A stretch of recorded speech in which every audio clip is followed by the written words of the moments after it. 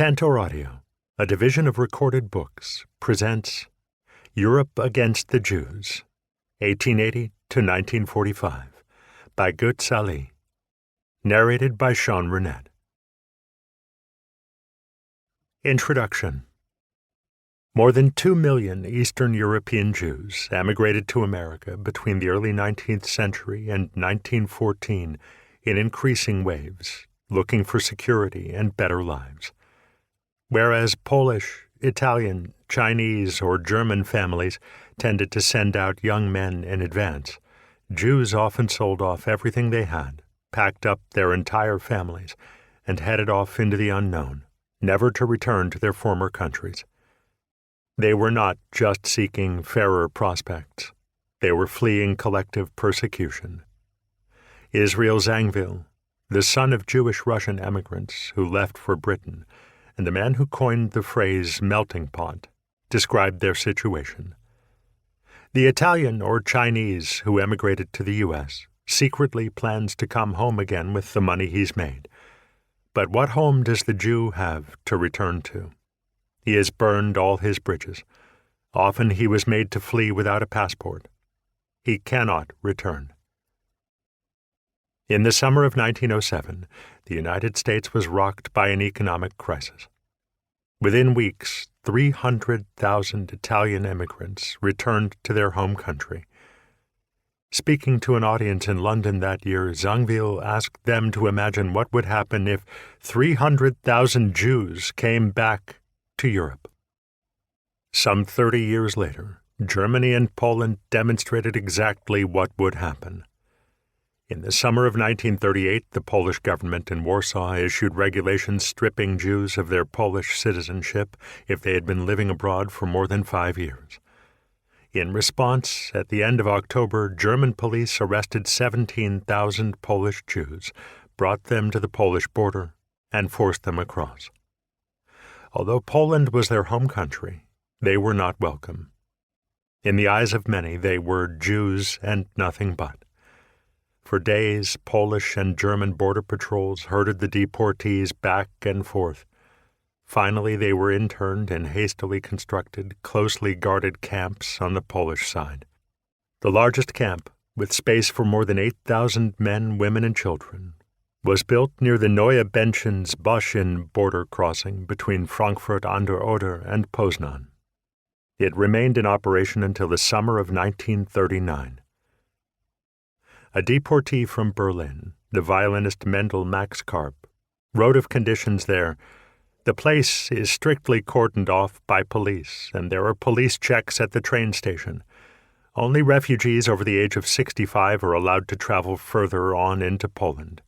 The rest of us are left to find our own way of escaping this cage, and since that is only possible with an entry visa to another country, we are desperately awaiting help from the outside." Karp, who had been born in 1892 in the Austrian village of Rušelčice, Galicia, which became part of Poland at the end of World War I, had family in Germany. He sent this plea for help to his cousin, Gerhard Intrator, who had been a legal clerk in Berlin and who had fled to the U.S. in 1937. Ever since, Karp had tried repeatedly to follow in his footsteps, to no avail. In mid-November, 2 weeks after Karp sent his letter, the Polish government cut food rations for the camp inmates. At the same time, it called on Washington, London, and the League of Nations in Geneva to make other countries admit the deportees who had been driven out of Germany. On what grounds? The Polish ambassador in London, Count Edward Raczynski, argued that although these people might still possess Polish passports, they had no other connections to Poland. A bit later, Raczynski's deputy, Count Jan Baliński-Junciu, warned the British Foreign Office that while Poland had so far been able to tamp down actions against Jews, it could not do so forever. If the community of Western nations didn't help out by accepting the deportees, Poland would have only one way of solving the Jewish problem: persecution.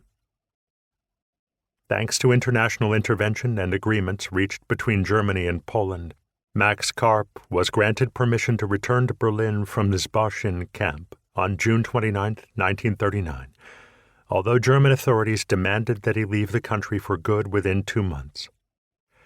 He planned to emigrate to Shanghai, and his American relatives raised the money to pay for his passage.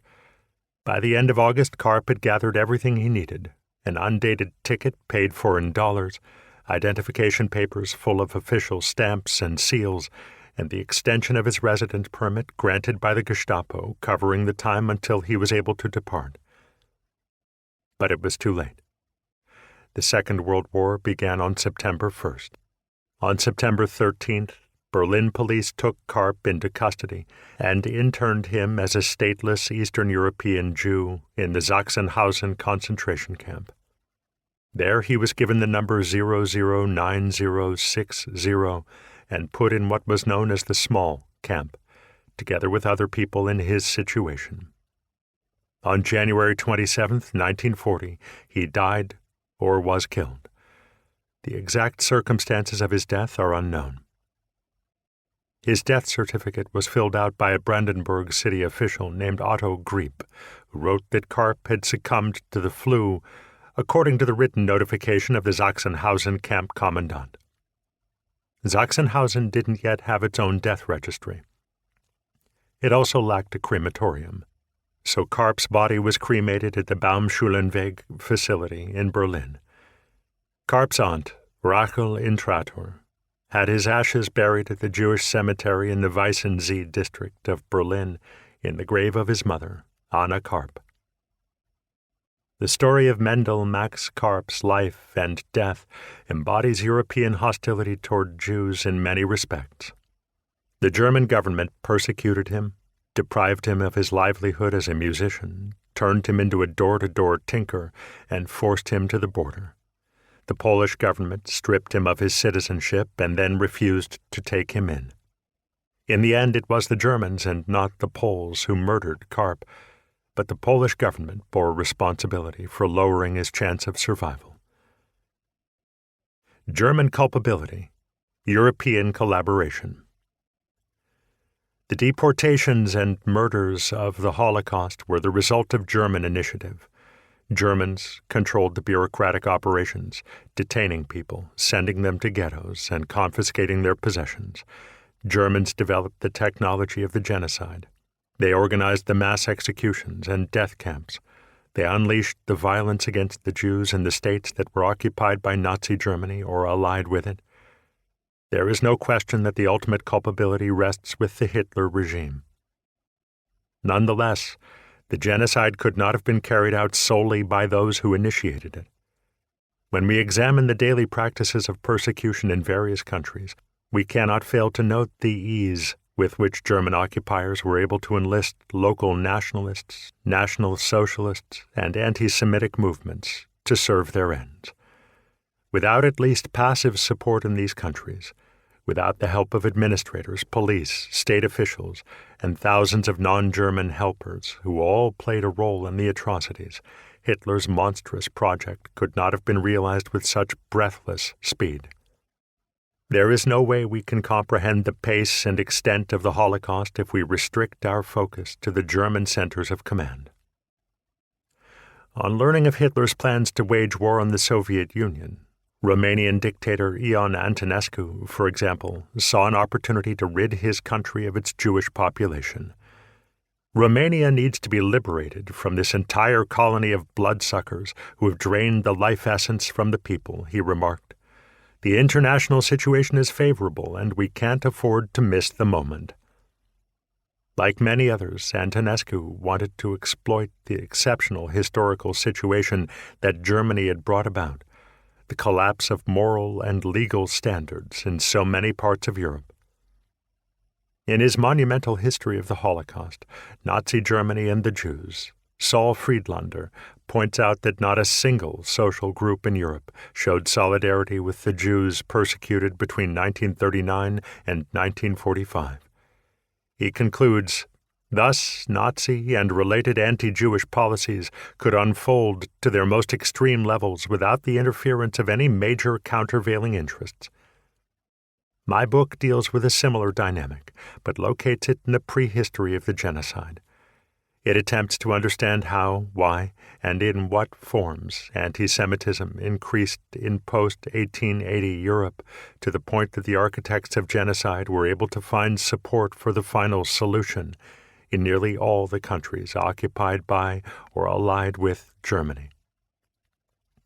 That support was a major topic at the Wannsee Conference, originally convened to discuss deporting German Jews from the country. The head of the Reich Main Security Office, Reinhard Heydrich, had already issued invitations for December 9, 1941, and then canceled the meeting on short notice, offering no explanation, but promising that new invitations would be forthcoming. The conference was rescheduled for January 20th, 1942, and in the interval, German leaders expanded its scope. Now on the agenda was the final solution of the European Jewish question. At the meeting, Heydrich explained what the regime had in mind and called for constructive cooperation through the coordination of the lines of leadership. He expected resistance in some, but not all, occupied and allied countries. Dealing with the problem in individual countries will encounter certain difficulties with regard to general attitudes and outlooks. The conference minutes record Heydrich as saying, "In Slovakia and Croatia, the matter won't be all that difficult because the core questions have already been given solutions. In Romania, too, the government has already appointed a commissioner for Jewish affairs. In Hungary, it will be necessary to impose an official to deal with the Jewish question sometime soon." Heydrich added that he would be personally negotiating with his Italian counterpart. With regard to occupied and Vichy France, he reported optimistically, "The detention of all Jews for deportation will most likely proceed without great difficulties." Heydrich defined the disenfranchisement, expropriation, and social isolation of Jews either by or with the help of the restrictive national governments as the core preconditions that would facilitate the final solution project. As for the occupied parts of the Soviet Union, he referred to the successful experience of German troops who had already worked with Romanian, Ukrainian, Latvian, and Lithuanian helpers to murder 800,000 Jews. Deputy Undersecretary Martin Luther of the German Foreign Ministry also addressed the willingness of specific countries to arrest Jews and deport them to the East, cautioning that difficulties could arise if the problem were pursued in greater depth, for instance in the Nordic countries. For that reason, he advocated putting off the final solution in those countries that would not be of great significance anyway, given the low number of Jews there. As for Southeastern and Western Europe, Luther, too, saw no major difficulties.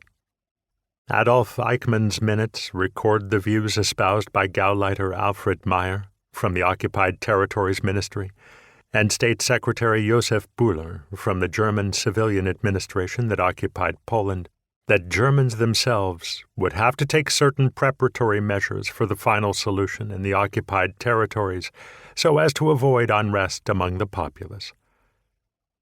The 15 men at the conference understood that preparatory measures referred to the already ongoing construction of gassing facilities and experiments with different methods of mass murder. In late March 1942, a short time after the conference, Joseph Goebbels noted, "An extremely barbaric procedure that cannot be described in more detail will be employed, and there won't be a lot left of the Jews." That was the plan. Its execution turned out to be somewhat varied. In Belgium, 45% of the country's Jews were delivered to the German invaders, but there were great regional variations. In Flemish Antwerp, local police collaborated in rounding up 65% of the city's 30,000 Jewish inhabitants. In Francophone Brussels, only 37% of the city's 22,000 Jews were captured because the authorities and the Jews' Gentile neighbors were significantly less cooperative.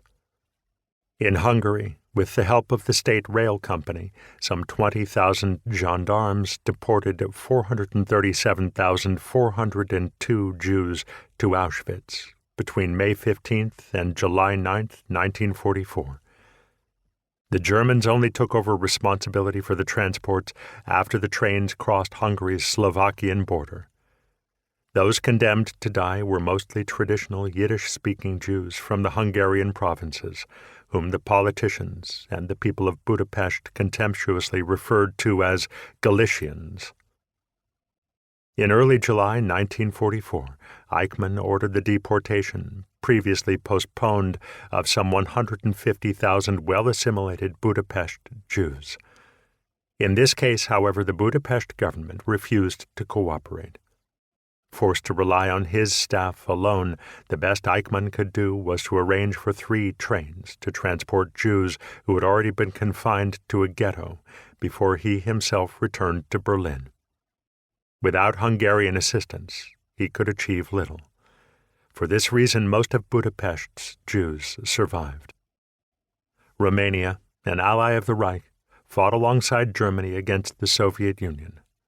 Protected and encouraged by Germans and receiving occasional help from the SS's infamous Einsatzgruppe D, Romanian police, militiamen, and soldiers murdered or drove to their deaths at least 250,000 Jews in the areas Romania occupied: Moldavia, Bessarabia, Transnistria, and Bukovina. Yet the same government protected the majority of the 315,000 Jews of Romania proper. As of 1943, Romania also offered shelter to Jews who had fled there from German-occupied areas. In Bulgaria, too, the government left the 48,000 Jews living in the center of the country untouched. But Bulgarian police sent more than 11,000 Jews from Thrace and Macedonia, which Bulgaria controlled in 1941, to the German-occupied parts of Poland, and those people were murdered in Treblinka. In Salonika, Greeks helped Germany deport 45,000 Jews to Auschwitz, where almost all of them were killed. But more than 2/3 of the 3,500 Jewish residents of Athens escaped falling into German hands as a result of both Greek refusal to cooperate and direct help. Unlike the Jews of Salonika, the Jews of Athens were assimilated. Moreover, the north of Greece, which had only been annexed in 1942, was considered by both ordinary Greeks and their government disputed territory that needed to be Hellenized.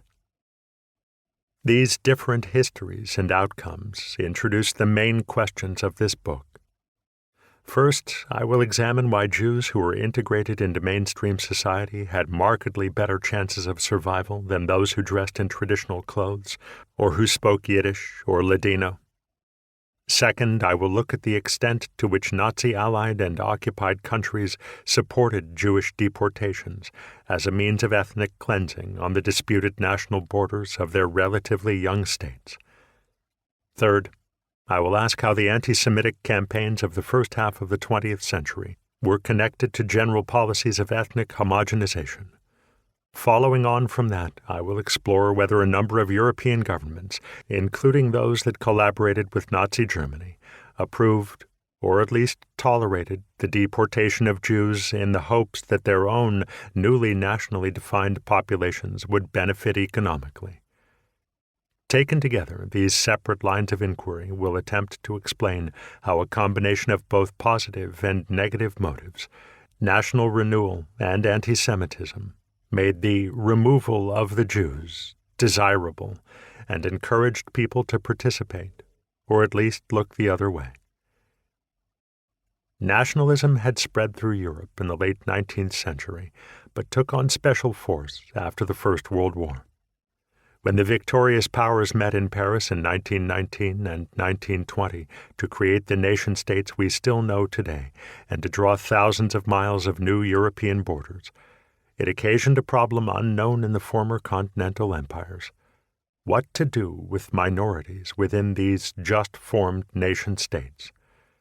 The people defined by the new national seats of government as minorities had every reason to fear discrimination, while the majority population enjoyed governmental protection and privileges.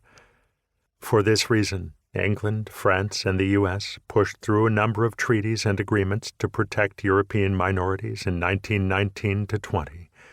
but these yielded a host of bitter quarrels and failed to stanch the spread of nationalism throughout Europe.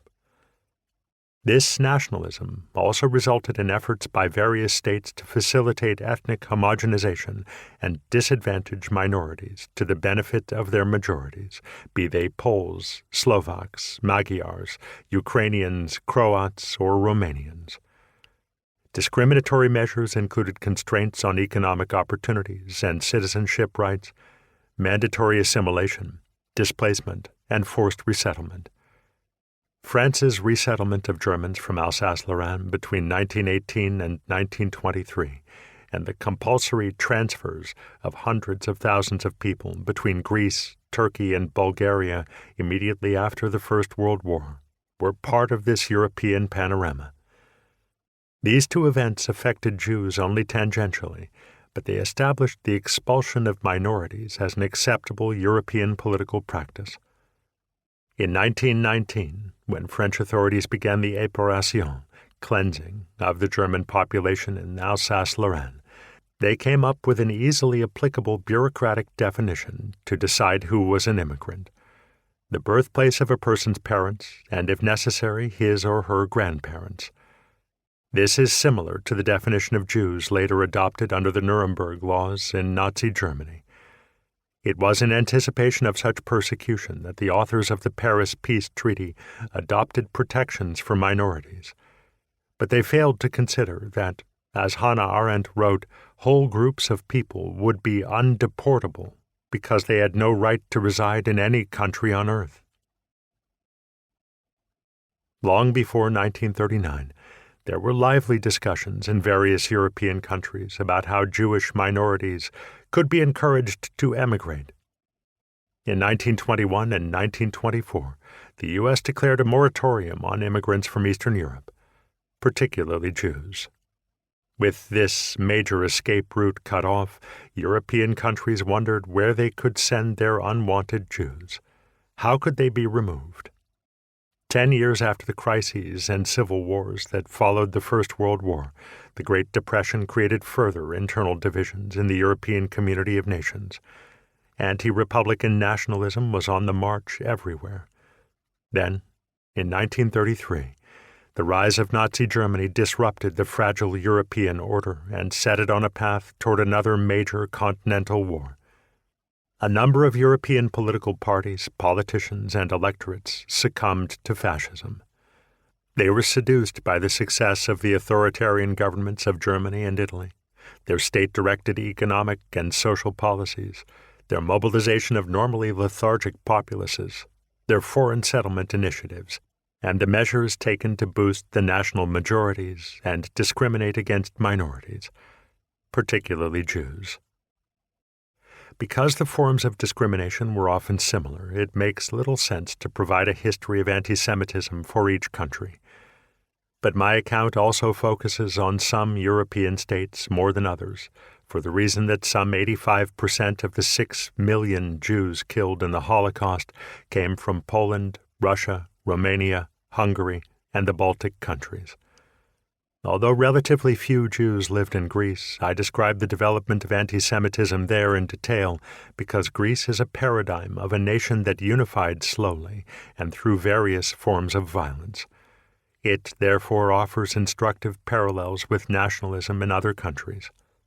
France is representative of Western Europe.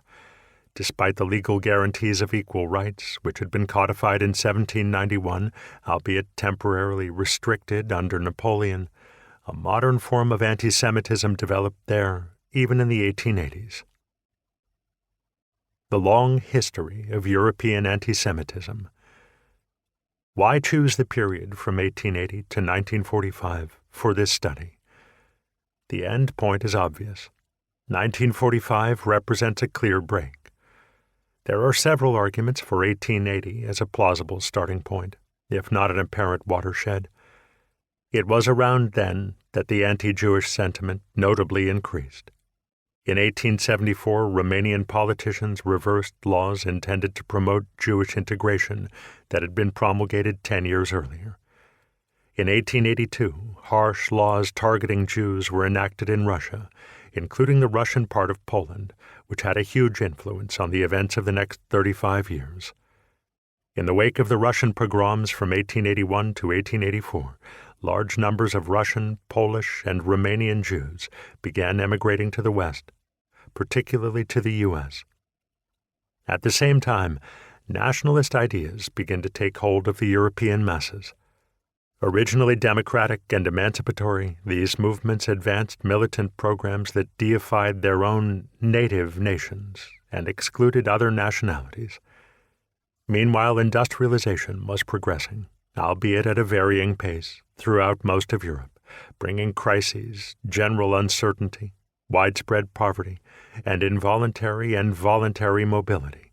In Central and Western Europe, where Jewish minorities had largely enjoyed legal protection since 1867 at the latest, some people came to feel that Jews had perhaps been granted too many rights and were threatening to outstrip Christian majorities thanks to their penchant for education, business acumen, and seemingly innate cleverness. The Jewish national movement, Zionism, arose in response to the growing nationalism. Its representatives acted according to the notion that if everyone else was defining themselves as exclusive nations, then Jews, like it or not, would have to do the same. The first significant Zionist manifesto, written by Leo Pinsker and published in 1882 in Berlin, bore the title Auto-Emancipation, a Russian Jew's Warning to His Tribal Comrades. In Warsaw, Nahum Sokolov also published his first Zionist manifestos at precisely this time. Moreover, 1880 was the year the term anti-Semitism first appeared. It originated in Germany, but soon became part of the world's vocabulary. The term denoted a new type of anti-Jewish hostility, no longer based on religious prejudices and superstitions, which seemed outmoded, but on national, social, and economic arguments. These were supplemented by rationales, considered empirical and modern at the time, imported from anthropology, ethnology, biology, and population studies. The man who coined the term anti-Semitism, Wilhelm Marr from Magdeburg, had been on the leftist fringe of the failed democratic revolution of 1848. "We are not equal to this foreign tribe," he fretted. For Marr and his rapidly growing ranks of followers, quick, clever Israel was the opposite of the plodding, indolent German. Jews, who were spreading like weeds thanks to their talent, were the antithesis of the Christian Germans with their ethical gravity, and who on average were developing far more slowly. Marr's contemporary, the Berlin pastor Adolf Stoecker, repeatedly saw in Jewish ambition the reason for the exacerbation of the social question. In 1882, the first International Anti-Jewish Congress of Anti-Semites took place in Dresden.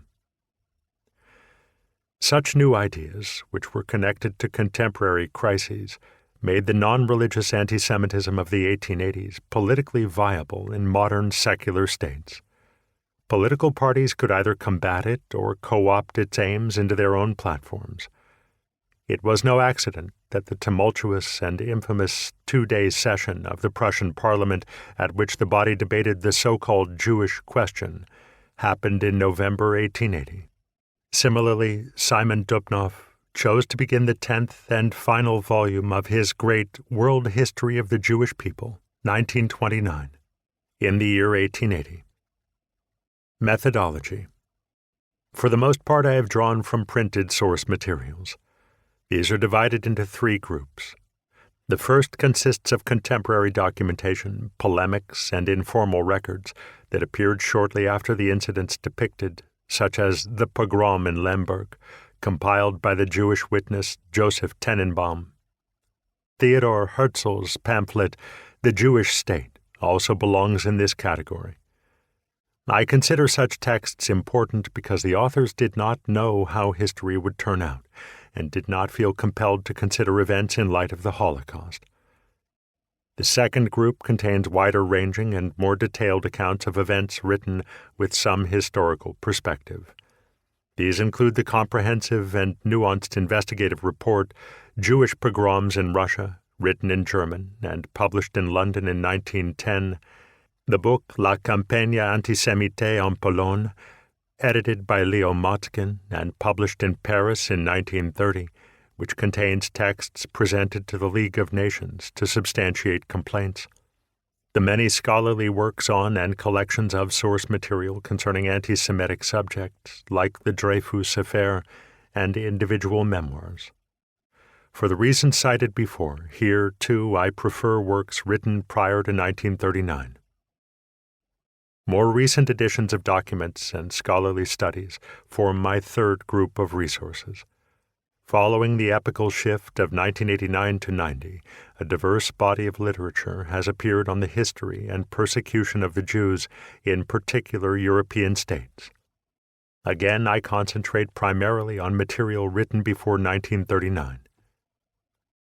I am well aware that Jews were French, Polish, or Greek citizens, and that distinctions between Jews and their countrymen are artificial and risk replicating the anti-Semitic perspective. But for the sake of economy, I am forced to use them. Historians must always live with the conceptual framework of the time about which they write. Listeners should rest assured that I am not disputing anyone's citizenship when I write of the measures aimed at the Jews of Salonika, for example. I mean Greek citizens of the Jewish faith. A similar caveat applies to phrases like Jewish businesses, referring to commercial enterprises that belong to a person of the Jewish faith, which are a useful bit of shorthand. How to refer to Jews collectively is a tricky issue. Anti-Semites spoke of the Jews and acted accordingly.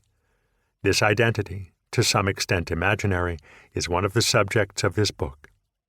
It goes without saying that there were rich and poor, Zionist and anti-Zionist, atheist, converted, and nationally assimilated Jews, as well as those who strictly maintained their linguistic, religious, and cultural particularity.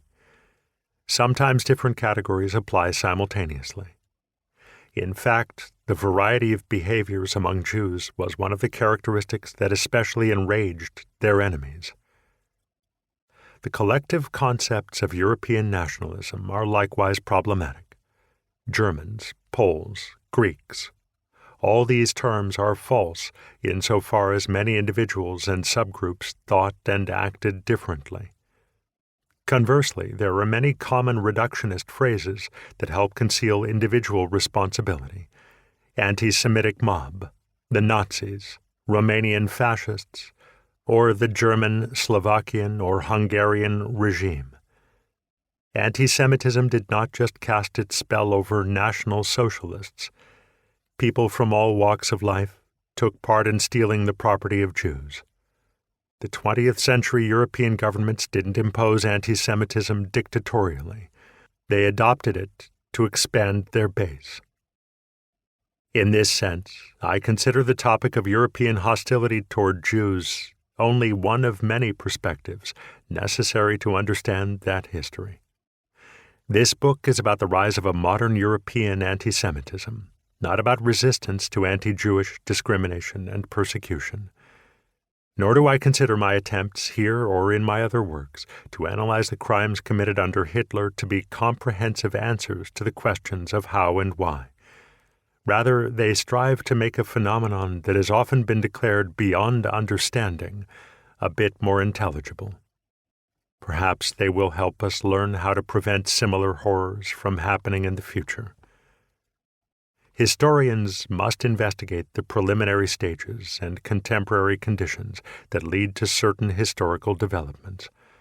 They research the interests and behavior of the many people involved and try to depict them as political processes so that people can imagine and comprehend the actions of individuals and groups. The attempt to contextualize a crime unique in the history of humankind using historical means will always run into obstacles. It will necessarily remain fragmentary, and every answer will give rise to further questions. But one thing is certain. Anyone who wants to understand the many conditions that made the Holocaust possible should not separate the worst genocide of the 20th century from the continuum of German and European history. 1. Prophets of Future Horrors. Numerous social and political currents were shifting in Europe in the decades before and after 1900. The national democratic movements weren't yet victorious, but they were developing and spreading, while the large European empires showed the first signs of crumbling.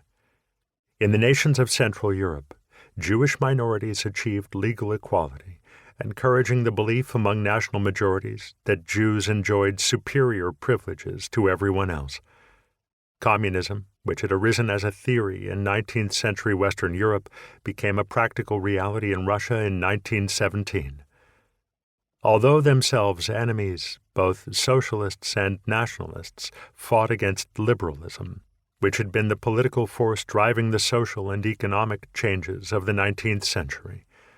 Both were either skeptical of or hostile toward individual liberties, free trade, and the free market economy. Terms like liberalism and individualism became insults. Nationalist, socialist, and national socialist concepts of equality were gaining popularity, with their adherents wearing standardized uniforms and brandishing identical symbols. These groups prioritized the internal homogeneity and solidarity of their own particular collectives above everything else, drawing strict distinctions between themselves and other groups, which they defined in one form or another as their enemies. The dawning 20th century opened up previously unimaginable possibilities, wealth, and opportunities for many of Europe's underprivileged. Everywhere governments tackled the problem of illiteracy and hastened to expand school and university systems. Barriers between social classes were lowered, and people were encouraged to better themselves socially. Technological and medical achievements were part of this liberation. The results could be sudden leaps up the social ladder, or profound declines. Seen as a whole, Jews in Europe were one of the groups that took advantage of the new possibilities. They not only sang the words of the traditional labor movement hymn, "No Savior from on high delivers, our own right hand the chains must shiver." Jews lived them with great inventiveness and daring. Every transition from one century to the next gives rise to predictions, and none occasioned more than the year 1900.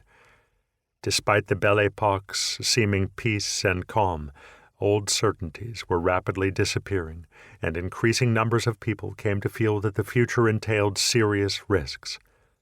Jews during this period thought critically and realistically about their future, while self-proclaimed adversaries and friends also sought to redefine Jewishness for the modern world.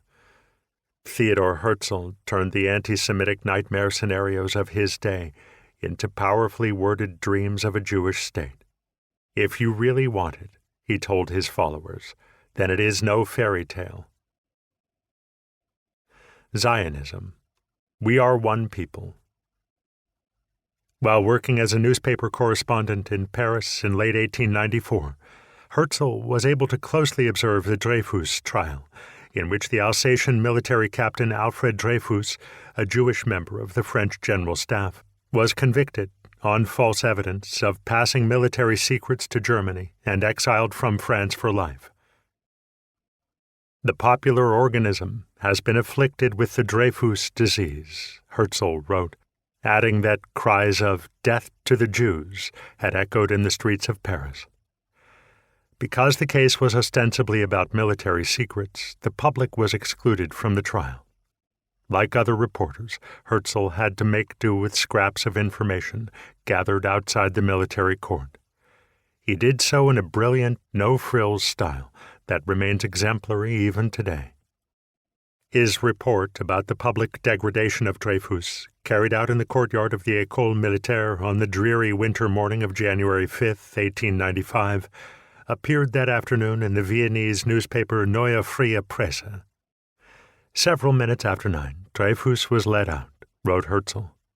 He wore his captain's uniform.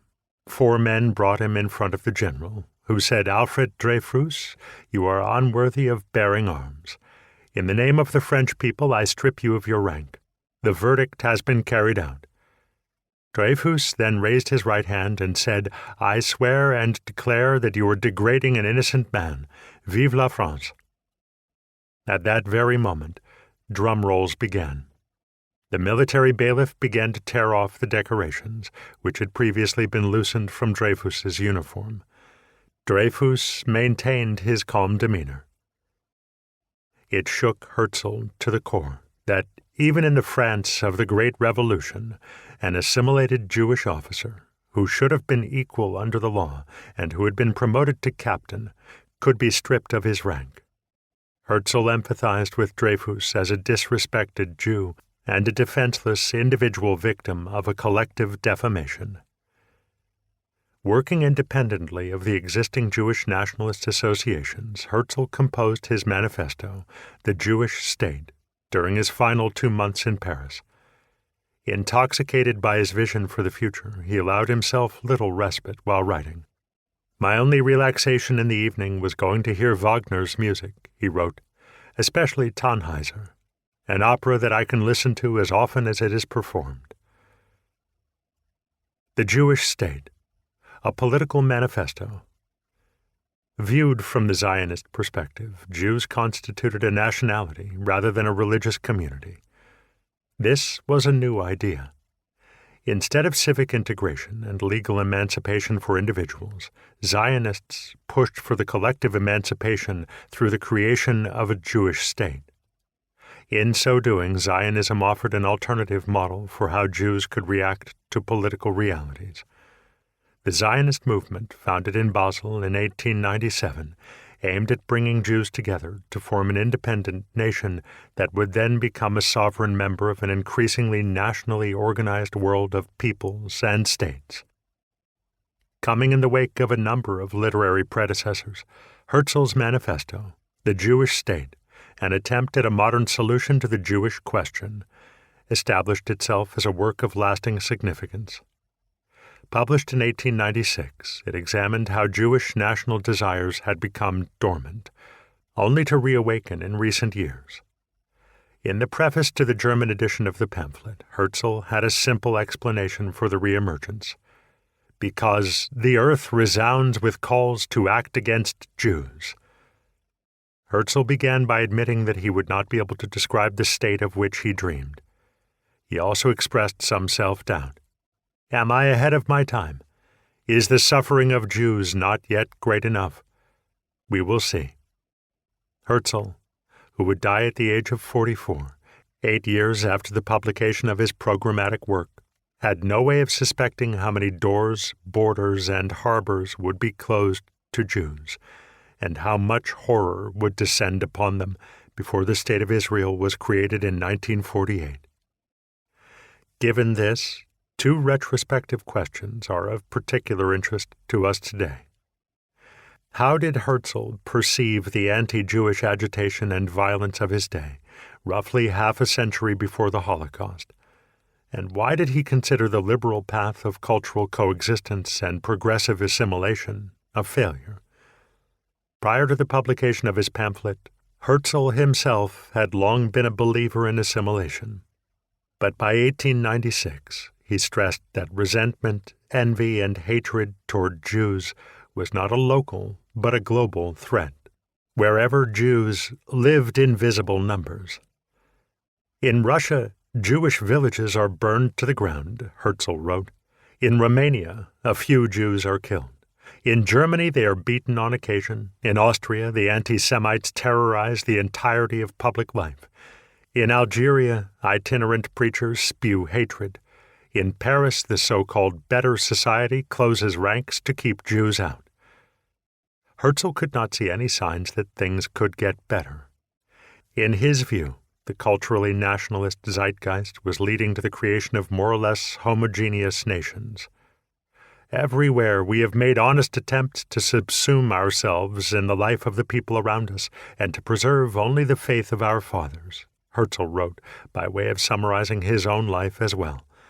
But this is not allowed. Herzl avoided expressing outrage. He engaged in no tub-thumping about injustice, human rights, equality before the law, or even the worst violations of the simplest commandments of civilization, enlightenment, and humanity. He accepted the challenge of the anti-Semitism all around him and defined it as a question of power versus impotence.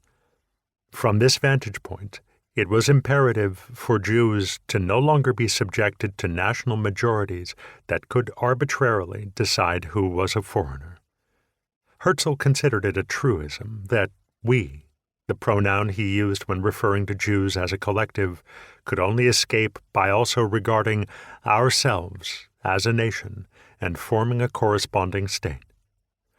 For this vision to become reality, Jews would need a territory, preferably Palestine, and an effective military.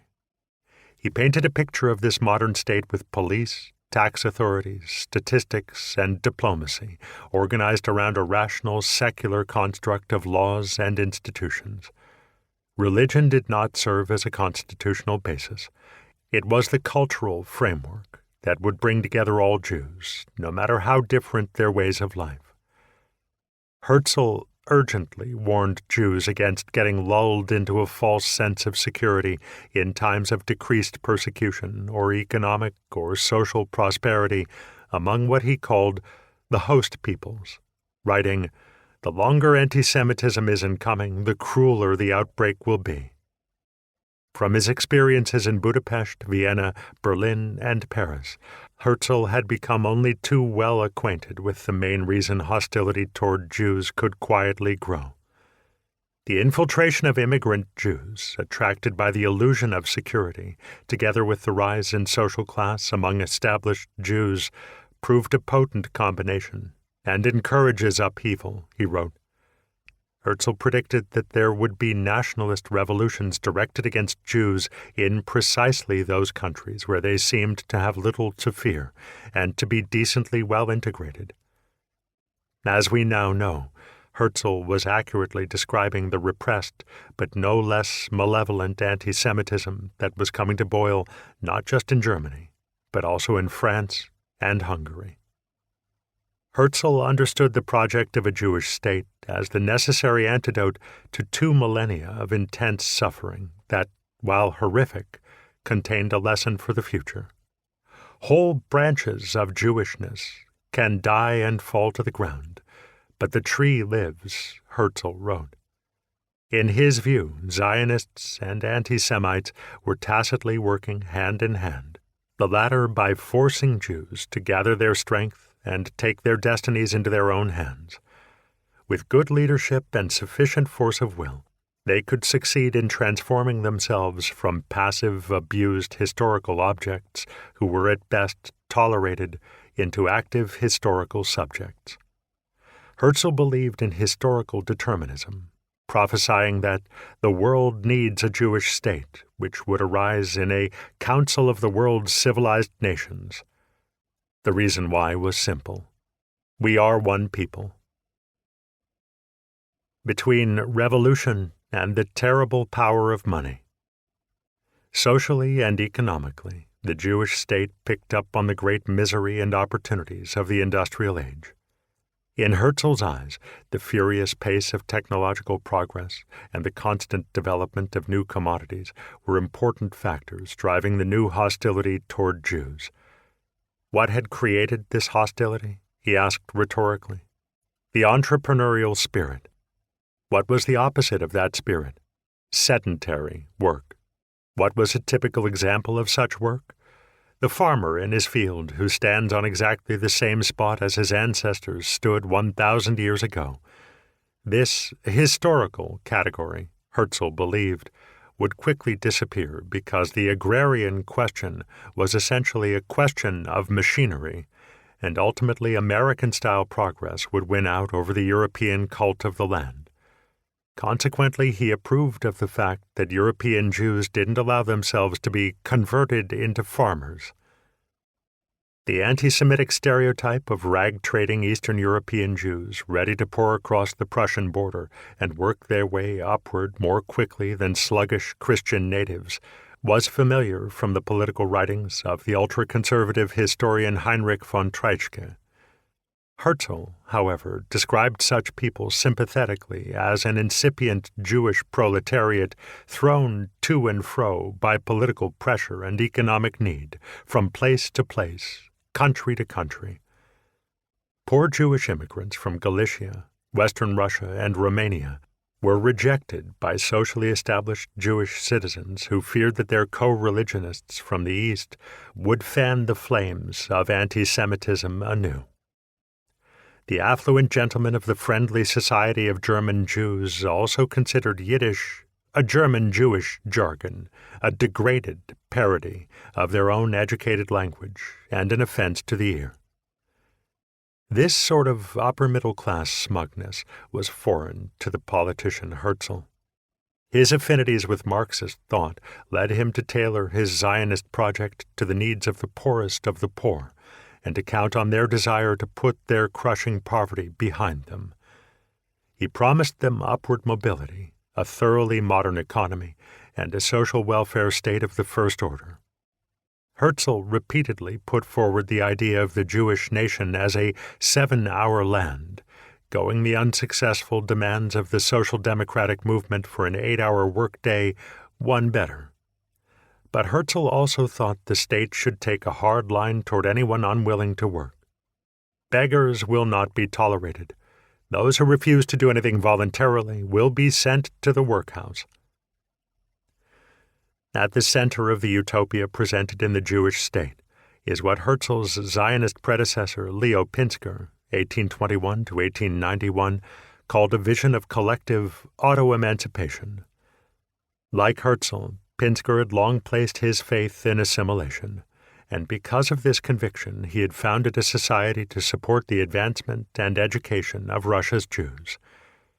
But he ultimately changed his mind in the face of increasing Judeophobia, which he came to consider an immutable fact of life, that left its victims with no choice but to find a territory of their own where they could happily live independently.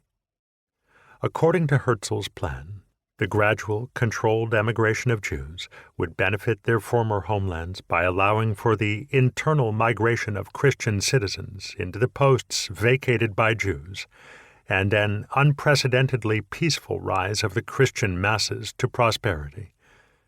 State governments would also profit from a slow, controlled exodus of Jews. The Jewish Company, which would administer the assets Jews left behind, would offer large-scale properties to the governments in question at favorable terms. Governments would be able to sell the assets they had acquired so cheaply to private buyers and use the revenues generated for specific social improvements on a large scale. This amounted to a redistribution of assets. Herzl combined the Jewish and the social questions so as to solve the former while alleviating the latter. As we will hear, the ideas of most anti-Semites ran in similar, if far more militant, directions. They, of course, demanded that the Jews disappear sooner rather than later, no matter how, so that jobs and economic opportunities would become available. Read retrospectively, the Jewish state contains alarming diagnoses and recommendations about how to avoid the impending catastrophe. Herzl compared the potential effects of Jewish emigration on the general Christian standard of living to the redistribution of assets during the French Revolution. The difference, he emphasized, was that the latter was the result of a breakdown of law and order, a state of anarchy, and rivers of blood. His project, he emphasized, aimed to create peaceful legal procedures for separating Jews and Christians.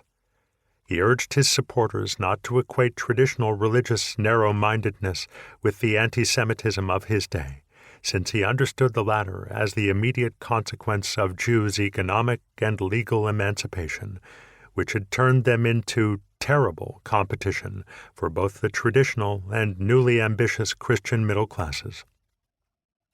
Conversely, such anti-Semitism meant that while members of the well-educated Jewish middle class could rise into the capitalist bourgeoisie, they were barred from certain careers, and there were ceilings on their advancement.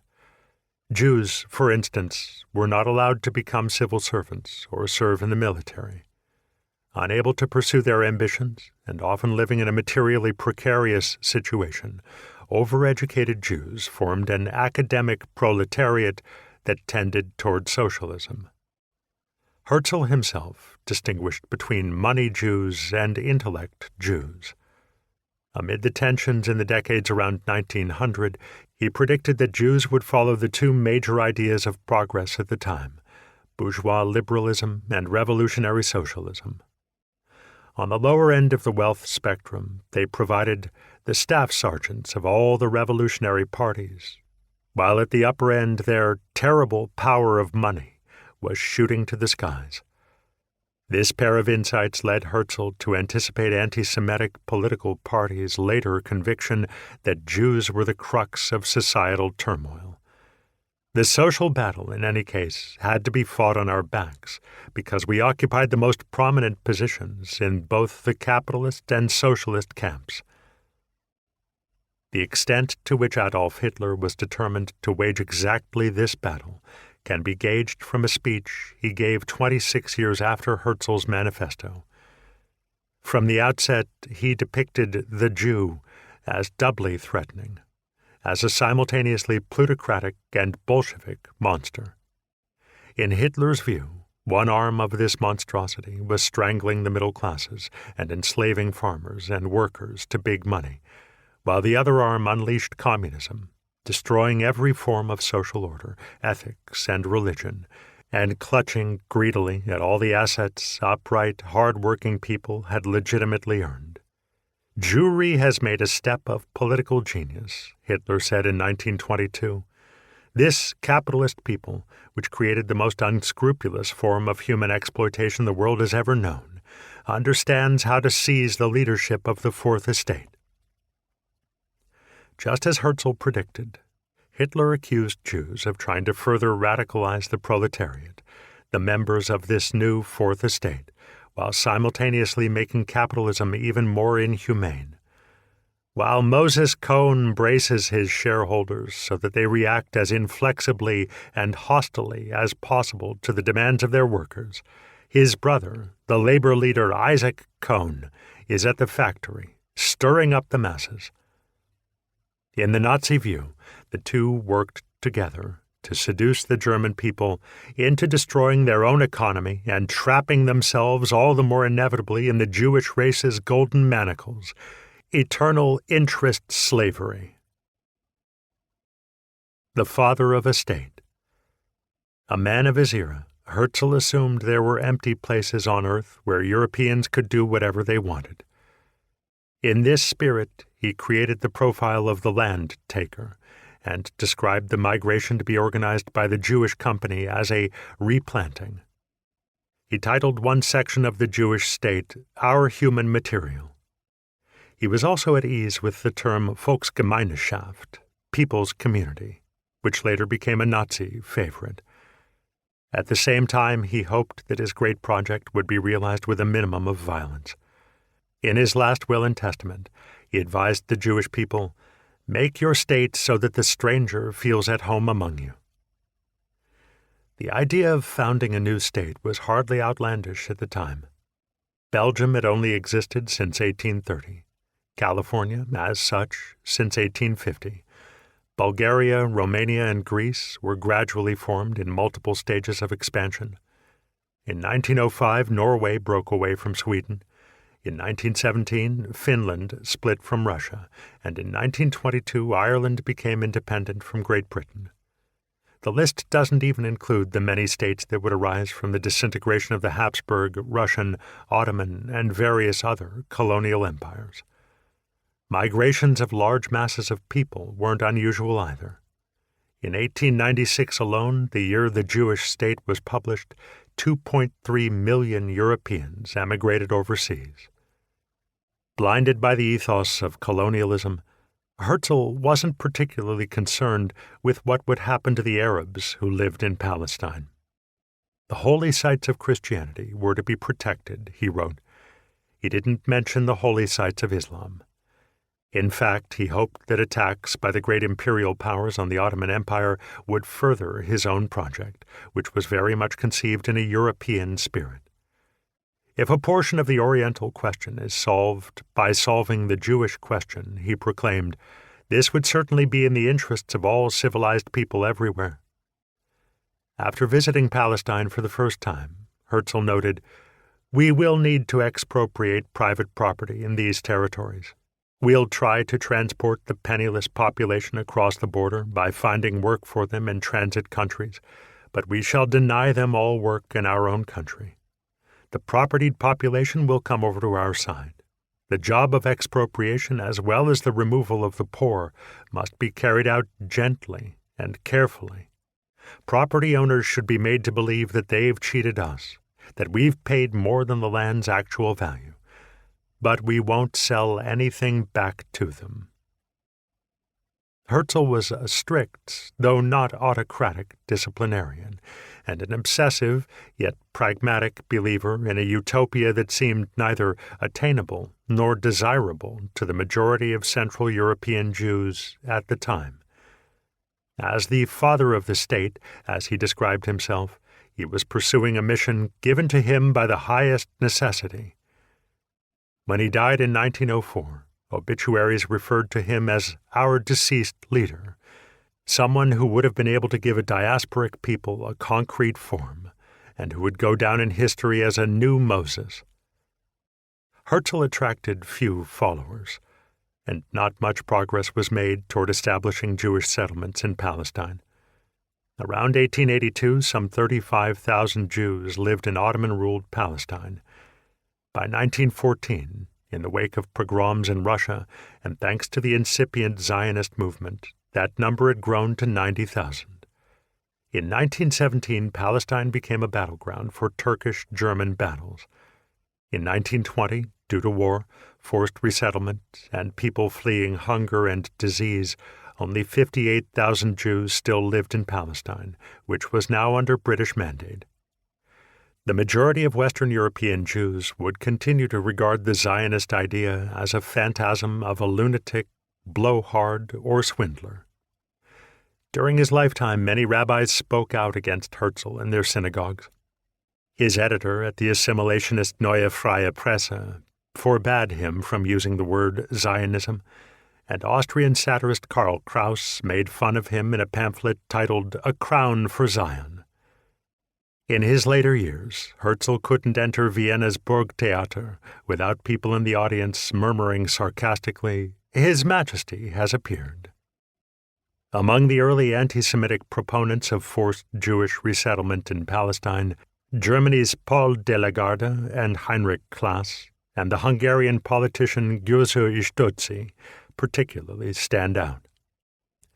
In his 1953 essay, Conservative, Lagarde argued for the relocation of the approximately 2 million Jews who lived under German and Austrian rule. It is impossible to tolerate a nation within our nation, especially since Germans were a much too delicate material to withstand these Jews who have been steeled by Talmudic discipline. But because resettlement required hard work and a determined leader, Lagarde had doubts about its prospects, writing, There is no such leader. In the summer of 1878, following the recent Russo-Turkish War, representatives of the great European powers came together for the Congress of Berlin to discuss the Oriental question and redefine national borders and spheres of influence. At the same time, on June 24th, Götz Aly, who was a delegate, presented a draft resolution to the Hungarian parliament. This lofty house, it read, should declare that the Jewish people's cherished original homeland, Palestine, would be restored either as an autonomous, appropriately enlarged province of the Ottoman Empire, or alternately as an independent Jewish state. Götz Aly had a reputation as a determined and influential anti-Semite.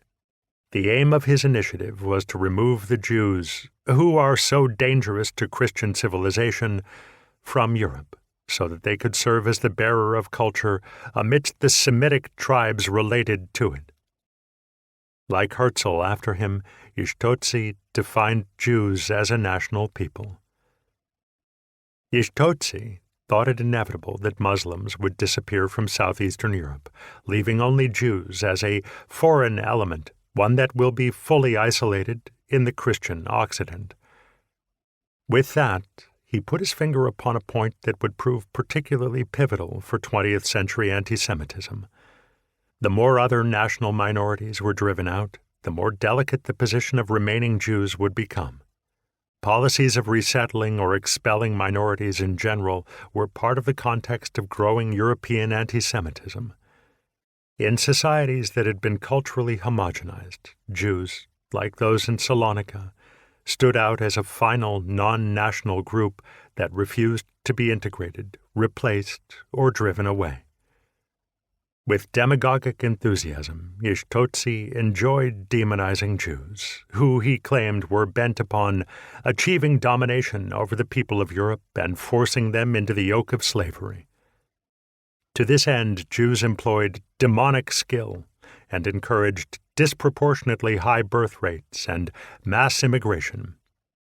Götz turned Jews' statistically demonstrable resistance to cholera and other epidemics, as well as their greater longevity, into an accusation, asserting that the differences showed that they studiously avoided heavy physical labor. Jews also benefited from the advantages of wealth. In fact, thanks to Jews' better hygiene and moderation in eating and drinking habits, Jewish longevity greatly exceeded that of Christians. Jewish women did not have more children than Christians, but the infant mortality rate in Jewish families was around 25% lower. In his pamphlet, On the German War Goal, written in the intoxication of military victory and initially only circulated privately, the leader of the Pan-Germanic League, Heinrich Claas, also warmed to the idea of resettling Jews in Palestine. In September 1914, he argued that the Russian Empire should be broken up and Poland, the Baltic states, and Ukraine placed under German control. Inspired by visions of imperial grandeur, he discussed the idea he considered most important in the preface to the published version of the pamphlet in 1917, the notion that previously foreign territory should be acquired without its previous inhabitants, indeed, if possible, without people. It was in this context that Claas turned his attention to Jews, arguing that as many as possible should be deported to Russia, even though it was to be drastically reduced in size. But he made another suggestion, one he considered even better, and claimed Eastern European Jews would welcome if they understood that the path to the West was no longer open. Germany's ally, the Ottoman Empire, he proposed, should offer Palestine as a national Jewish state. This, in Claas's eyes, was a way to seize the Jewish problem by the root. No matter how the mass resettlement was approached, he argued it should be born of a serious necessity that should be acknowledged by everyone. Waves of Jewish immigration should not be allowed to break over Germany, nor should Jews be allowed to remain in such great masses in the new German territories to the east, since they would present an extreme danger to the development of those areas. Claas spelled out in 1912 why the Jews represented such a threat to German claims and aspirations in the gigantic empire of which he dreamed. Jews, he believed, enjoyed the advantage of education and talent, which had granted them impressively rapid social and economic success in Germany. The Christian majority, Lagarde, Götz, and Claas all argued, required special protection because it was only able to orient itself slowly and clumsily.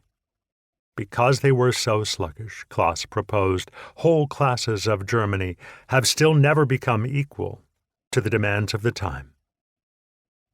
In Russia, which Claas hoped to transform into a German colonial space, the writer Maxim Gorky sent a questionnaire to his readers in 1915 concerning the Jewish problem. One respondent answered that the congenital, cruel, and consistent egoism of the Jews is everywhere victorious over the good-natured, uncultured, trusting Russian peasant or merchant. Another proposed that while equal rights were of course desirable, great caution was required, lest the ignorant Russian people pass into Jewish slavery. A third suggested that Jews should be given a separate colony, or they'll reduce Russia to nothing. A fourth went even further, writing, "My Russian opinion is that all Jews should be wiped off the face of the Russian Empire, and that's the end of it." Gorky summarized the results of his poll as follows. In the final analysis, whatever nonsense anti-Semites may talk, they do not like the Jew because he is obviously better, more dexterous, and more capable than they are. The Jew must be burned alive. Within the space of 27 years, between 1881 and 1908, 1,550,000 Jews emigrated from the Russian Empire, 305,000 from Austria-Hungary, and 100,000 from Romania. Of these 2 million people, 190,000 found a new home in Britain, but the overwhelming majority, 1,750,000, resettled in the U.S. In 1914, the number of Eastern European Jews who had received American citizenship since 1881 broke the 2 million mark. Between January and August 1914 alone, 102,600 Russian Jews left their stepmotherland and tried to gain entry to the U.S. As we have heard, very few of the Jews who went overseas ever returned to the countries from which they came. The situation was different with other Europeans. Between 1908 and 1925, having been disappointed in the U.S., 57% of Italian émigrés returned to their former homeland, along with 40% of Christian Poles, 64% of Hungarians, 67% of Romanians, and 55% of Russians. By contrast, 97% of Jewish emigrants stayed permanently. Moreover, whereas other émigrés were predominantly young men seeking work and adventure, Jews relocated to the U.S. with their entire families. In his short 1912 book, The Future of the Jews, German sociologist Werner Sombart, an adherent of the social democratic movement, posed a question that was soon to become urgent. This audiobook is provided at no cost. Take a deep breath, enjoy some gentle music, and thank you so much for watching our video.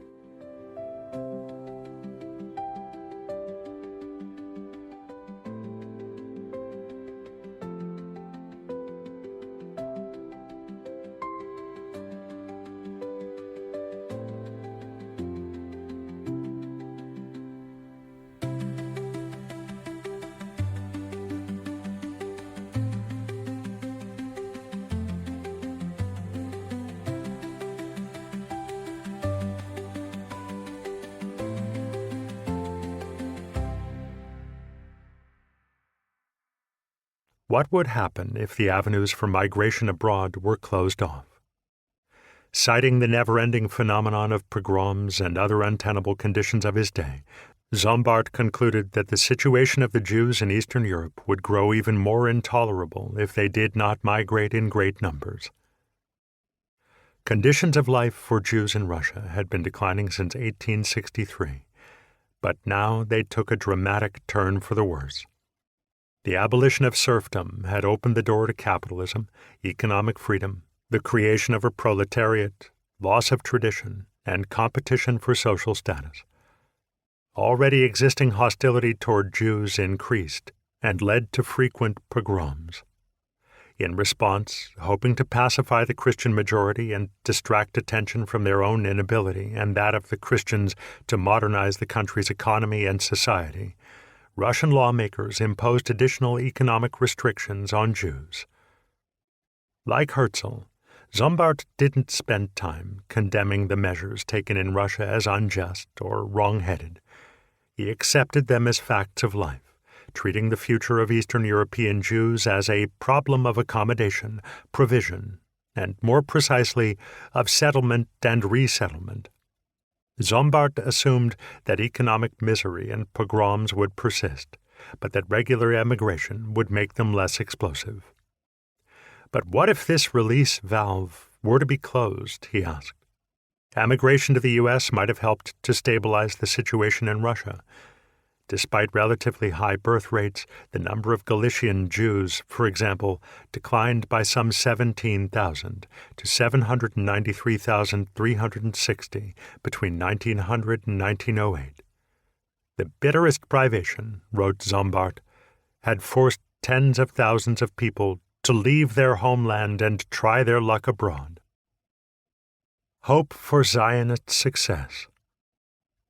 In the early 20th century, there were many reasons to assume that the U.S. and Britain would soon close the escape routes open to poor Eastern European Jews. In Britain, for example, Zombart identified the rise of what he called social anti-Semitism. In the summer of 1911, he wrote, there had been crass excesses against Jews in Wales. Meanwhile, American politicians were advocating that all immigrants be required to prove a certain level of wealth, and that all economic undesirables be refused entry into the country.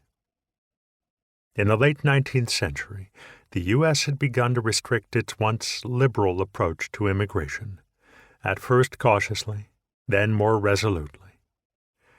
An 1875 law banned prostitutes and convicts from entering the country. In 1882, regulations were imposed on Chinese immigration, and that same year a tighter law came into force, barring people who represented a danger to the general prosperity of the community. In 1913, congressmen in Washington debated legislation to prevent illiterates from entering the country. Authorities also began interpreting existing legislation more strictly.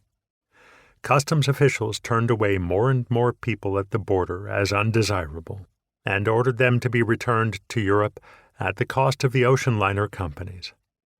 Under the regime of New York Immigration Commissioner William Williams, which began in 1909, the winds blowing over Ellis Island were increasingly frosty. Williams concluded his annual report for 1910 with the words, "The time has come when it is necessary to put aside false sentimentality in dealing with the question of immigration and to give more consideration to its racial and economic aspects, and in deciding what additional immigrants we shall receive, to remember that our first duty is to our country." Zombart's analysis led him to conclude that the fundamental economic misery of Eastern European Jews needed to be approached without a lot of contemplation, as a present and future political problem requiring a solution.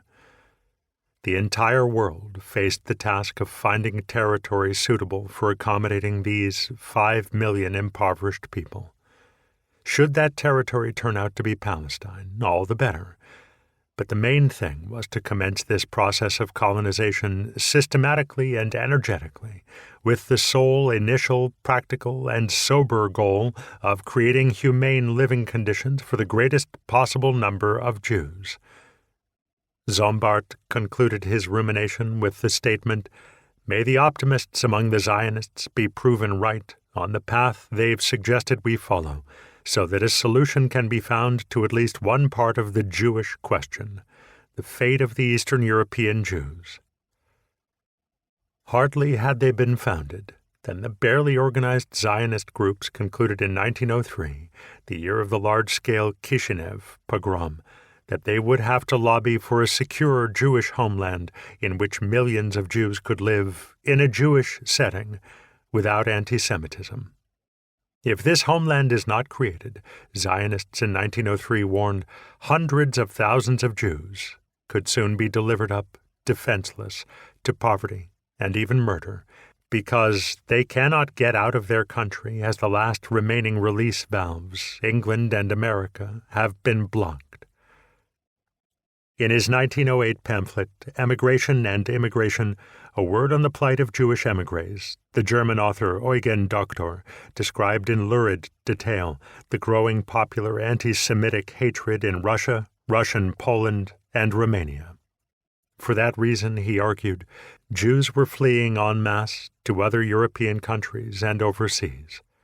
But once there, they were again forced to compete against ordinary people and then the sort of societal hatred developed that they had just fled. Doctor was thus skeptical of the old theory of America as a cure-all. Jewish immigrants, he claimed, no longer knew where they should tread or lay their heads. If nothing happened and no territory for Jewish settlement was opened up, the situation in Russia and Romania would come to a boil. Doctor concluded, "One fine day, even this constellation will be swept away, and all we'll have will be the revival of the old refrain, 'The Jew must be burned alive.'" From popular hatred to popular murder. Amid the Belle Époque's celebration of progress and the rise of the bourgeoisie, a handful of Jewish authors warned that Europe was facing an extremely violent century to come. In 1882, Viennese journalist Isidor Singer predicted that while the causes of this violence would have nothing to do with Jews would nevertheless be affected with particular severity. Singer suspected that in the not-too-distant future, ruthless battles would erupt between Germanity and the Slavic world, soon expanding into a conflict between Europe and an Orient undergoing terrible turmoil. All of Europe would take up arms, and in the long-feared European war, Jews would doubtlessly receive the deepest and most painful wounds. To support his prognoses, Singer argued that such a war would inevitably lead to the collapse of the Russian Empire, exacerbating the rage of the mob across the entire continent, loosing the bonds of law and order throughout Western Europe, and allowing unruly elements to gain the upper hand. Should that happen, there would be no one left to oppose the nearly ineradicable resentment of Jews arising from only the basest forms of envy and greed. As Singer knew, anti-Semitism in Germany had been reined in somewhat after the outbreaks of 1880. But even then, some 30 years before the start of the First World War, there were reasons not to trust the calm. In the 20th century, Singer envisioned, protracted warfare would encourage minority populations to think in absolute terms of friends and enemies, and to search for scapegoats. Singer's vision was based on his experience of history and humanity.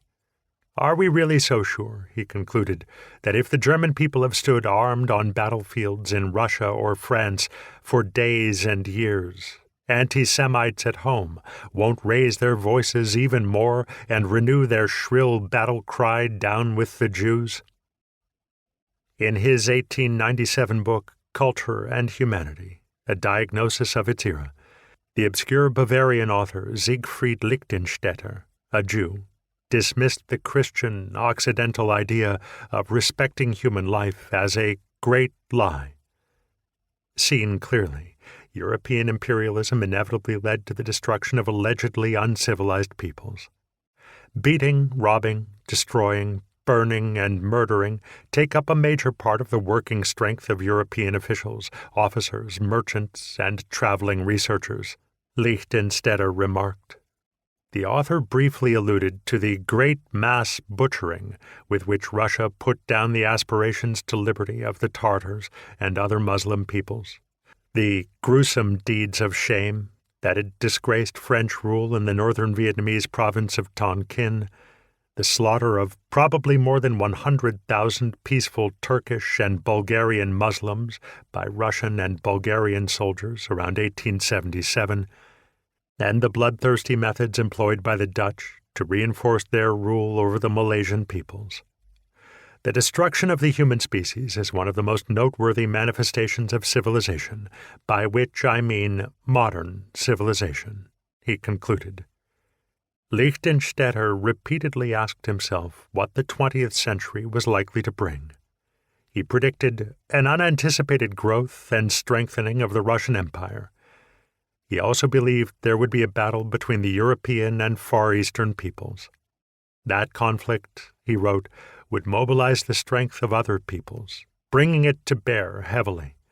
Under certain circumstances, he added, those people would include even the least respected races, whose only purpose thus far had been to be exploited by Europe. 1 year later, in 1898, Lichtenstetter published a pamphlet titled The Future of Turkey, a contribution to the solution of the Oriental question.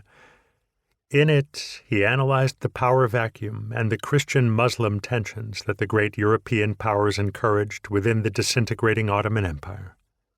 In 1895 and 1896, the separatist ambitions of Armenian revolutionaries, inspired by European nationalism, had resulted in the Turkish carrying out large-scale massacres of Armenians.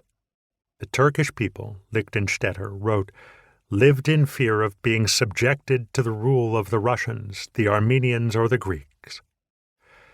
The author blamed the nationalist and religious tensions within Turkey on the whisperings of European theoreticians and the interests of imperialist powers, specifically Russia and Great Britain, who actively tried to inculcate European Greeks and Armenians with nationalist ideas. In response to the threat of further genocides, Lichtenstetter suggested persuading the Christian populations to emigrate from the Ottoman Empire.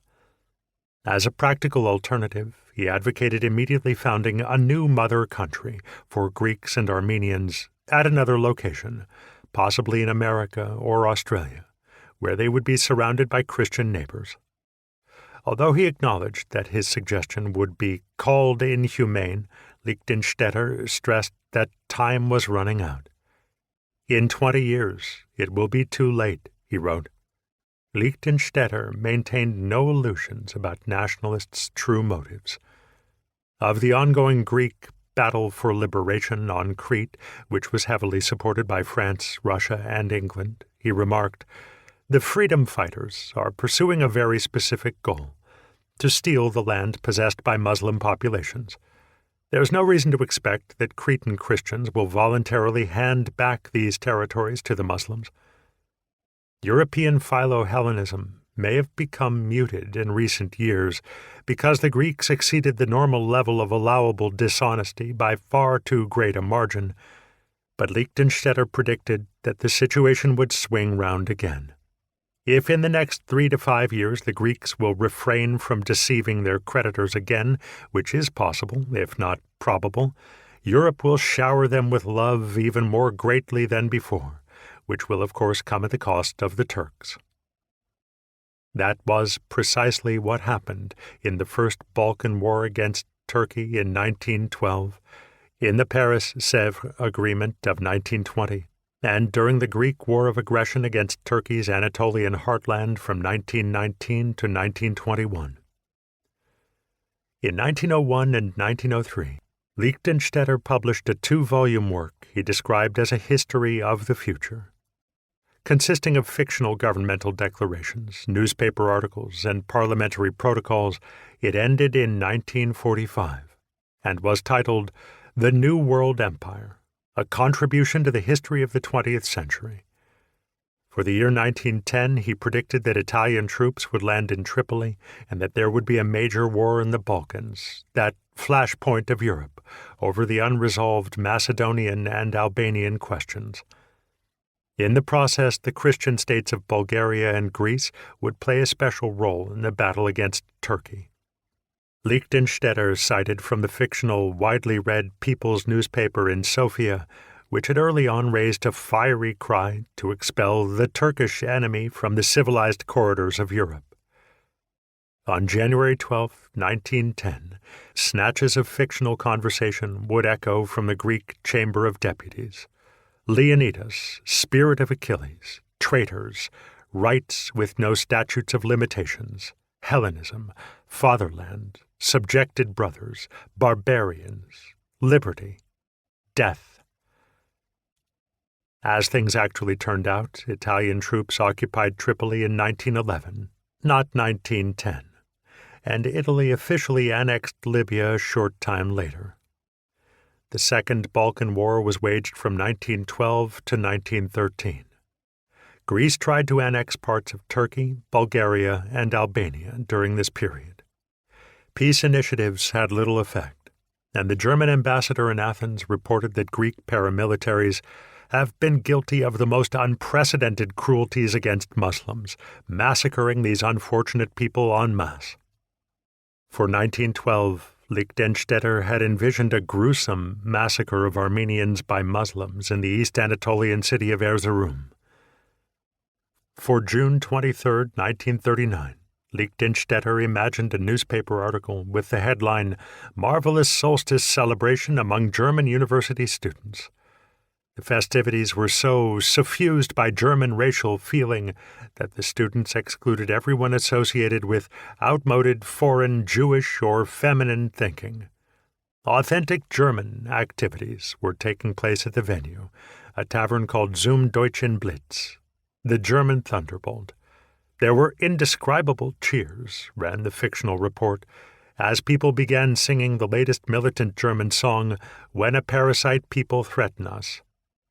Several Czech and Slovenian ruffians grinned mockingly, the article adds, whereupon they were punished in appropriate fashion. Another entry foresaw German leadership declaring on October 2, 1939, that its patience had run out and war was now inevitable. The reason given was the most recent violent incidents perpetrated by an ignorant, brainwashed Slavic mob.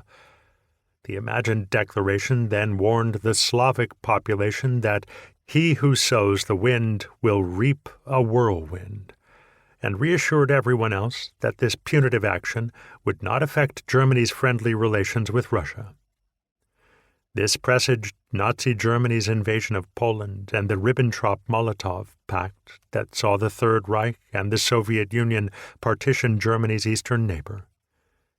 Lichtenstetter also anticipated Germany's annexation of Austria, though he predicted it in April 1940 rather than March 1938. His German Reich Chancellor declares, "We extend our hand to beloved old brother tribes by sending parts of our army to the Austrian border." Lichtenstetter wrote of an agreement with the Russian government about the drawing of ethnic borders. This actually took place in August 1939. The final entry was just as unerring.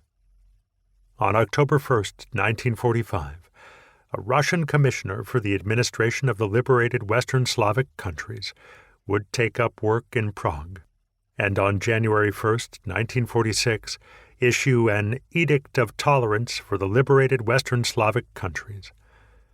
According to its paragraph 3, school instruction in all these countries would henceforth be carried out in Russian, as a means of combating the disastrous fragmentation of the Slavic cultural world.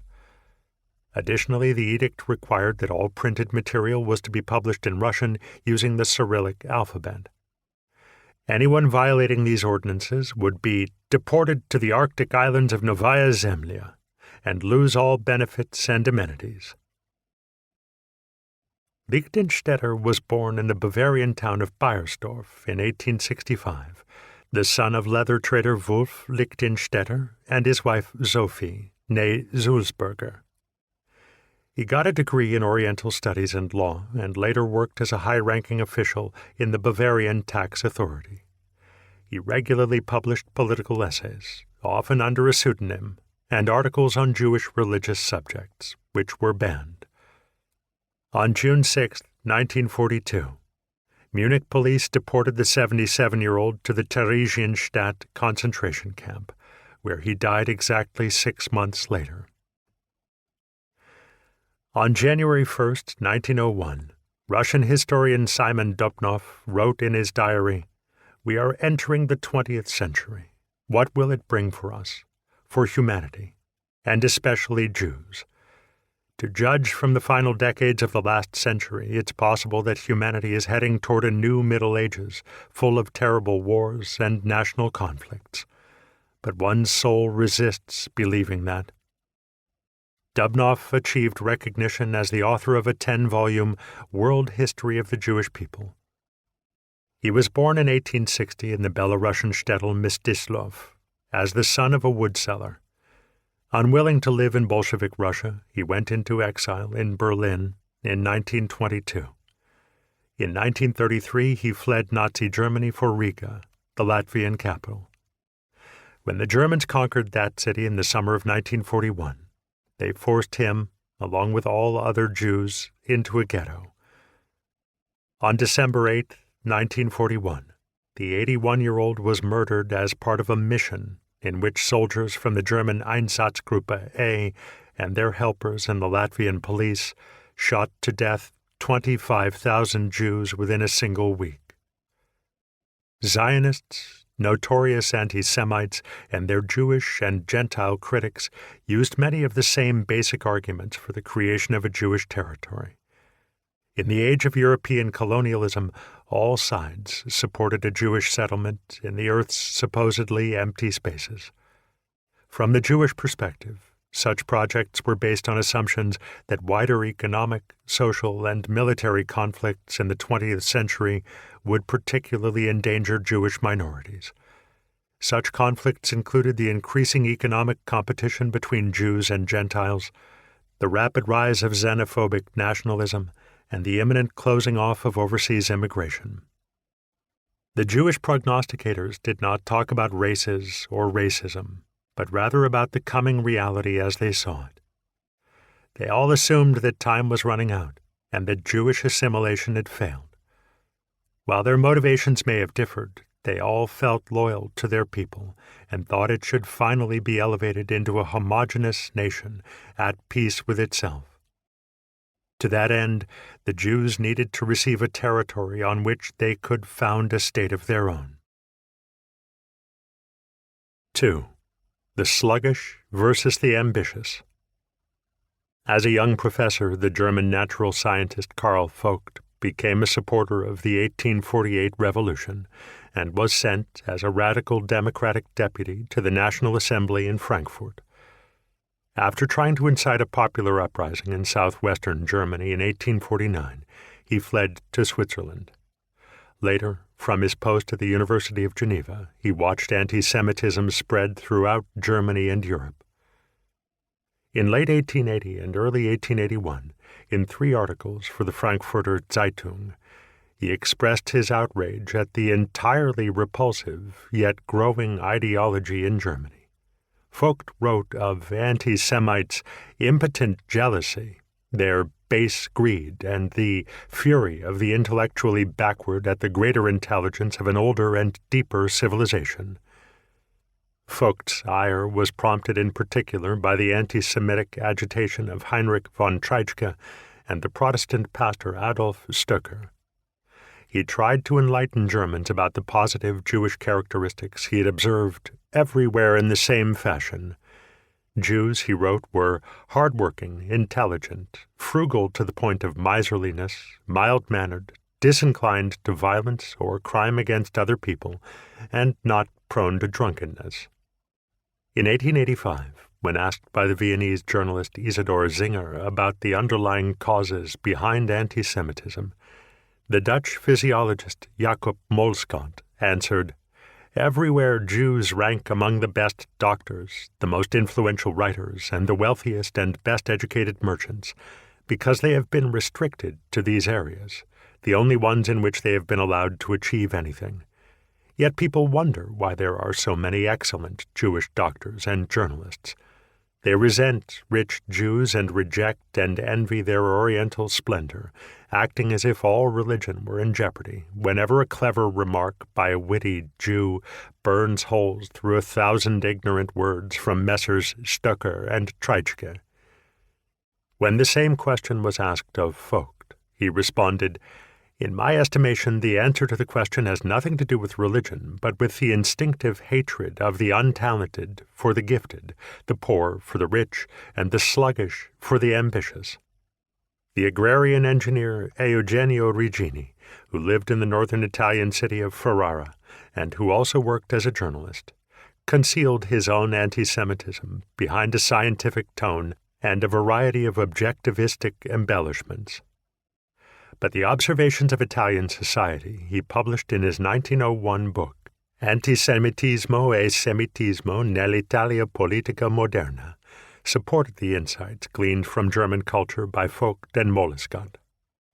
These 3 men, as well as a number of others, including the pathologist Rudolf Virchow, historians Theodor Mommsen and Johann Gustav Droysen, industrialist Werner Siemens, and banker Ludwig Bamberger, all identified envy and greed as the central causes of anti-Semitism. It was a point the pro-democracy journalist Ludwig Börne had made as early as 1821. Regini proposed that although Jews were no more intelligent than the Christians around them, they were much better at applying their abilities. Their capacity for getting things done, their focus on goals, and their determined but flexible desire to get ahead irritated others, in particular their economic competitors. Regini wrote, "This tension gives rise to envy, and envy is the deepest, most general, and perhaps most important reason for anti-Semitism." A pro-democracy nationalist, Regini was at the time the chairman of the locally socially integrative trade union Societatea Operaia. No doubt with a tinge of regret, he concluded that anti-Semitism in Italy was definitely widespread but weakly developed and without goals. Around 1900, Italy had some 34 million inhabitants, of whom a tiny minority, just 43,000, were Jews. These Jews lived well-integrated lives in cities such as Rome, Milan, Florence, Turin, Livorno, and Ferrara. They were allowed to become officers in the military and hold state positions, theoretically right up to the office of prime minister. Active anti-Semitism had little chance of thriving in Italy, wrote Dubnow in 1929. Neither Italian university students and merchants nor small business people and nationalists were particularly hostile to Jews. The illiberal anti-Semitism propagated by Pope Pius IX, 1792 to 1878, had only a faint echo in Italian society. The situation was completely different in countries where Jews represented a greater percentage of urban populations and posed serious competition to Gentiles. Fear and inability to confront the challenges of modernity drove the majority populations of both Russia and Romania to nip Jewish emancipation in the bud. Around the same time, in 1880, massive economic boom and bust cycles helped give rise to envy, jealousy, and xenophobia throughout Europe. Even in France, whose comparatively small Jewish population had enjoyed legal equality for 90 years. There, too, social movements, not governments, called for an end to Jewish predominance in certain career sectors. In Greece, governmental forces encouraged hatred for Jews because they wanted to cleanse their territories of competitors and people viewed as foreigners. That, of course, was beneficial to the national majority. Let us now examine these four exemplary situations: Russia, Romania, France, and Greece. Jews and Russian misery. Before the First World War, Russia extended westward to the border of the German Empire, encompassing large stretches of what would later become Poland. Moldova, Finland, Estonia, Latvia, Lithuania, Belarus, and major portions of Ukraine were at the time also parts of Russia.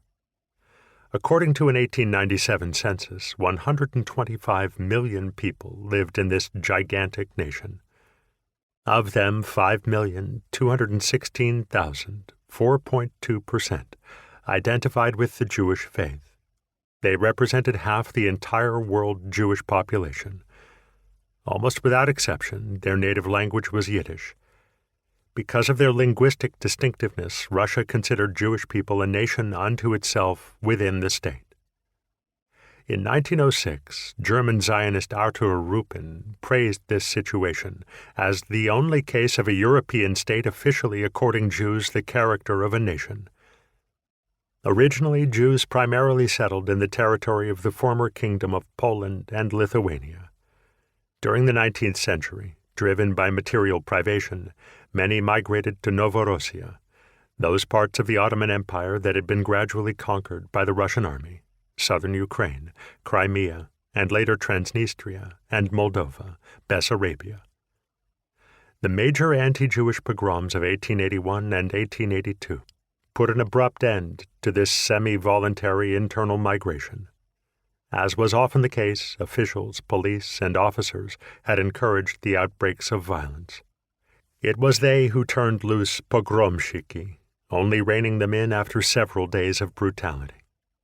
The initial justification for the violence in the spring of 1881 was the assassination of Tsar Alexander II, which was carried out not by a Jew, but by a Christian student. In any case, most of these Jews lived in poverty, scraping by as peddlers, artisans, factory workers, and day laborers. In 1883 and 1884, a commission chaired by the Baltic German Count Constantine von der Brahlen studied the living conditions of these people and reported back to Tsar Alexander II almost 9/10 of the total Jewish population are a mass of people whose existence is secured by nothing and who live day in, day out in misery under the worst conditions. All other castes and classes of the populace live in better conditions than the Jews. State-sanctioned pogroms and Feel free to unwind with this free audiobook. Let the music soothe your mind, and thank you for tuning in to our video.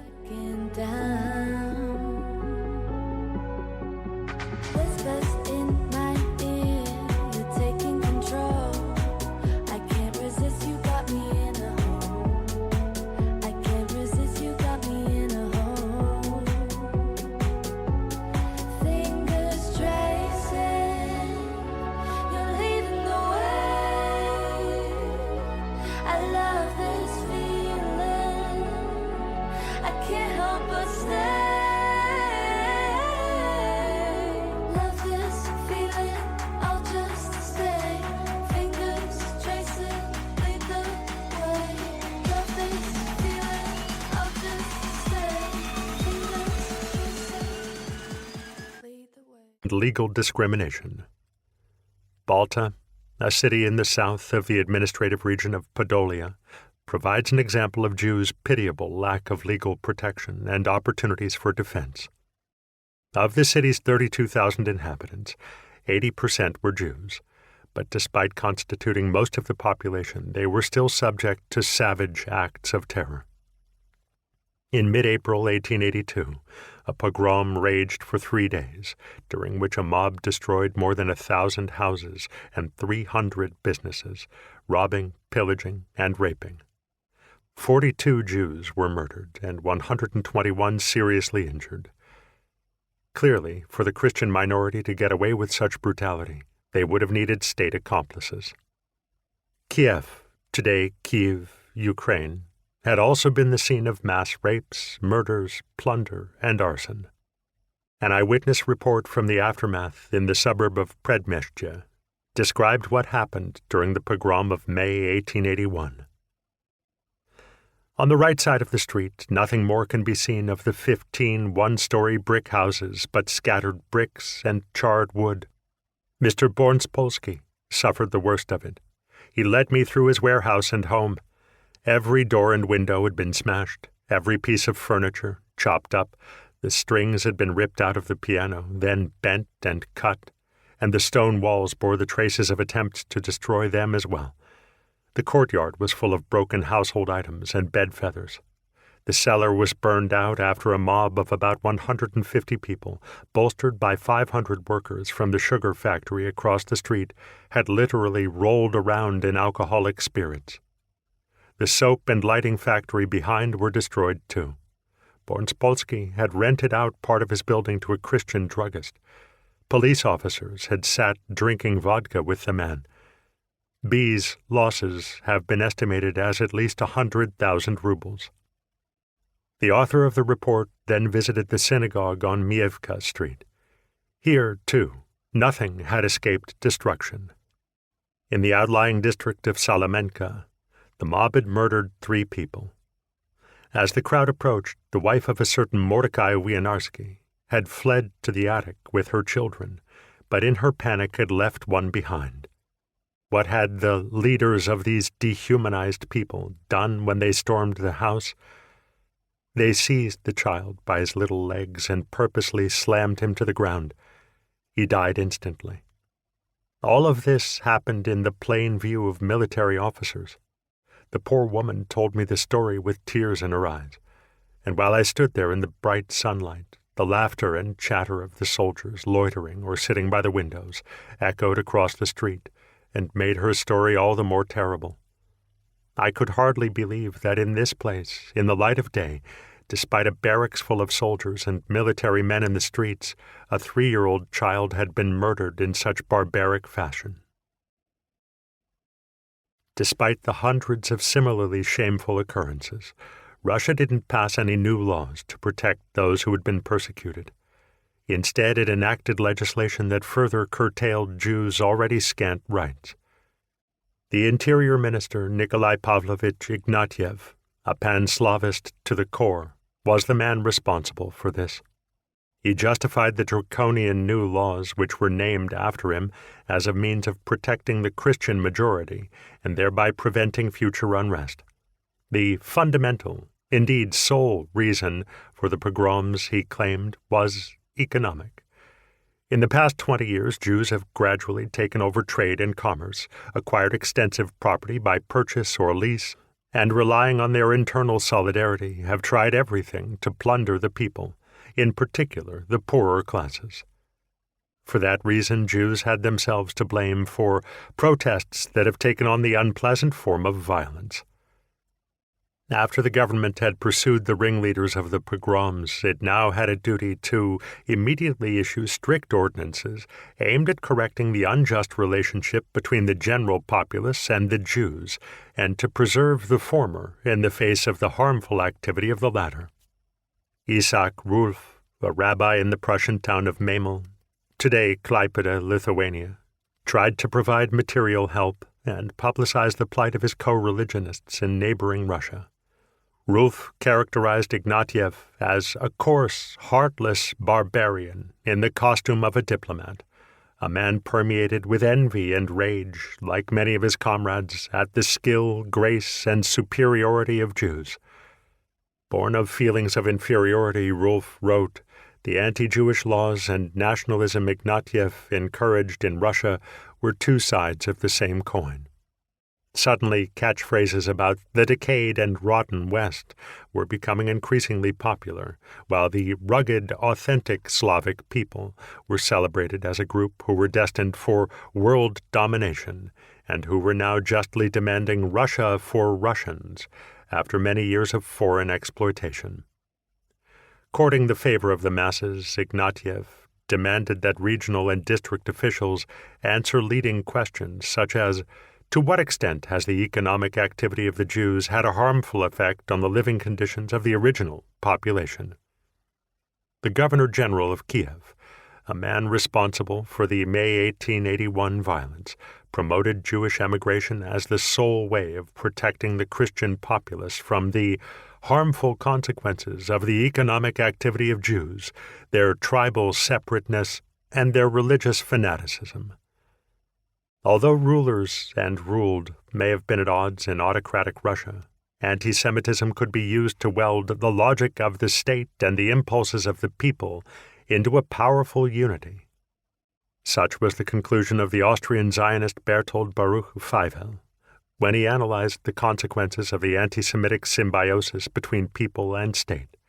Feivel wrote, "Almost organically, a common view of Jews established itself in the entire populace.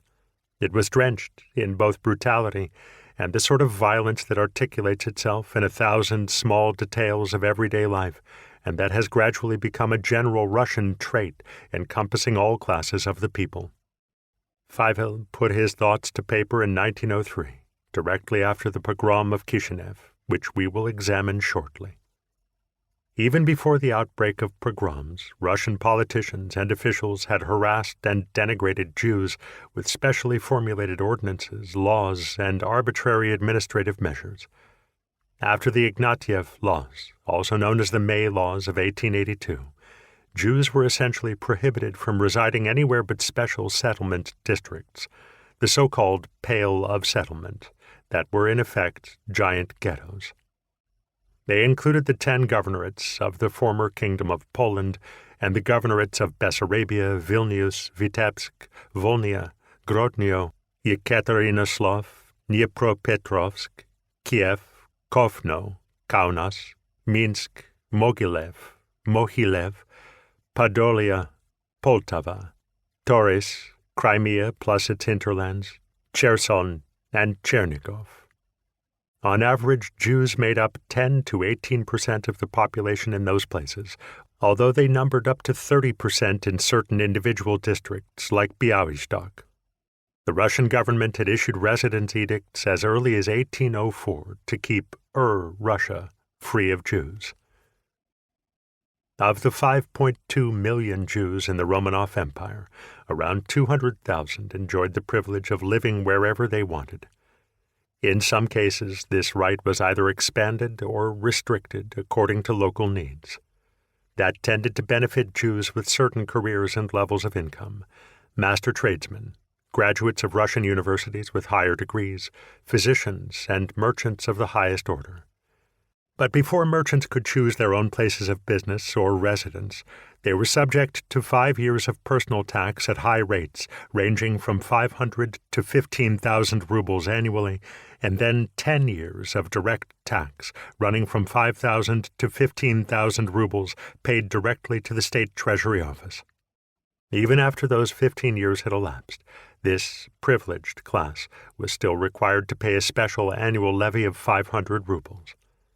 In other words, Jews had to purchase their freedom of movement every year by paying a special tax, although because of the horrendous sums required, few could afford this means of escaping the difficult living conditions in the districts where Jews were forced to live.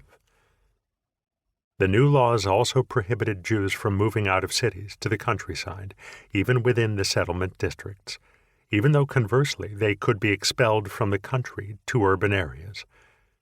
There were few cities in Russia, and few Christian Russians resided in them.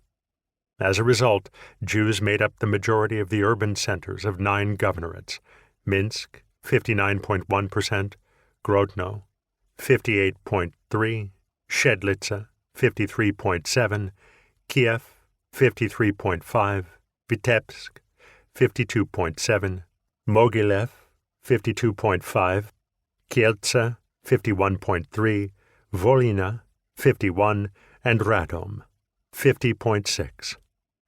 With the exception of Crimea, where the number was less than 25%, their proportion of urban inhabitants in the rest of the governorships ranged from 25 to 50%. On average, 38.5% of the urban inhabitants in the settlement regions were Jewish. Their density was highest in Berdichev, with 78%. Overall, 94% of Russian Jews lived in cities, compared with only 7.4% of all Russian Christians. The Ignatieff laws and subsequent ordinances banned Jews from purchasing or leasing plots of land, required them to close their businesses on Sunday, and imposed special taxes on kosher meat, rental income, and inheritances. On January 28, 1884, Russia's Council of Ministers shut down the Jewish trade school in Zhytomyr on the grounds that, in the cities and areas of the southwestern Pale, Jews already represent the majority of artisans and are hemming in the development of artisanship among the basic population. A Jewish trade school was thus, in the absence of a comparable Christian one, an undesirable weapon Jews could use to exploit the base population. To undermine the position of Jewish merchants, the state exempted Gentile cooperatives from taxes. Armed with this advantage, the cooperatives tried to attract customers with the slogan, "Don't buy from Jews." A government order of March 28, 1891, compelled Jewish tradesmen, mechanics, and other skilled laborers to leave Moscow. Including their family members, this measure affected 10,000 Muscovites who had previously been allowed to reside in the city because of the head of the family's special skills. They were now to be replaced by Gentile tradesmen and mechanics. To increase opportunities for Gentiles, Kiev had already expelled Jewish plasterers, masons, stonecutters, carpenters, stucco workers, carters, gardeners, servants, unskilled laborers, and butchers, together with their families, in 1885. An edict of June 11, 1892, prohibited Jews from directly electing representatives to the local council, as Gentiles did. Within the Pale, administrators determined which Jews would be admitted to communal parliaments, and their numbers were never allowed to exceed 10%. In 1893, the Russian state made it a criminal offense for Jews to use Christian names.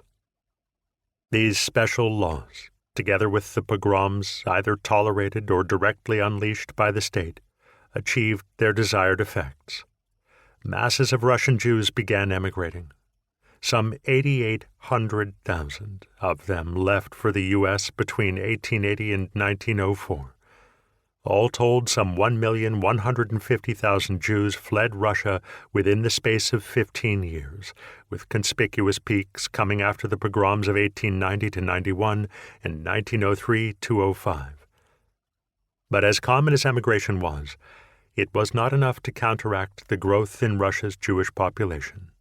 There were around 85,000 more Jewish births than deaths in the country annually. The annual émigré to the U.S. came from a poor artisan family, arrived there with only $8.70 to his name, and resettled his whole family. That made Russian Jews the poorest of all the immigrant groups, although they could count on the assistance of relatives who had already settled in the U.S. In the words of one historian, unlike other migrants, they were most likely to receive a welcome reception. The density of social relations among the East European Jews subsidized both passage and settlement. The result was a system of serial migrations of extended families that allowed even the poorest of the poor to pack up their scant belongings and flee their homeland, where they had few to no rights. 1903, the Kishinev pogrom. Around 1900, 120,000 people lived in Kishinev, today Chisinau, Moldova, part of the Black Sea region called Bessarabia.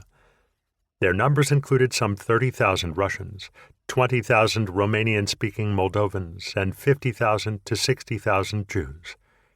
Kishinev was known as the wealthy center of one of the most blessed Russian swaths of land. Farmers benefited from the fertile soil, and Jews, too, suffered far less privation than elsewhere, although they were not permitted to own property or participate in banking and finance. They did, however, control trade and artisanship, since Moldovans were neither talented nor hard-working enough to market the products of their labor. For that they needed Jews, who were long tolerated by the sluggish and Epicurean majority. That, at least, was the impression of the authors of a report drawn up in 1910 by a commission of the Zionist Relief Fund in London and titled Anti-Jewish Pogroms in Russia. The report went on to note that Christians in affluent Kishinev had not taken part in pogroms like those that flared up throughout southern Russia from 1881 to 1883, turning deaf ears to the common calls to smite the Jews. Although Kishinev prospered in the 20 years prior to 1903, and although there was never an economic depression nor a failed harvest, on April 5th of that year, which marked both the final day of Passover and Easter Sunday, all hell broke loose. The primary document of the carnage for this and other subsequent pogroms was the 1910 report, which encompassed more than 800 pages and was published, with some delay, not in English, but in German, the language most commonly spoken by the intended audience. Around noon on that spring day, several youths began attacking Jews. Police dispersed but did not arrest the attackers.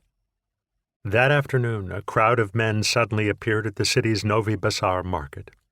They were all wearing red shirts, fashionable holiday wear for Russian workers at the time, and shouted without interruption, "Death to the Jews, strike down the Jews."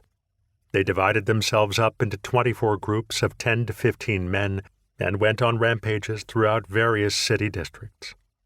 They began hurling stones at houses in such numbers and with such force that they not only smashed window panes but shutters, the report read.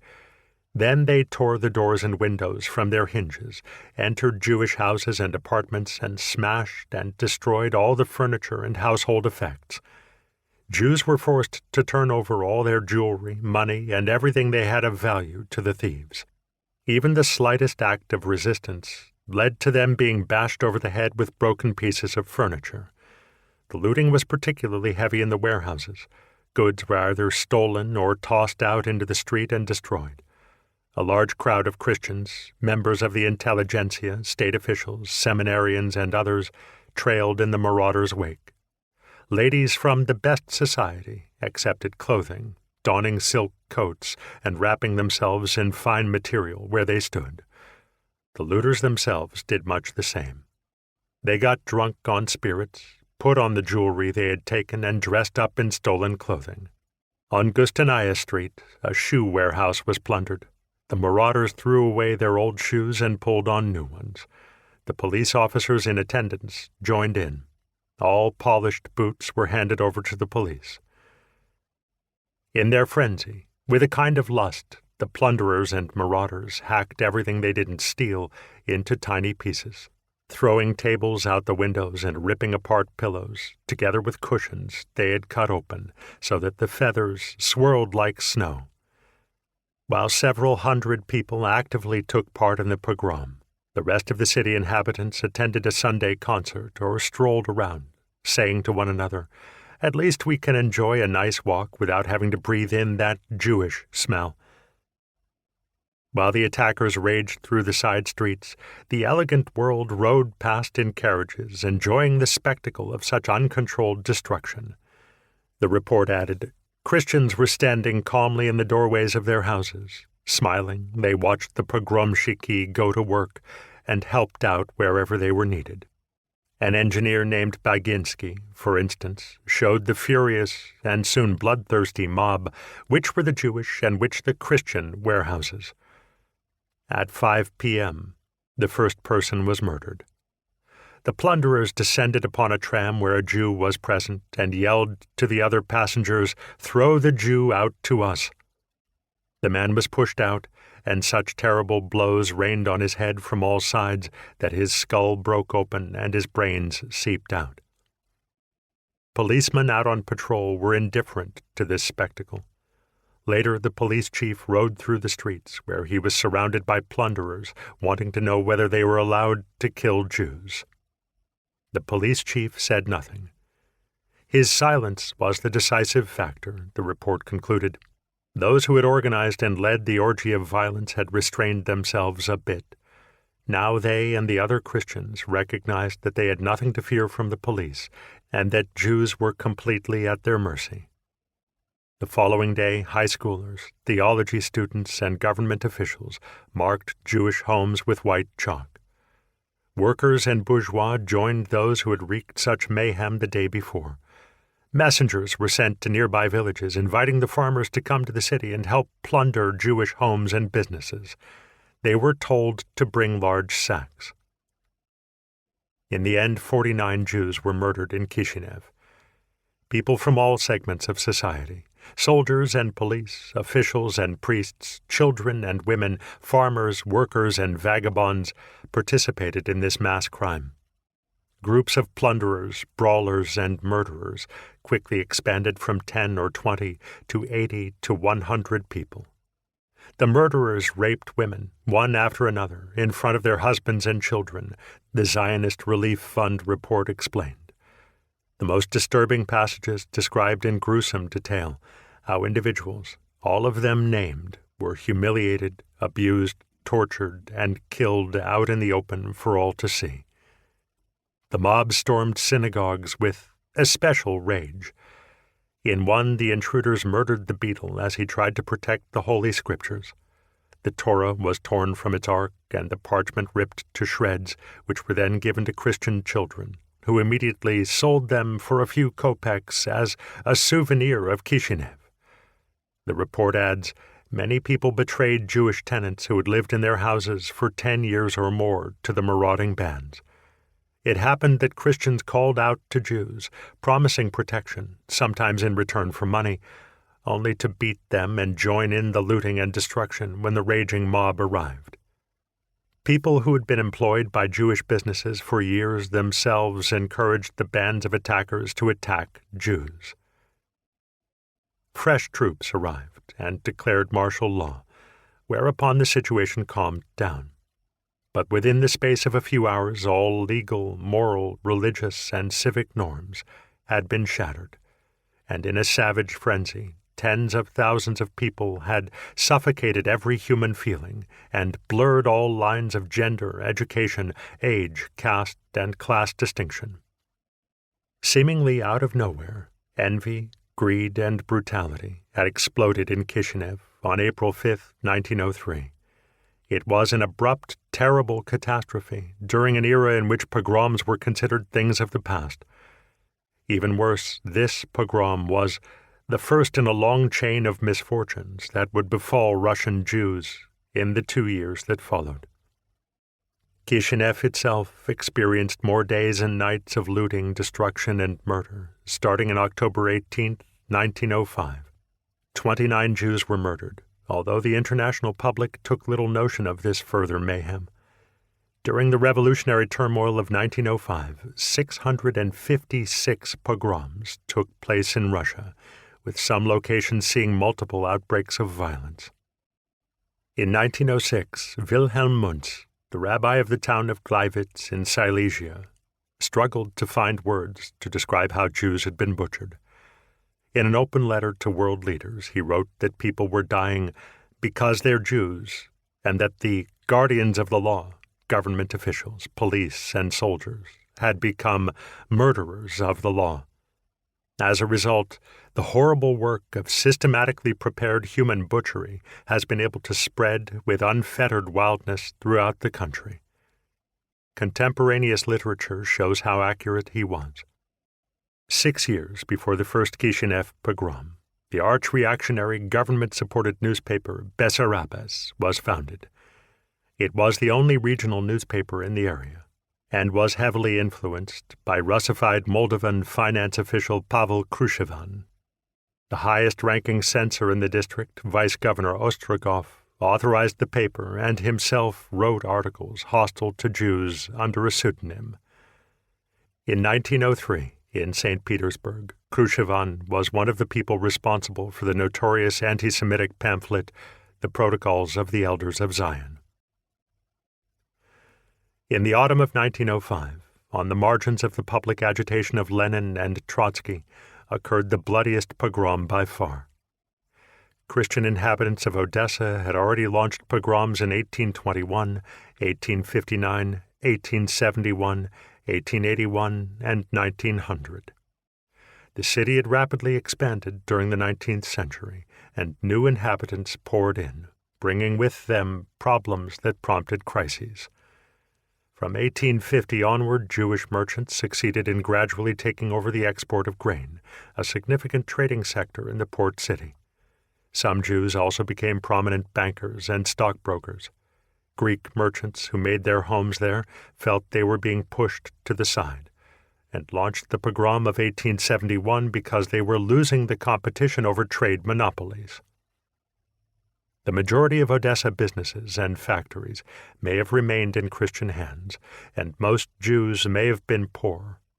But Odessa's Russian inhabitants became convinced that they were being exploited by Jews nonetheless. Day laborers, the jobless, and port workers, who were particularly susceptible to economic ups and downs, accused Jews of pushing down wages.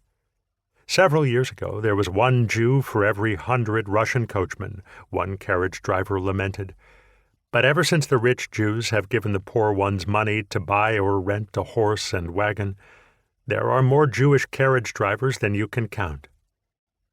Odessa's Jewish population did, in fact, increase by a factor of 10, from 14,000 to 140,000 between 1860 and 1900. As a proportion of the general population, Jews went from 14 to 35% in that period. The 1905 pogrom was preceded by revolutionary unrest among workers. In June of that year, protesters at the port set fire to wooden shacks. Soldiers fired into the crowd, and by the following morning, 2,000 people had been killed. On October 18th, large numbers of demonstrators once again convened. Initially, they chanted, "Down with the autocracy, long live freedom, and down with the police." But soon many protesters, mindful of the catastrophe during the summer, gravitated toward groups who were agitating for a proud, nationalistically defined Russian fatherland and who carried pictures of the Tsar and not the red flags of socialist revolution. The character of the marches completely shifted, and dissatisfied day laborers, port, factory, and construction workers, small shop owners, salesmen, low-level employees, rubberneckers, and passers-by joined in. Ethnically, the marchers were Russians, Ukrainians, and Greeks. Together they sang religious and nationalist songs. Vodka flowed. Once an initial shot was fired somewhere, the October pogrom in Odessa, the most virulent in what turned out to be fateful months for Russian Jews, began to run its course. The attackers were largely working class and had fought against the Tsar's rule as recently as the previous June. According to police statistics, some 400 people, 300 of them Jews, were killed between October 19th and 21st. Other serious estimates put the number of victims at double that. Thousands of people were wounded or had everything they owned taken from them. At least 1,600 houses, apartments, and businesses were destroyed. The violence was sparked by profound social inequalities and the general agitation created by the ebb and flow of the June protests. State tolerance of violence against Jews legitimized proletarian hatred for Jewish grain exporters, who served as scapegoats for the economic crisis, working-class misery, and the dearth of decently paid work. Although port workers and day laborers had vented their anger and challenged state authorities in June by destroying harbor buildings, in October the same workers directed their ire against Jews. The economic situation had not changed, but the political one was now different. Forces wanting to preserve state authority had regrouped and won a significant portion of the impoverished Christian working class back over to the nationalist cause. A few months later, the chief executive of the Relief Association for German Jews, Paul Natan, offered his summary of the acts of terror sponsored by the Russian state but carried out by ordinary people. Natan's statistics were consistently conservative, but he still recorded anti-Jewish butcherings, as he called them, in no fewer than 639 places in the 18 months after the Kishinev pogrom. 965 people were killed, 300 alone in Odessa, and 38,225 families affected by these terrible events. In total, 162,700 people had been plundered, wounded, abused, and butchered in their home countries by their own fellow citizens, and it had happened with the friendly assistance and even direct assistance of government bodies. Jews' long period of suffering didn't end with this wave of violence, Natan wrote in 1913. On the contrary, it was the start of a new era of discrimination. Russian Jews remained unable to freely choose a trade, buy property, live wherever they wanted, or send their children to secondary schools and universities as a matter of course. They enjoyed no legal rights. At the mercy of all, they were repeatedly subjected to arbitrary acts of violence. When Russian Prime Minister Pyotr Stolypin took office in 1906, it briefly seemed possible that the restrictions on Jews might be relaxed. But any such hopes were quickly dashed. By December 1906, after Natan had met with Stolypin on numerous occasions, he wrote that all their discussions had come to nothing. Stolypin, Natan reported, had spoken in the most critical terms about the entirely wrong-headed laws concerning Jews. But when asked why he didn't act on those beliefs, he had answered, "Because we cannot." At the same time that the boldest speeches for liberty were being held in the Duma, a resigned Natan wrote in the association's annual report, organs of the government in the provinces continue doing whatever they want in concert with the Russian people and other criminal organizations of the Russian bureaucracy.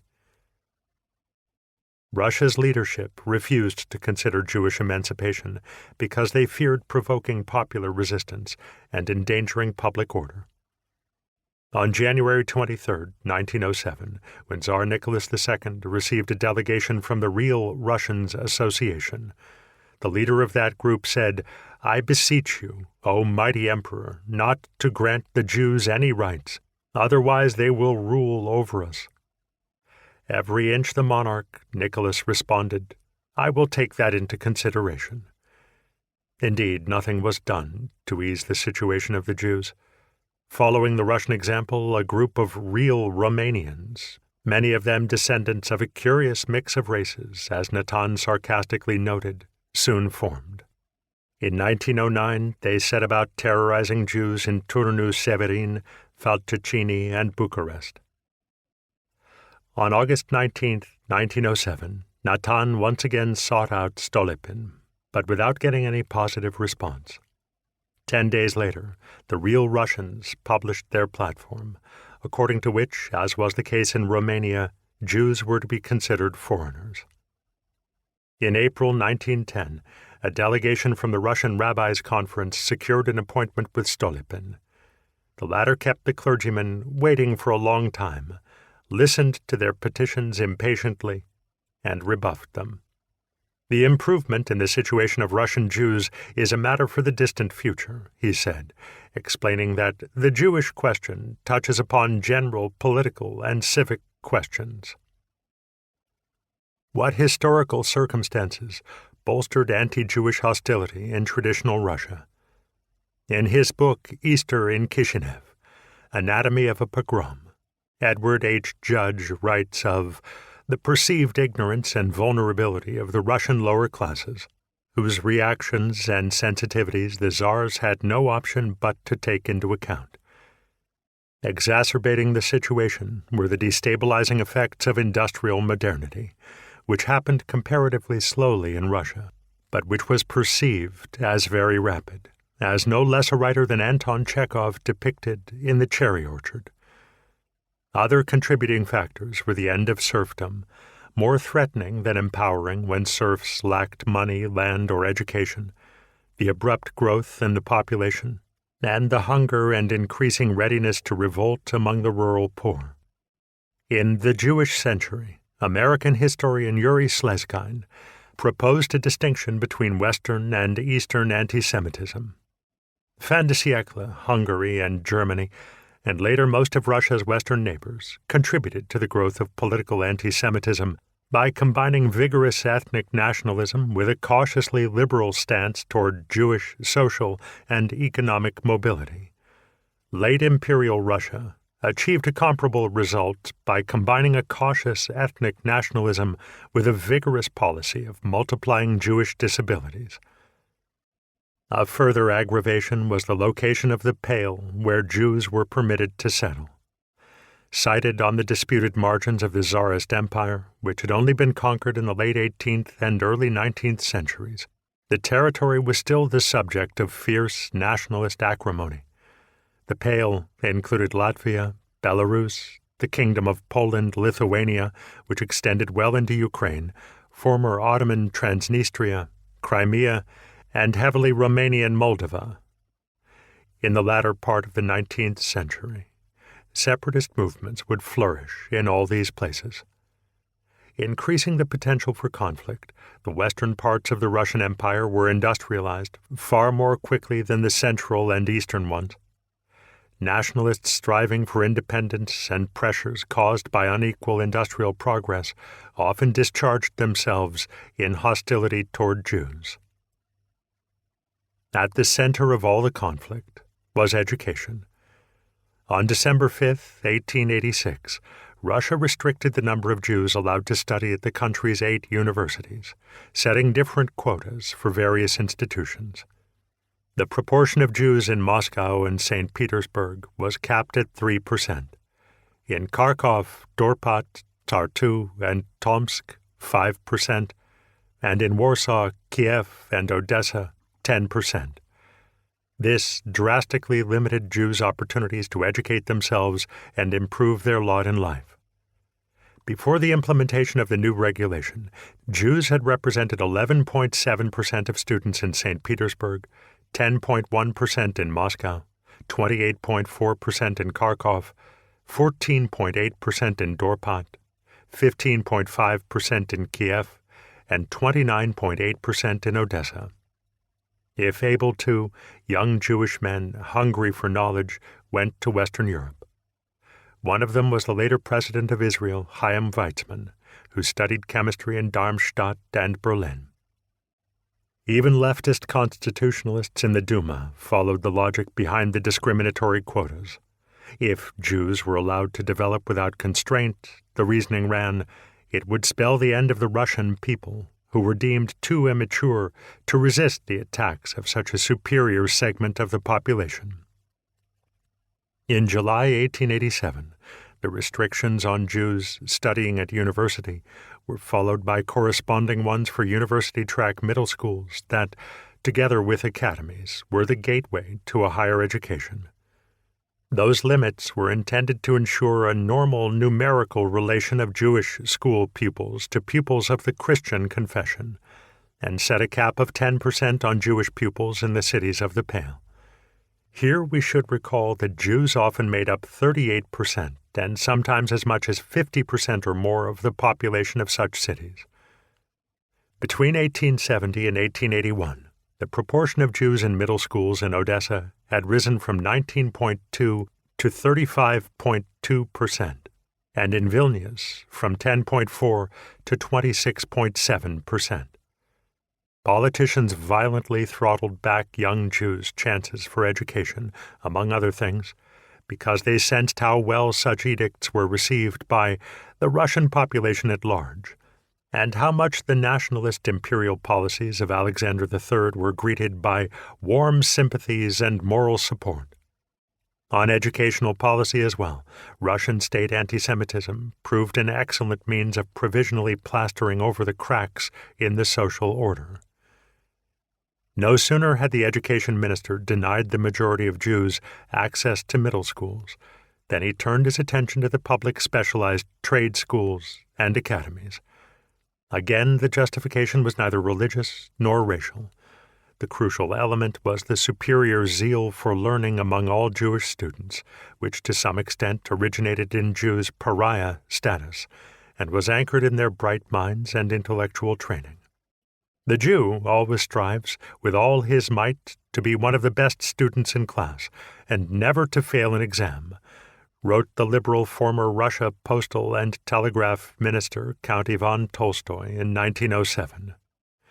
This measure entails nothing other than seeing the overly strong drive of Jews for education as an anomaly.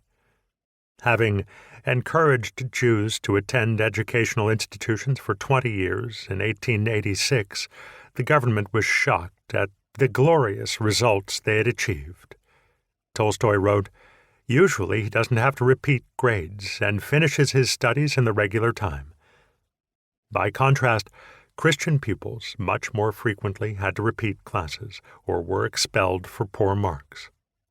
For Tolstoy, that was the explanation why, despite strict quotas, Jews ultimately made up a conspicuously large number of the students who received university-qualifying degrees.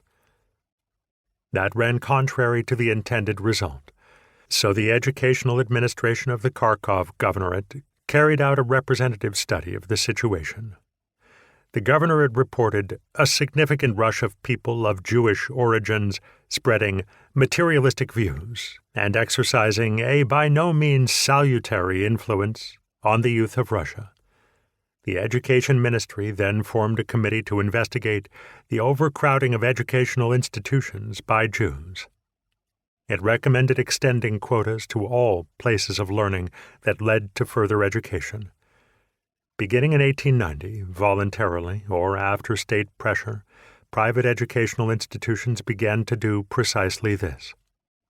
In 1901, the responsible minister reduced the quota from 10 to 7% in the Pale. The reduction wasn't enshrined in law. It was instituted administratively. In 1911, the Russian Council of Ministers came up with another trick to lower the numbers of Jews in the higher ranks of schools.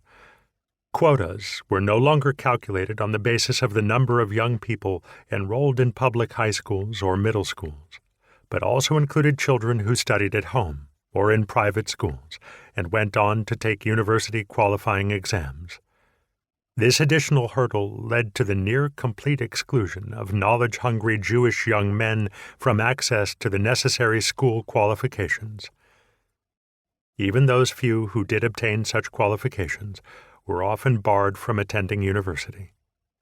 In 1912, some 3,000 Jews applied for university places in Russia, but only 350 matriculated. In 1913, there were an equal number of Jewish applications, with a mere 164 matriculations, and not a single one at the universities of Warsaw and St. Petersburg. The official reason was that the quota had been exceeded in previous years, and balance had to be restored. Similar restrictions were put on professional schools. In 1882, even before the quota edicts of 1886 and 1887, the Russian War Ministry capped the proportion of Jewish military doctors at 5% and instituted a moratorium on hiring Jewish physicians throughout the Pale. The ministry also reduced the proportion of Jewish students at the Military Medical Academy first to 5% and then to 0%. An edict of March 3, 1882, barred Jews from auditing university lectures outside the Pale, and on May 22 barred Jewish private tutors with higher degrees from working as private tutors there. The only universities inside the Pale were those of Warsaw, Kiev, and Odessa. On June 7, 1885, the Tsar ordered that the number of Jews at the Kharkov Technological Institute be reduced to 10%. In the fall of 1885, the Russian government denied almost all Jewish applicants admission to the Royal Music Conservatory, the courses of the renowned Froebel Institution for Pedagogy, and Russia's dentistry schools, which were all located outside the Pale. Moreover, as of 1889, Jews were no longer allowed to conduct military orchestras and were only permitted to make up at most 30% of the musicians. On January 27, 1887, a few weeks after the law restricting Jewish access to institutes of higher learning, the government had decreed that Jews who studied in such institutions outside Russia do not belong to the privileged class of degree holders free to live throughout the empire, and thus they are not permitted to settle outside the Pale. On August 22, 1888, the theater academies of St. Petersburg and Moscow were completely forbidden to admit Jews. On February 13, 1889, the same prohibition was applied to the Dombrova Mining Academy. On October 6, 1893, the Russian Medical Administration imposed quotas of between 3 and 5% on Jewish apprentice apothecaries. A law of November 8, 1889, required Jews to obtain express permission from the Ministry of Justice to open legal practices. In the following 15 years, every single application was rejected, and only an isolated few licenses were granted thereafter. One of the men behind the law was the chairman for the St. Petersburg Lawyers Association, Vladimir Spasovich, otherwise a political liberal. But faced with the fact that half the young lawyers in St. Petersburg Court District were Jews, he concluded against his usual political convictions. We are dealing with a colossal problem, one which cannot be solved according to the rules of cliché liberalism. Following the same logic, the Russian Interior Minister ordered on December 23, 1894, that Jewish veterinarians would no longer be eligible for the civil service. In the meantime, the number of Jewish brokers had been capped at a third on Russia's various stock markets. In 1890, a law was passed restricting Jewish participation in certain types of incorporated companies. That same year, a number of regional governors declared hundreds of market towns to be villages, in which Jews were forbidden to reside. The measures designed to protect the Christian majority slowed Jews' education-fueled upward social mobility somewhat. Nonetheless, talented Jews constantly sought to find alternative paths to circumvent the increasingly severe restrictions. In his memoirs, Simon Dubnoff wrote of traveling to St. Petersburg to study in the summer of 1880, with a forged certificate of artisan training that was intended to help me gain residence permission in a capital which was closed off to Jews. He succeeded in this aim with the help of the unwritten Russian constitution, bribes handed out to the relevant police officials. Large numbers of Jews paid off authorities in order to further themselves. In 1906, the sociologist and Zionist Artur Rupin would conclude that, despite all the barriers, none of the nationalities living within Russia in the past decades had made anything like the progress concerning the acquisition of higher learning which Jews had. As early as 1882, during a trip through Russia, the rabbi of Memel, Isaac Rulf, observed that the Jewish doctor or apothecary is infinitely harder working and more diligent than the Russian one. On his train journey from Vilnius to Minsk, he struck up a conversation with a salesman about the pogroms that had taken place the previous year. Rulf asked what had caused them. The entire misfortune of the Russian Jew, he was told, resides in the fact that he is infinitely superior, cleverer, more useful, more ambitious, and more ethical than the Russian. That was why the charge was repeatedly leveled that Jews were trying to push Christians aside everywhere and steal the bread from their mouths. As a result, the so-called educated higher classes were susceptible to particularly virulent hatred of Jews. This deadly enmity was sparked by the subjects of envy. The Polish-born social historian Arkadiusz Kahan, later on the faculty of the University of Chicago, wrote of the late Tsarist period, "There was hardly an area of entrepreneurial activity from which Jewish entrepreneurs were successfully excluded. Apart from the manufacturing industries in the Pale of Settlement, one could have encountered them at the oil wells of Baku, in the gold mines of Siberia, on the fisheries of the Volga and Amur, in the shipping lanes on the Dnieper, in the forests of Bryansk, on railroad construction sites anywhere in European or Asian Russia, on cotton plantations of Central Asia, etc. Jews had also founded the leading Russian banks, even though the wielders of political power had always sought to keep them out of such positions. In 1911, Stolypin tried to drive Jews out of the bread trade. In 1913-14, laws came into force that denied Jews the right to sell or manage property and serve on the boards of incorporated companies. Ultimately, such measures, too, were only partially successful. In 1914, the government determined, to its shock, that in Russia's northwestern territories, only 8% of the employees of banks and incorporated companies were Russians, compared with 35% Jews, 26% Germans, and 19% Poles. Protectionism gave birth to further protectionism. One detail in particular speaks volumes about the effects of attempts to protect the majority. At first glance, it seems merely grotesque, but upon closer inspection, it shows how central a motivator the Christian majority's shamefully concealed incompetence was. Because only small numbers of Jews were allowed to continue their educations at higher levels, the best and brightest of them grabbed the few places available.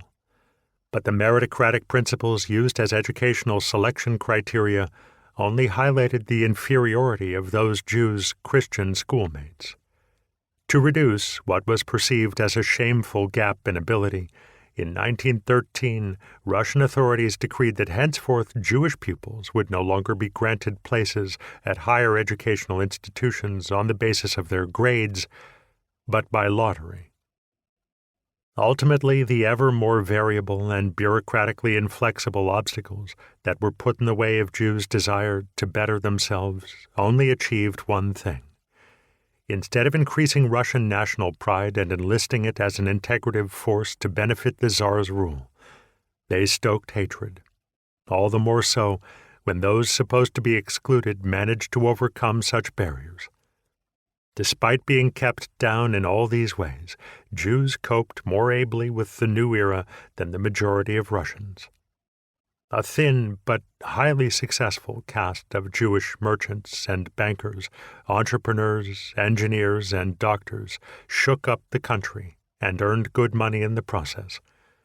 They were granted privileges whenever it was in the government's interest, yet another source of hatred in the mainstream against Russia's Jewish minority, who were accused of exploiting simple, patriotic Christians. Protection for Christian Romanians. Notwithstanding the many myths of the Romanian people's long and glorious past, Romania only came into existence in 1859, when a group of aristocrats merged the principalities of Wallachia and Moldova. They soon made Bucharest the capital, established 2 chambers of parliament elected by census suffrage, confiscated church lands, and created a governmental administration based, at least superficially, on the French model. 5 years later, the new Romania abolished the last vestiges of serfdom. Yet because the power of the large landowners continued unbroken, the nominally liberated peasantry remained mired in poverty.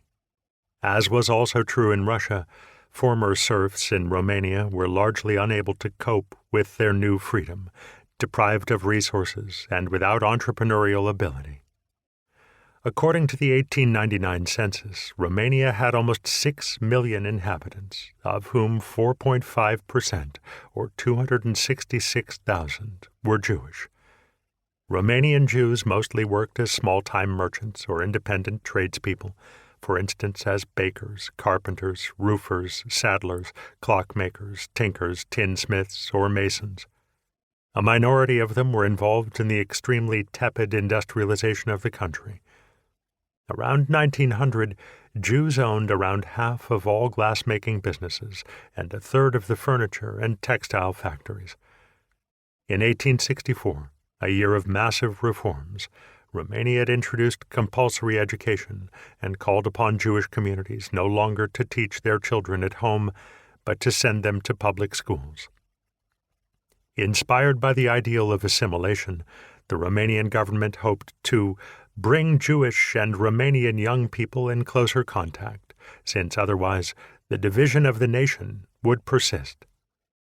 Jewish parents did as they were asked, but the state administration, which was poorly run, had difficulty convincing illiterate Romanians of the value of formal education.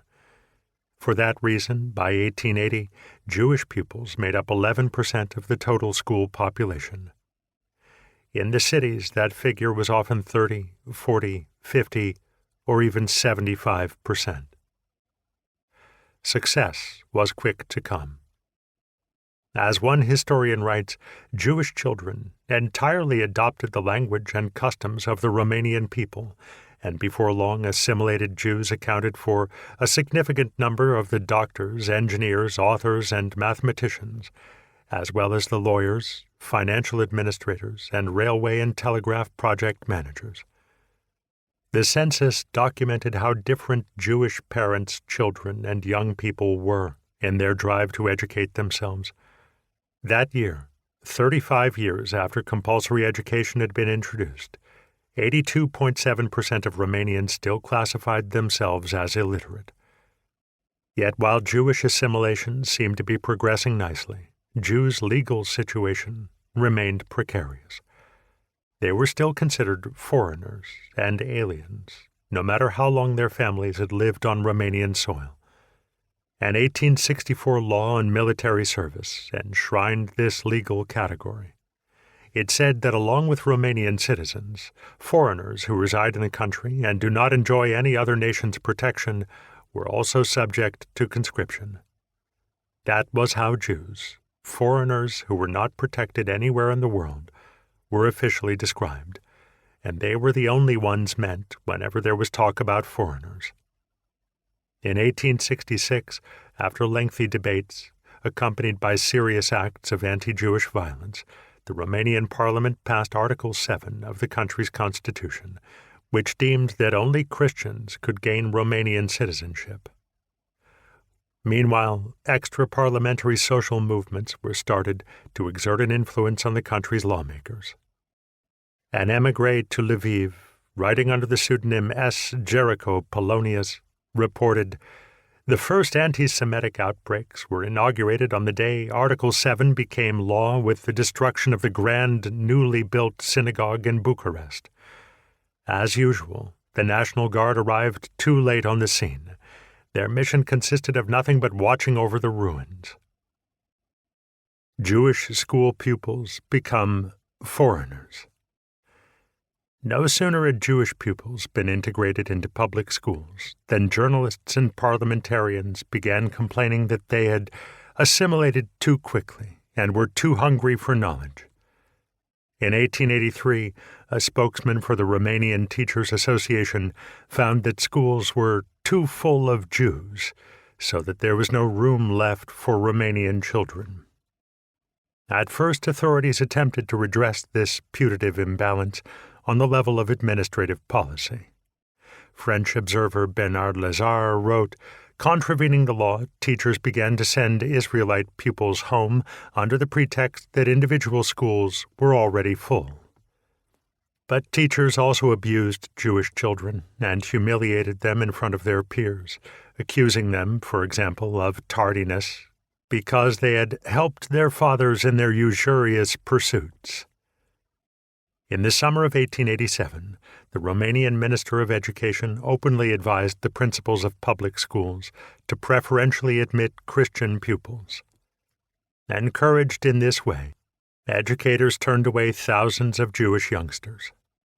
6 years later, these policies were written into law. Foreigners, that is, Jews, were henceforth only to be admitted to schools insofar as there was space for them. Even when Jewish pupils were allowed to attend classes, their parents had to pay exorbitant special new school fees for foreigners. In cities, those fees were double what they were in the countryside. In addition, there were foreigner-specific charges for getting documents and certificates stamped and for the administration of tests. Such discriminatory laws had the desired effect. In 1891 to 92, Jewish pupils represented 15.5% of the elementary school population, but 10 years later that figure had declined to 5.5%, although part of this trend may have been due to better enforcement of compulsory education among Christian families. As they were making it as difficult as possible for Jewish children to attend grammar school, officials and lawmakers also tried to block the admission of Jewish young people to middle schools and university-track high schools. Discussions in Parliament about the discriminatory laws concerning Jews and schools were mostly harmonious.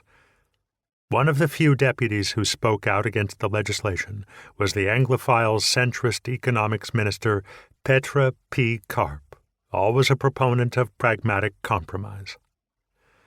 On February 16, 1893, he was given the word on the floor at the Chamber of Deputies in Bucharest.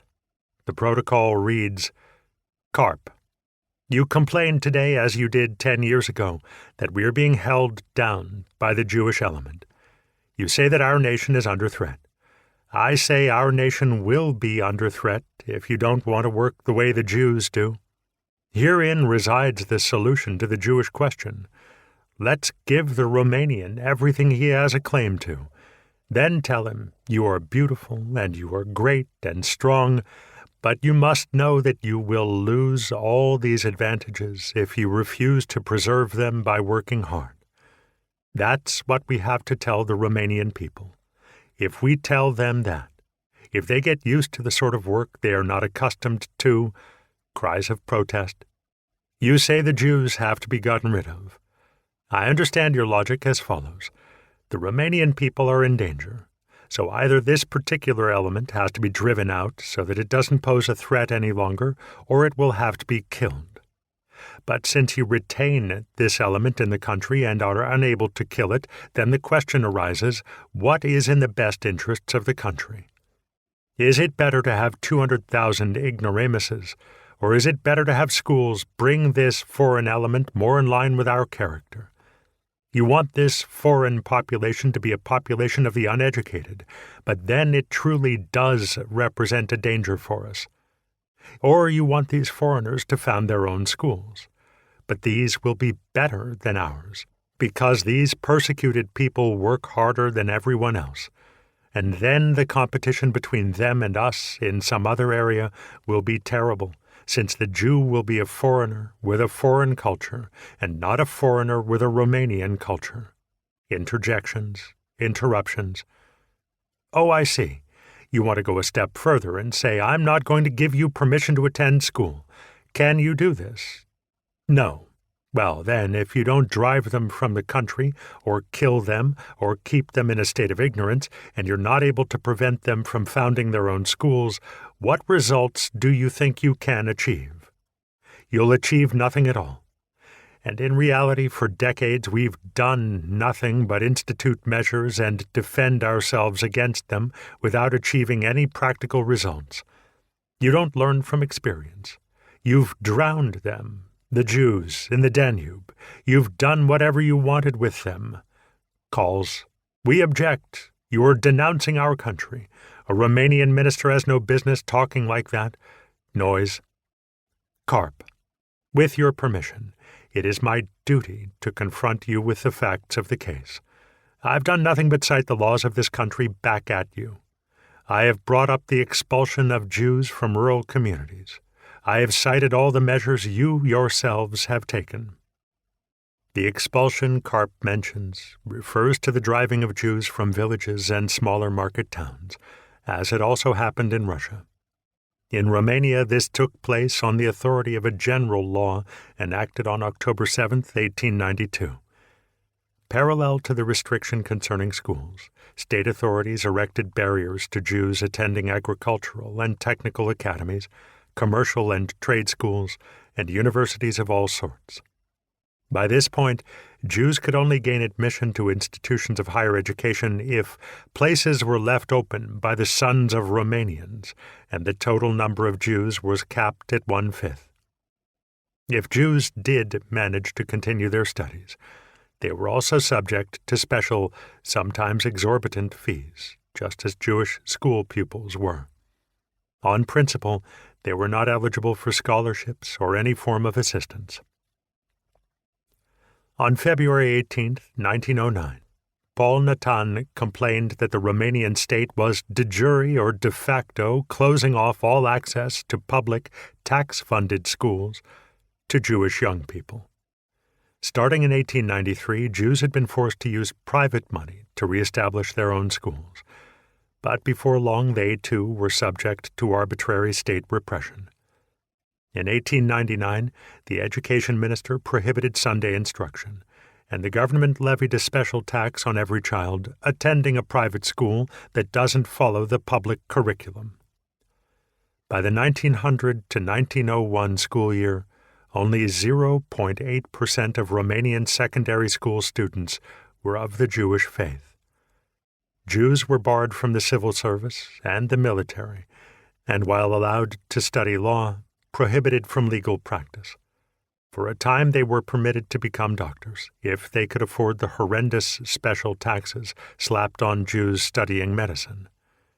A sizable number of Romanian Jews concluded that it was better to study abroad and then return with diplomas and qualifications. But the Romanian government reacted promptly by amending the law to stipulate that only Romanians could practice medicine in Romania with a foreign diploma. As foreigners, Jews were excluded from this privilege. The law was soon also applied to engineers. The last remaining slaves in Europe.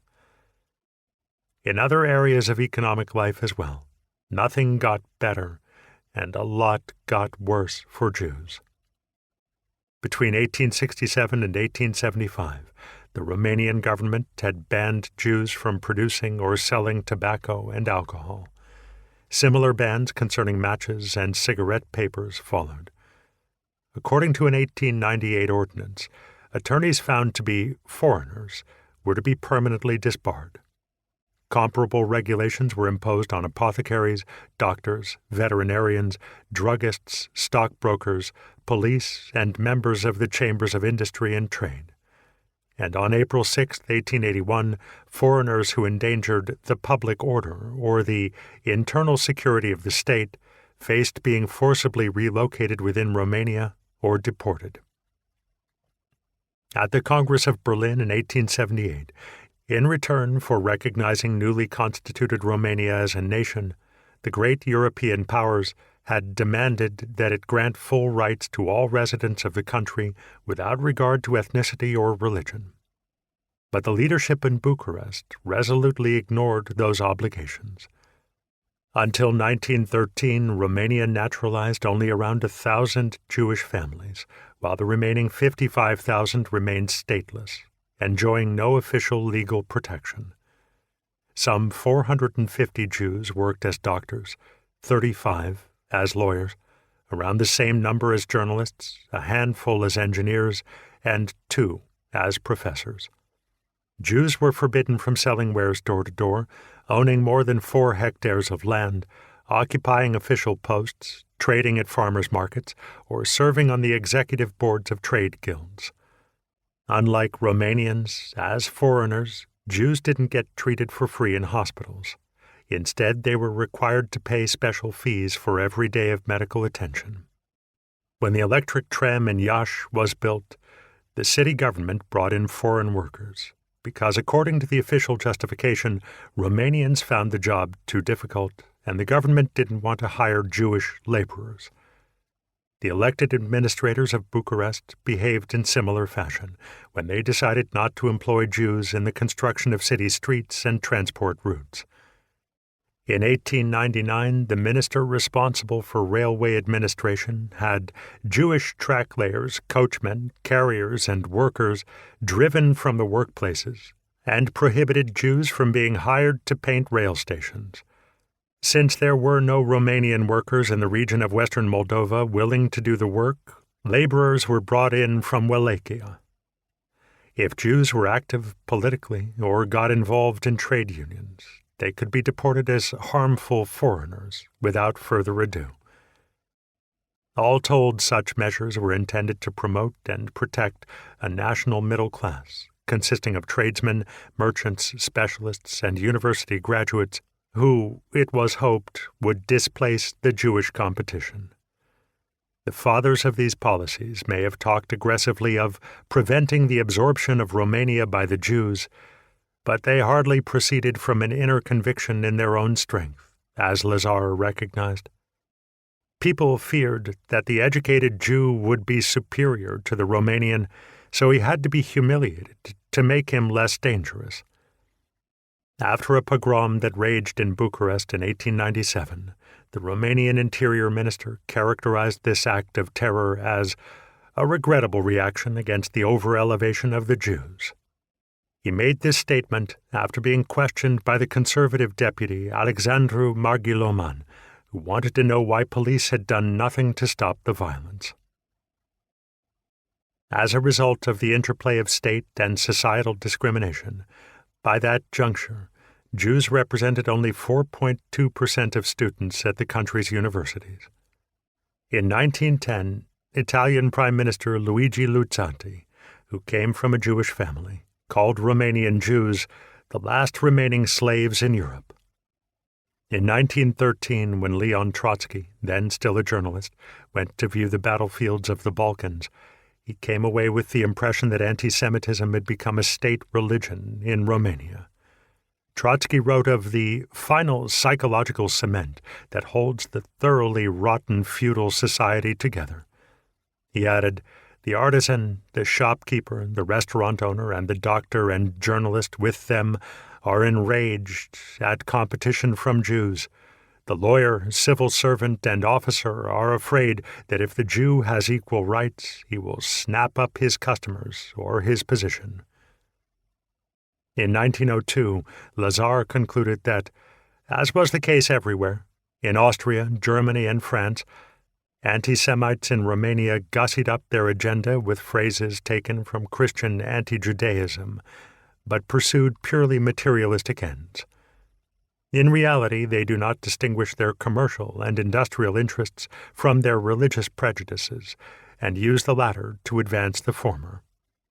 Lazar had nothing but bitter condemnation for Romanian socialists. In their earlier days, he wrote, they had advocated Jewish rights, but then had allied themselves with the liberals, centrist democratic nationalists, betraying their ideals or revealing their own fundamental lack of principles. With members also engaged in the chase for jobs and wanting to enjoy their share of the state budget, the party gradually disappeared. Those who remained in the Socialist Party merged with the liberals and became, like them, nationalists, protectionists, and anti-Semites. Enemies of Jews weren't content with getting parliaments and governments to pass anti-Semitic laws. They repeatedly engaged in destruction of property, larceny, and murder. In Bacău and Bocsani in 1890, in Bucharest in 1897, in Iași in 1898 and 1899, in Drenteni in 1900, and then with special vigor during the peasant riots of 1907. On November 8, 1895, Christian community leaders founded the Anti-Semitic Alliance, which took the Archangel Michael as its patron and was organized as a kind of lodge. Among its first members and pioneers were influential politicians, including government cabinet member and later Prime Minister Tait Ionescu, 1858 to 1922, and political scientist Alexandru C. Cuza, 1857 to 1947, who would go on to be Minister of State. This cross-party alliance, which defined itself as primarily economic, was dedicated to protecting the Romanian against the Jewish element, breaking Jewish financial preponderance, and paralyzing Jewish influence in all other areas. According to its statutes, the group issued publications and held an annual Congress of Anti-Semites in the Romanian capital in conjunction with all foreign anti-Semites alliances. In Article 2 of its constitutive document, the founders stressed the importance of driving Jews from Romania. Because the Jewish element is incapable of assimilation, the alliance will oppose their being granted political rights. It will employ all allowable means that can help make the situation of Jews in Romania impossible, and thereby encourage them to emigrate from the country. On May 16, 1899, in Iași, a university city, the alliance demonstrated what this meant politically. An eyewitness report published a year later, on May 3, 1900, in Vienna's Tagblatt newspaper, described what happened. A week in advance, manifestos were posted calling upon the Christian populace to rise up, teach Jews a lesson, and fly banners from their own homes so they could be recognized. Decorated with cockades and acting as official agents, the ringleaders went to surrounding villages, especially the suburb Ciurci, whose inhabitants are known as larcenous rabble, and commanded the mob to turn up on May 16th in Circus Sidoli, armed with sticks, for a large-scale anti-Semitic meeting. There was no shortage of money and wine to elevate the mood of the people. The meeting commenced, hateful tirades were held, two ladies from the demi-monde got up on stage to chant "Down with the Jews" and "Death to the Jews," and then everyone marched through the city, led by a band playing gypsy music, the students carrying banners that read "Down with the Jews" and "Death to the Jews." They were followed in wagons by the city prefect, the police prefect, the prosecutor, professors, and high-level civil servants. After the mob had been sufficiently incited, the first stones began to rain down on Jewish houses. Gendarmes and police watched from both sides of the march, and they were stripped of their arms as soon as they gave a hint of calling for calm. A gendarme captain named Vrabier, who was naive enough to take his job as a representative of public order seriously, had his skull split open before the eyes of the prosecutor. This was how the friends of Mr. Tait Ionescu marched through the streets, demolishing and trampling everything in their path. Woe to the poor Jew who didn't succeed in fleeing to safety quickly enough. The following day, the city was a terrible sight. Rubble and ruins were everywhere, as well as closed-up shops and terrified people discussing how they might save their very lives. This was the beginning of the general commercial decline. In addition to the general mistrust of Jews, credit restrictions further darkened their economic prospects and left them with no choice but the colossal mass emigration the organized anti-Semites had hoped to provoke. Within a few months, by the end of May 1900, more than 10,000 Jews had left Romania, many for New York, although 2,500 went to Turkey, 2,000 to London and Paris, and several hundred each to Cyprus and other Central European countries. By 1914, a quarter of Romania's Jewish population had emigrated. The percentage of foreigners in the total population had declined from 4.5 to 3.3, and the anti-Semitic alliance celebrated its initial series of triumphs. France, Dreyfus and the aftermath. Accused of libel, the renowned writer Émile Zola was called to answer for himself in front of a Paris court from February 7th to the 21st, 1898. His legal counsel was Georges Clemenceau, the later two-time French prime minister, who was then the editor-in-chief of the Republican newspaper L'Aurore. At issue in the case was a Zola article titled Lettre à Monsieur Félix Faure, an open letter to the French president. It was published in L'Aurore with the headline J'accuse on January 13, 1898. Filled with Republican outrage, Zola had taken up the cause of a French Jew who had been convicted of treason and dishonorably discharged from the French military in 1894. Army Captain Alfred Dreyfus had been imprisoned and left for dead on Devil's Island, French Guiana. Zola demanded that Dreyfus be exonerated and the witnesses against him be convicted of forging documents and perjuring themselves. In Zola's eyes, they were the real traitors to the French Republic and the rule of law, having disgraced and condemned the impeccably loyal Dreyfus on trumped-up charges of betraying military secrets to France's archenemy, Germany. Zola also accused them of merging anti-Republican themes with anti-Semitic ones, claiming that Catholic and Royalist France had branded Dreyfus a traitor for the sole purpose of whipping up popular rage against a supposed enemy lurking within, and thereby increasing support for the chauvinist and clerical reaction. Zola wrote, "It is a crime to poison the minds of the meek and the humble, to stoke the passions of reaction and intolerance by appealing to that odious anti-Semitism that unchecked will destroy the freedom-loving France of the rights of man." No sooner had Zola published his article than French anti-Semites unleashed violent protests in 55 cities. They occurred in 3 waves over the course of several weeks, and often the ones by students took the most extreme forms. The protesters destroyed Jewish-owned workshops and stores. Egged on by organizers, demonstrators in Paris chanted "Death to the Jews" and "Send Zola to hell." Graffiti reading "Never buy from Jews" and "France must belong to the French" were scrawled on walls. In French-run Algiers, there were also extended pogroms. On February 9, 1898, upon leaving the court building, Zola might have been beaten to death like a dog had he not been protected by a strong circle of police and had his horse not been such a good runner. On February 21st, a criminal court sentenced him to a year in prison and a fine of 3,000 francs. After his sentence was upheld on appeal, Zola fled for a few months to England. It's worth remembering that while, as a Republican, he adopted the cause of an unfairly persecuted Jew, as a pioneer of the naturalist novel, he also didn't shy away from quite unlikable depictions, Dubnoff, of Jews in works such as Nana, 1880, and L'Argent, 1891.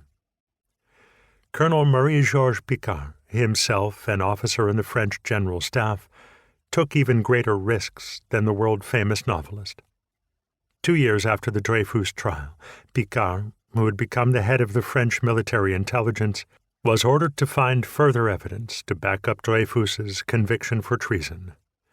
Picard initially set about this task in the belief that Dreyfus's court-martial had been completely above board. After reading the secret dossiers on the case, however, he was disabused of that idea. Picard discovered forged documents, and his investigation soon turned from Dreyfus to another officer, who was a well-known pleasure lover and heavily in debt. The results of Picard's investigation didn't sit well with his superiors. In the name of military fraternity, they canceled the review of the Dreyfus case and transferred Picard to another job. But Picard refused to go quietly, giving the results of his investigation to a notary for safekeeping, and later writing a letter to the French Prime Minister offering to provide proof that the General Staff had forged incriminating evidence against Dreyfus. Picard established the foundation upon which Zola and his allies could launch their campaign and achieve a retrial of Dreyfus in 1899. Those proceedings only resulted in a pardon.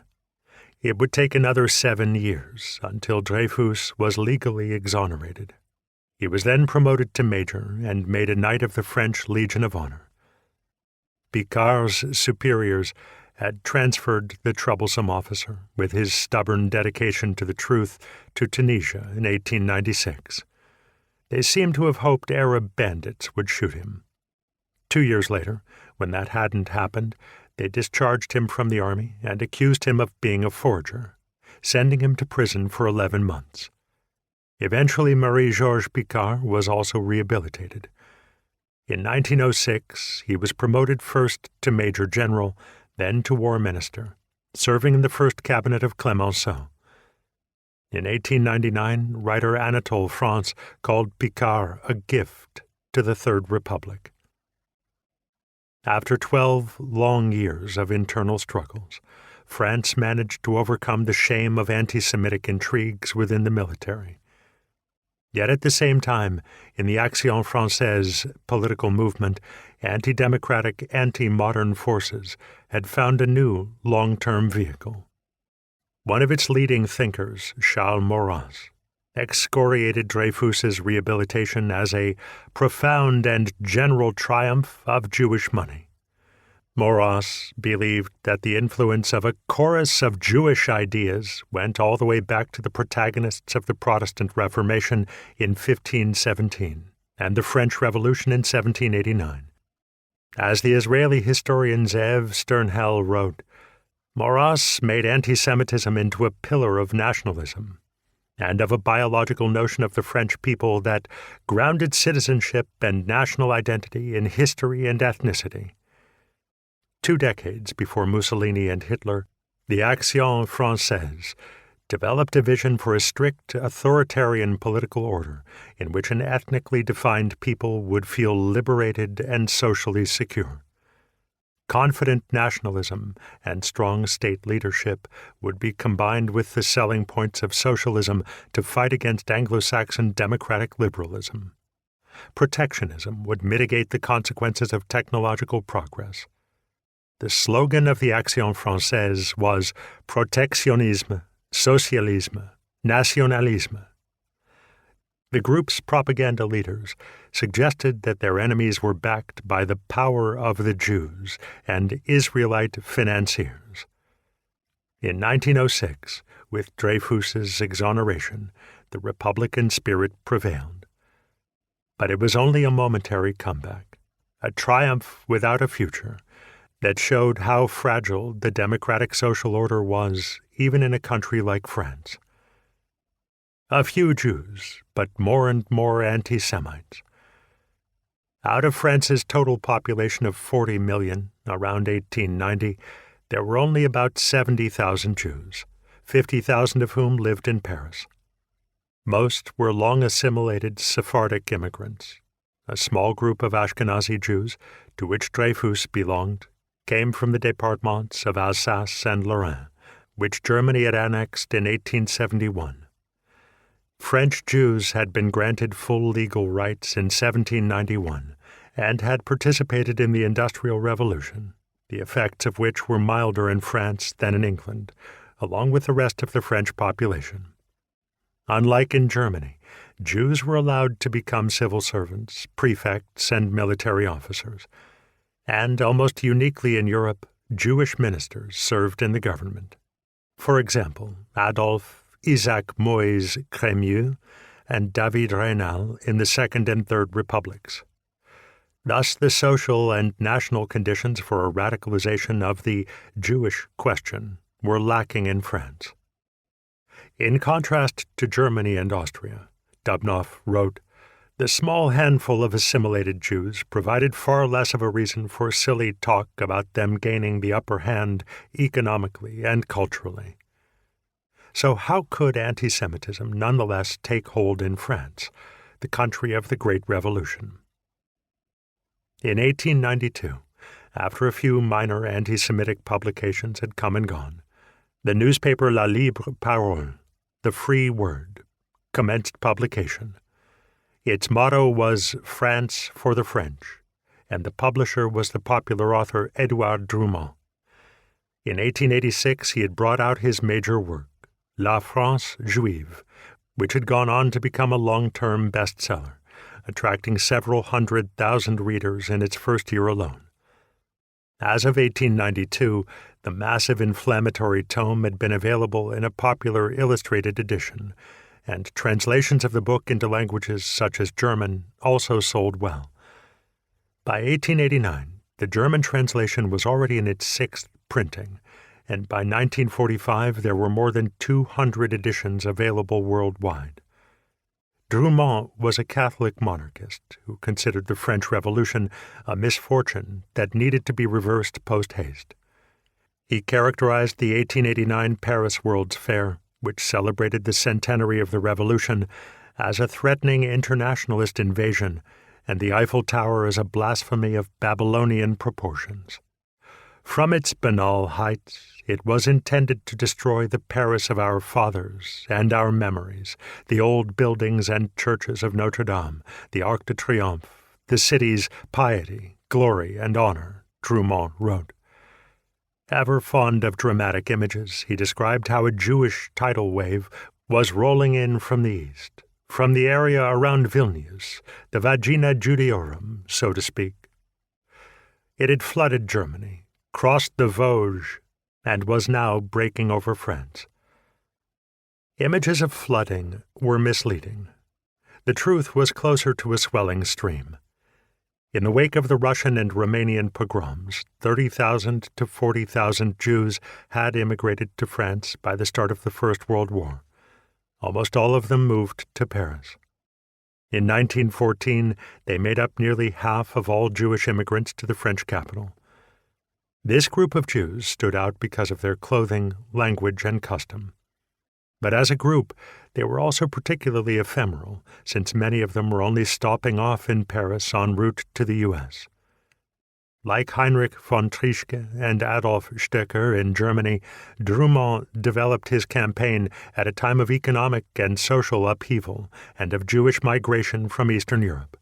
Drumont accused Jews of having no positive creative gifts and of being selfish, emotionless, lustful, avaricious, disrespectful, presumptuous, exploitative, craven, arrogant, argumentative, sly, treacherous, megalomaniacal, usurious, damaging to public morals, blasphemous, traitorous, and more. On the first pages of his book, Drumont attributed all these ugly characteristics to the Semite, itself a new derogatory word. The author, who otherwise had nothing good to say about Germans or Protestants, imported the term anti-Semitism from Germany. Drumont frequently ended his newspaper editorials with the slogan, "Down with the exploiters and thieves." In La France Juive, he asked, "Why would a Christian leader, a man of firm convictions and broad vision, who considers matters not from a conventional perspective, but looks at them directly, why would he not confiscate Jewish assets?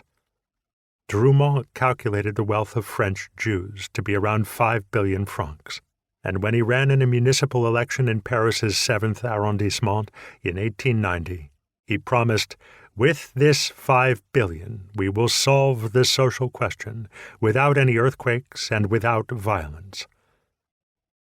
The roots of Drumont's ideas were in part traditionally leftist, and he described socialist Alphonse Toussaint, a disciple of Charles Fourier, as his spiritual father.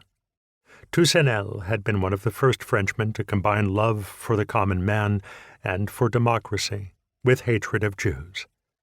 In his 1845 book, Les Juifs, Rois de l'époque, he demonized Jews as a nation within the nation, speculators, parasites, and fraudulent wheeler-dealers.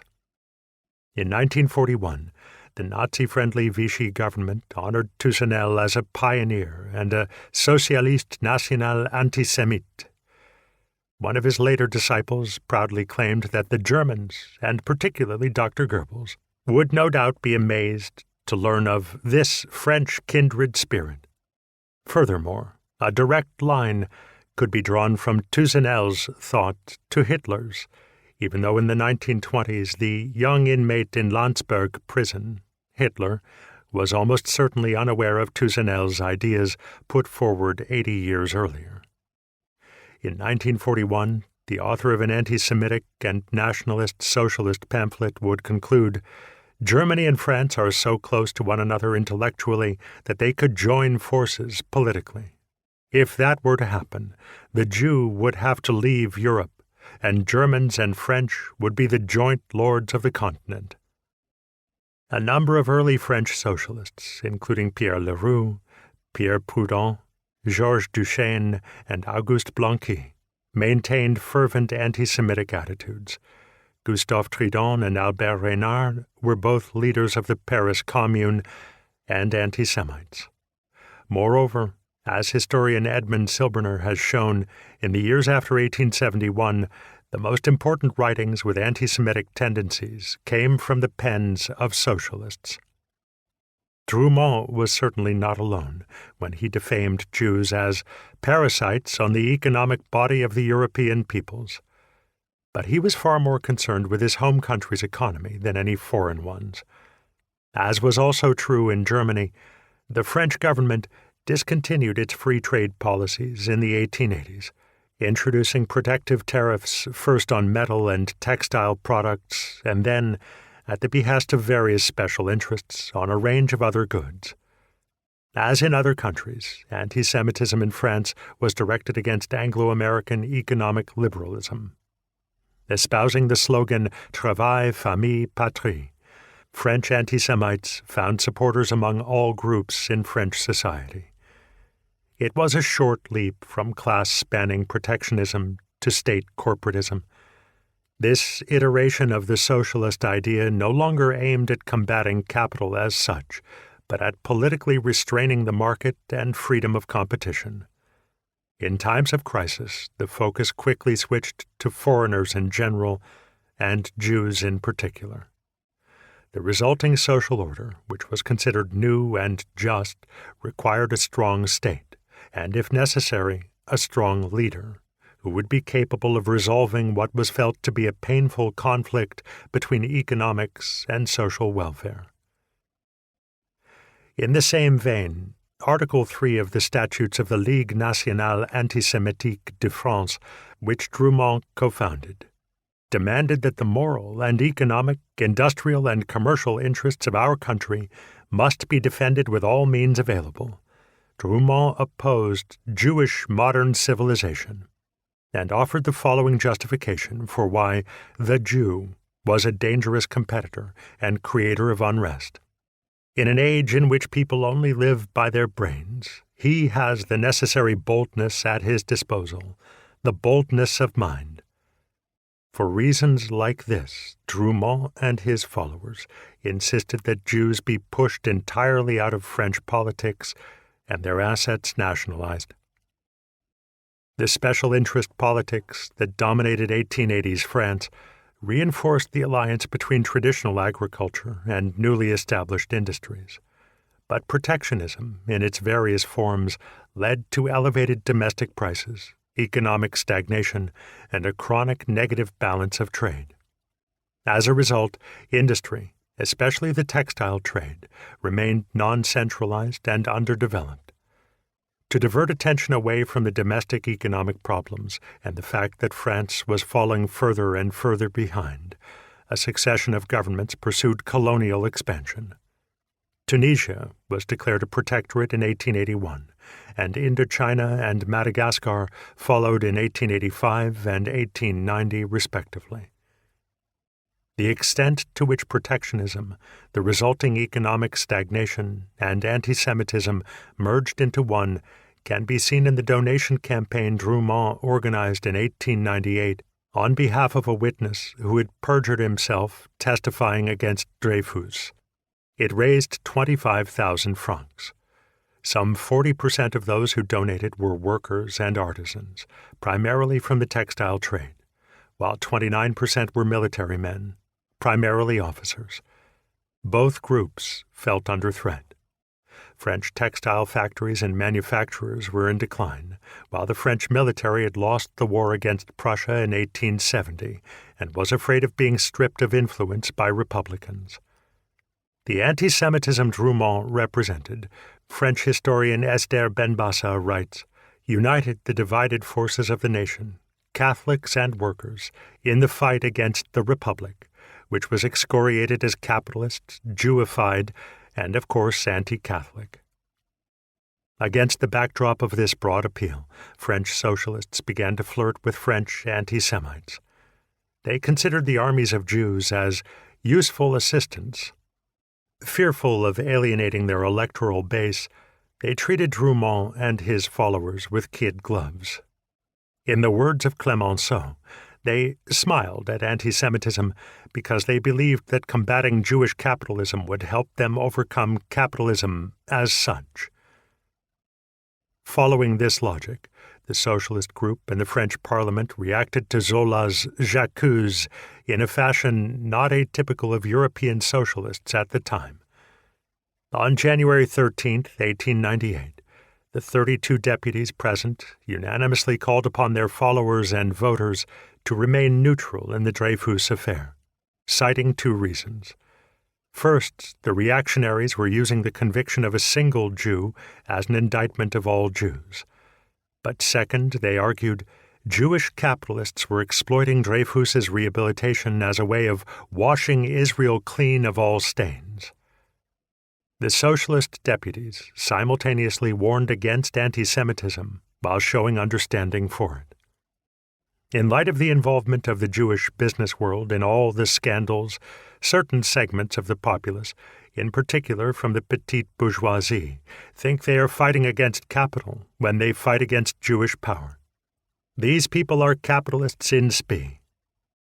That was the position of France's socialist press on January 20th, 1898. At the same time, Drumont reached out to socialists as incipient anti-Semites, writing, Christian civilization nurtured labor, ennobling and honoring it in well-chosen words. Jewish civilization, led by capitalist Jews, exploits labor. By 1925, some 100,000 Eastern European Jewish immigrants had settled in France.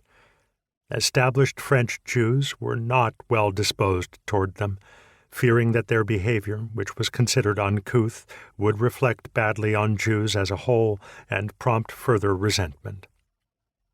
Nonetheless, the time between Dreyfus's rehabilitation and the start of the Great Depression in 1929 was relatively calm. The First World War and France's victory over Germany temporarily drowned anti-Semitism in a wave of patriotic enthusiasm. Most Jewish immigrants from Poland, Russia, and Greece were integrated as they rose into the middle classes. The second generation had already established itself in the free trades, the higher levels of administration, and the universities.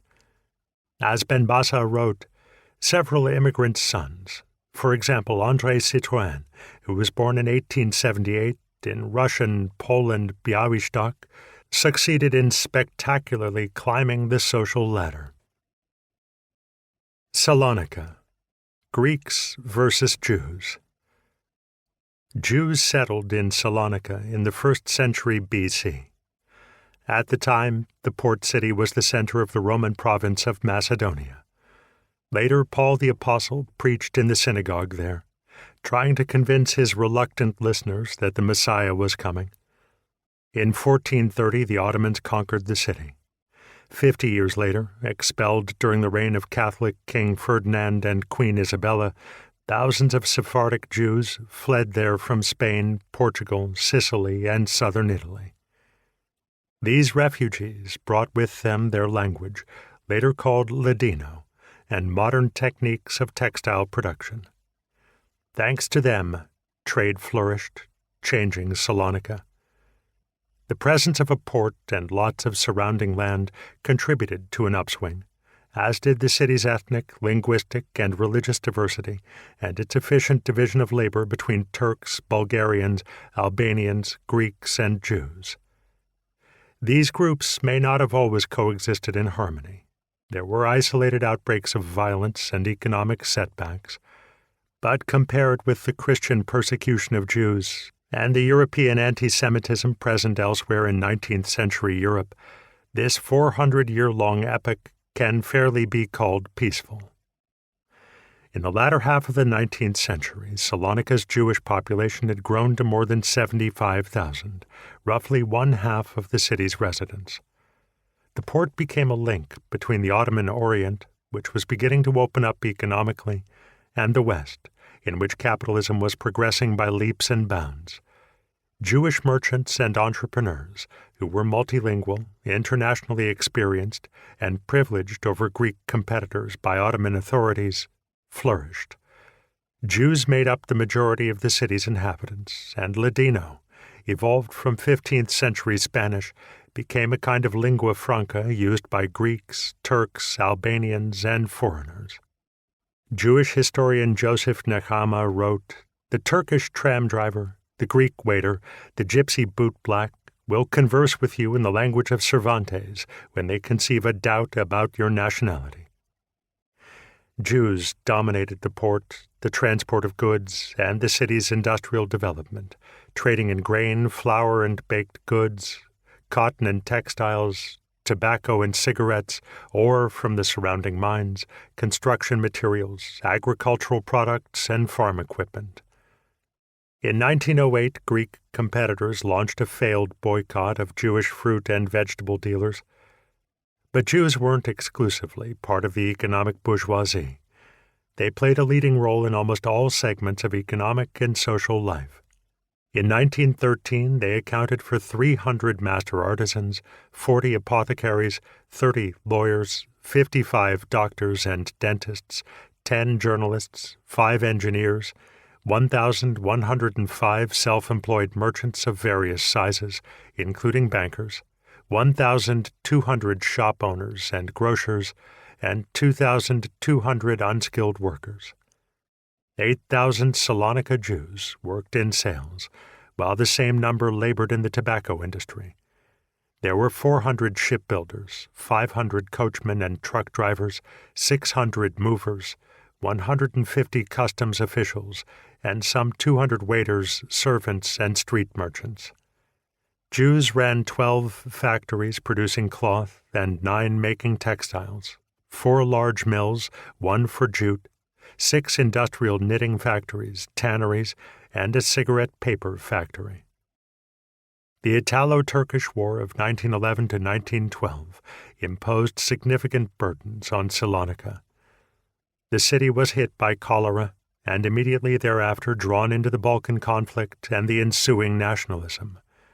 Concepts like Bulgarianization, Hellenization, and Turkification were on the rise, and nationalist aggression challenged the city's tradition of diversity.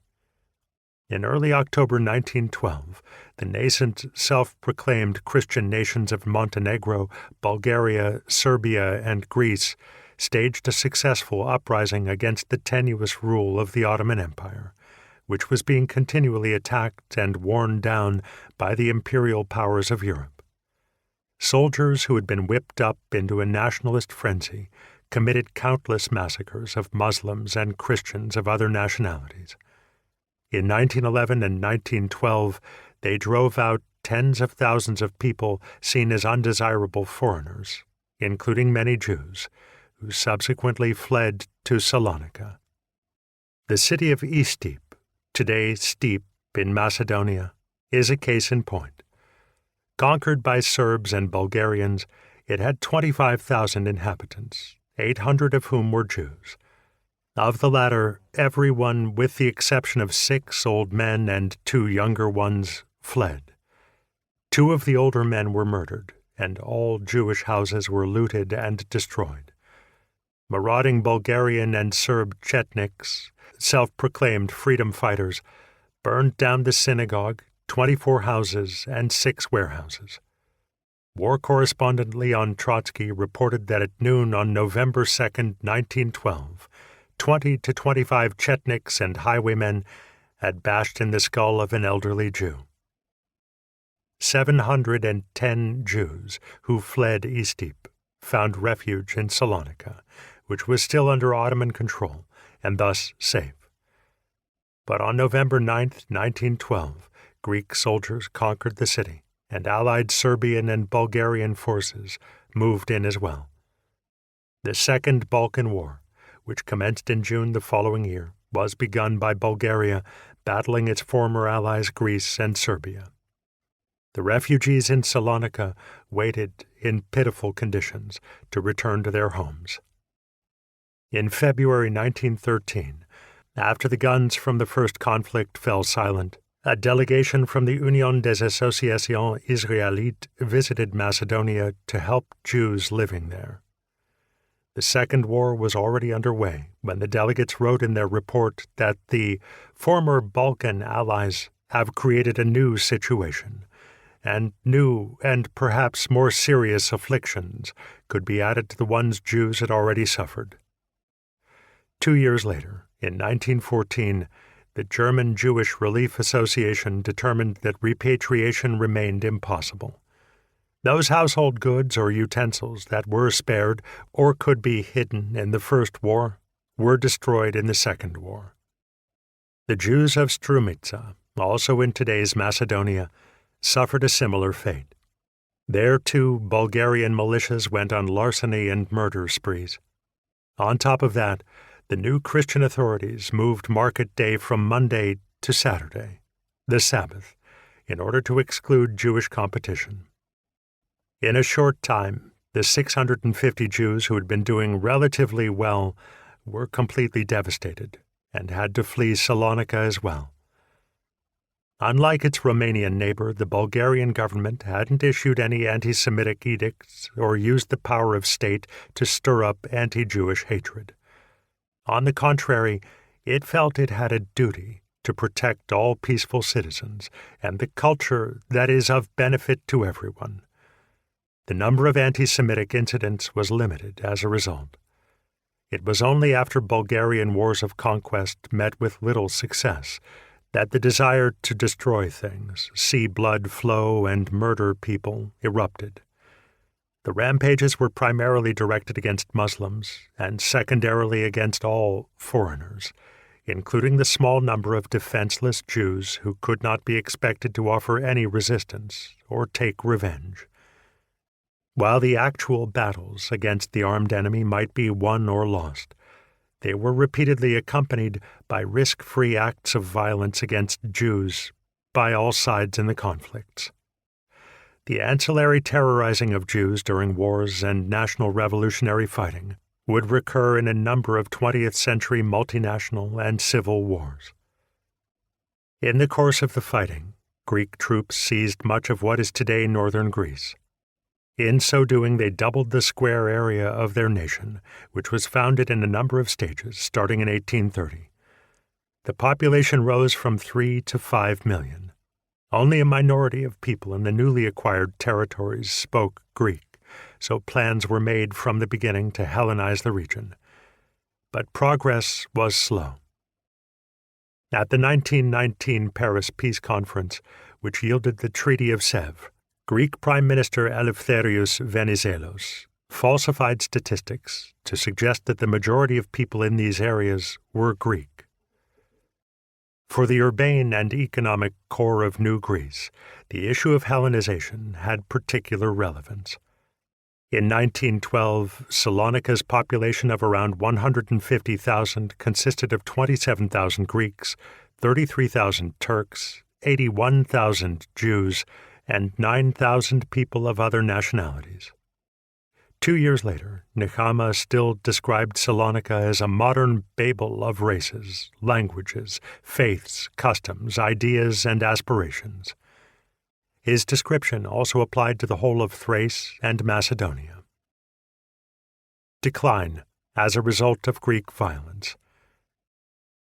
In contrast to the Greek minority, Jews had good reason to want Salonika to remain under Ottoman domination during the Balkan Wars. As Maria Margaroni has argued, neither the anti-Semitic attitudes of their Greek fellow citizens nor the financial disadvantages gave Jews any incentive to join economically weak Greece or any hope that they would feel at home in the new Greek fatherland. With Salonika's annexation to a nation engaged in hostilities with all its neighbors, its economic heart, the port, went into steep decline. Cut off from its traditional trading partners, Salonika essentially disappeared from view. Greece's strict isolationism robbed the city of its basis for existence. Open borders and the internationalism of a unique Ottoman European Muslim Jewish Christian metropolis, whose downfall was now sealed. The new borders after the First World War soon similarly deprived Trieste, Chernivtsi, Timișoara, Gdansk, and Łódź of their functions. One reason for the passivity of Salonika's Jewish inhabitants was that they knew how violent Christian Greeks could be. During the wars for Greek independence from 1821 to 1829, Greeks had almost completely annihilated the Jewish communities of the Peloponnese, massacring both Jews and Turks and making them flee for their lives. The British consuls in Patras and Constantinople reported that thousands of Jews had been tortured or killed by Greek national fighters. A Jew who had fled to Corfu told of 5,000 Jews being butchered in Tripoli, the capital of the Peloponnese. That number may have been exaggerated, but what is certain is that after the Greek Revolution, there were no Jews living there or in the other cities liberated by Greek nationalists. In 1821, Jewish residents had been slaughtered en masse by enraged Greeks, in the words of Dubnoff, and the revolutionary movement had meant nothing for Jews in Greece other than a gruesome bloodbath. Some of those who had escaped being massacred fled to the Ottoman Empire, to Salonika, Constantinople, or Izmir, while others sought refuge on the British Ionian islands of Corfu and Zakynthos. In the second half of the 19th century, as further parts of today's Greece gained their independence, Greeks committed further atrocities. A good example is Corfu, which had joined Greece in 1864. There, to cite Dubnoff again, hatred of Jews and mercantile envy coincided. Acts of terror recurred at odd intervals and forced many Jews to flee the island. On Easter in 1891, 20 Jews were killed in pogroms. 5,000 Jews lived on Corfu at the time, but by 1941 that number had shrunk to just 1,900. Pogroms also took place in Volos, Larissa, and Trikala, in what is today central Greece, and hundreds of persecuted Jews fled to Salonika while it was still under Ottoman rule, and to Izmir, Egypt, and Italy. The regular Greek troops and paramilitaries who conquered Salonika in 1912 considered themselves liberators, but Muslims and Jews feared them and saw them as invaders. The Greek troops did everything they could to turn those fears into reality, and it was the Jewish community that suffered the most under them. Greek soldiers looted 400 Jewish businesses and more than 300 Jewish homes, raped more than 50 Jewish women, and arrested and extorted money from well-known Jews. They also murdered at least 2 Jewish men and massacred 60 Muslim civilians. No sooner had the victors marched in than scenes reminiscent of the 30 Years' War played out on Warta Street in the middle of the Turkish Jewish quarter, wrote the Berliner Tageblatt. Who can tally up all the acts of violence which were encouraged by the absence of gendarmes in the field? And there were fatalities as well. Here and there you could see bodies lying on street corners. What people said about this recalled the pogroms in Holy Russia. Nechama described how the atmosphere had changed. The Greeks in our region were jealous of our mercantile success and wanted to permanently displace us. They ignored the handful of Turks, whom they didn't consider serious competition, and proceeded directly to attacking Jews. Hamburg merchants received this concerned message. The Greeks are demanding government support for their struggle against the preponderance of the Jewish element. In Athens, Greeks insisted on an offensive, prohibited under Greek law, against Jewish commercial houses, which were highly regarded internationally for their reliability. The Greek burghers of Salonika immediately put these illegal measures into practice.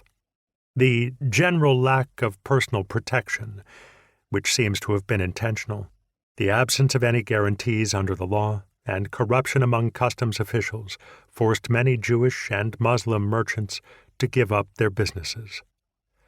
Every day when the increasing numbers of Greek ships docked at the port, the first thing the vessel's captains asked was whether the dock workers were Greeks or Jews. They refused to hire Jewish workers. Jewish dock workers were only allowed to unload non-Greek ships. In August 1917, a major fire destroyed the heavily Jewish center of Salonika, leaving some 45,000 Jews homeless. The Greek government made small compensation payments, but forbade most victims from rebuilding their homes in this 2-square-kilometer area of devastation. The government policy amounted to a mass expropriation, and Jews were the ones affected in 75% of the cases. Those left unhoused were quartered in hastily erected barracks and tents on the edge of town. The winter of 1918-19 was a hard one, and 1,569 Jews died within a month. Those who neither perished nor emigrated dispersed. The ruins of the city center were rebuilt in modern fashion, and the property affected by the fire was sold off at high prices to private buyers. The fire thus accelerated the massive increase in the city's Christian population and the emigration of thousands of Jews whose families had lived in Salonika for generations. They left for the U.S., France, Italy, and Alexandria, Egypt. When Germans occupied the city in 1941, roughly half of Salonika's Jews were still living in emergency accommodations. 3. Peace, Civil War, Pogroms. For millions of Europeans, the official end of the First World War brought no peace. Bloody revolutionary, nationalist, and interventionist wars ravaged the former Russian Empire and demoralized the people who lived there. Hungarian and Romanian troops waged fierce battles over the future borders between their countries, even as the Hungarian Republic of Councils was subjugated by counter-revolutionary forces. Yugoslavian soldiers attacked Kärnten, Austria, and Polish troops marched on Kiev. There were territorial conflicts in various spots between Germany and the newly created Polish state. Some 3,000 people died in the fighting in Upper Silesia. Those numbers may have been small compared to the millions of casualties in the national wars, revolutions, and counter-revolutions in Eastern Europe, but the internal outbreaks of violence and the wars over borders and against minorities that followed the 1918 armistice and the Paris peace agreements radicalized people and made them impatient for action. Hundreds of thousands of people who had been declared persona non grata left the territories Germany, Austria, Bulgaria, and Hungary had been forced to cede or otherwise lost. All too often they were driven from their homes. 2 million people fled Russia for Western Europe, which itself was suffering from hunger, spiritual and material ruin, and a harrowing Spanish flu epidemic. Crises, insecurity, malnutrition, and the disintegration of law and order fueled hatred for Eastern European Jews. The survivors of the Great War swept aside old social orders in Eastern, Central, and Southern Europe. They followed the principle of self-determination of peoples, an idea that initially sounded benevolently democratic but soon became a shrill call to arms. It had been popularized at the beginning of the First World War by the Russian revolutionaries Lenin and Trotsky. In September 1915, together with 38 socialist delegates from 11 countries who met secretly in Switzerland's Simmerwald forest, they endorsed the nationalist cause unanimously and enthusiastically. One passage from the Simmerwalder Manifesto, written by Trotsky, read, "The right of nations to self-determination must be the unshakable foundation of national relations." National self-determination. No sooner had it taken power in late 1917 than the Bolshevik government in Russia proclaimed the right to national self-determination. In reaction, U.S. President Woodrow Wilson also adopted the concept, using it as the guiding political idea for his 14 points, which were intended to lead a just, lasting post-armistice peace. In January 1918, even as cannon were still firing on all fronts, Wilson presented his plan to Congress. He understood national self-determination in American terms as a step toward national independence, modern, democratically legitimated constitutions, the rule of law and order, equitable relations between peoples and interests, and the constraint of violence between states and expansionist aggression. In November 1918, as the war came to an end and the historic powers in St. Petersburg, Vienna, and Berlin collapsed, the springtime of nations, so hotly anticipated by political strategists, proceeded less peacefully than hoped. Wilson was not to blame.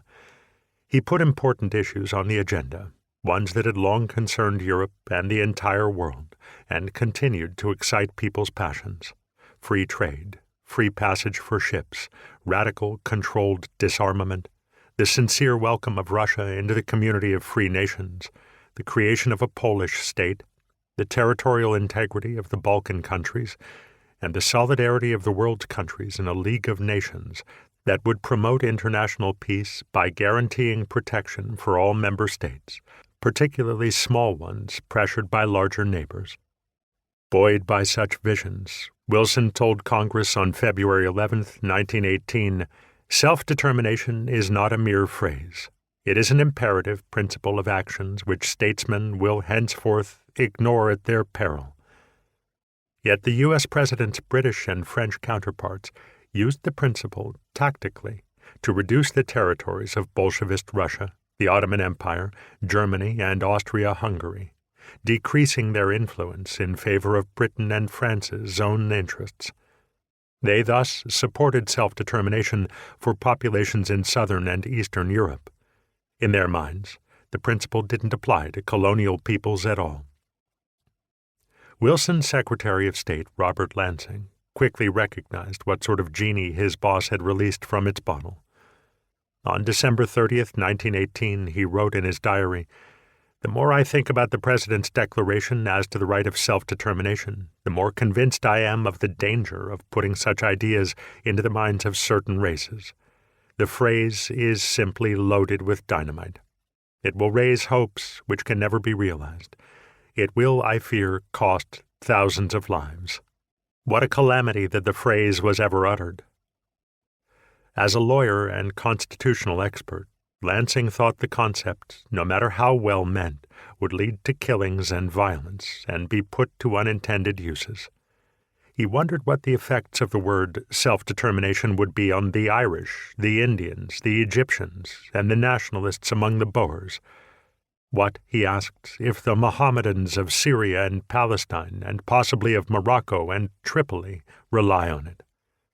Moreover, How could it be harmonized with Zionism, to which the president is practically committed?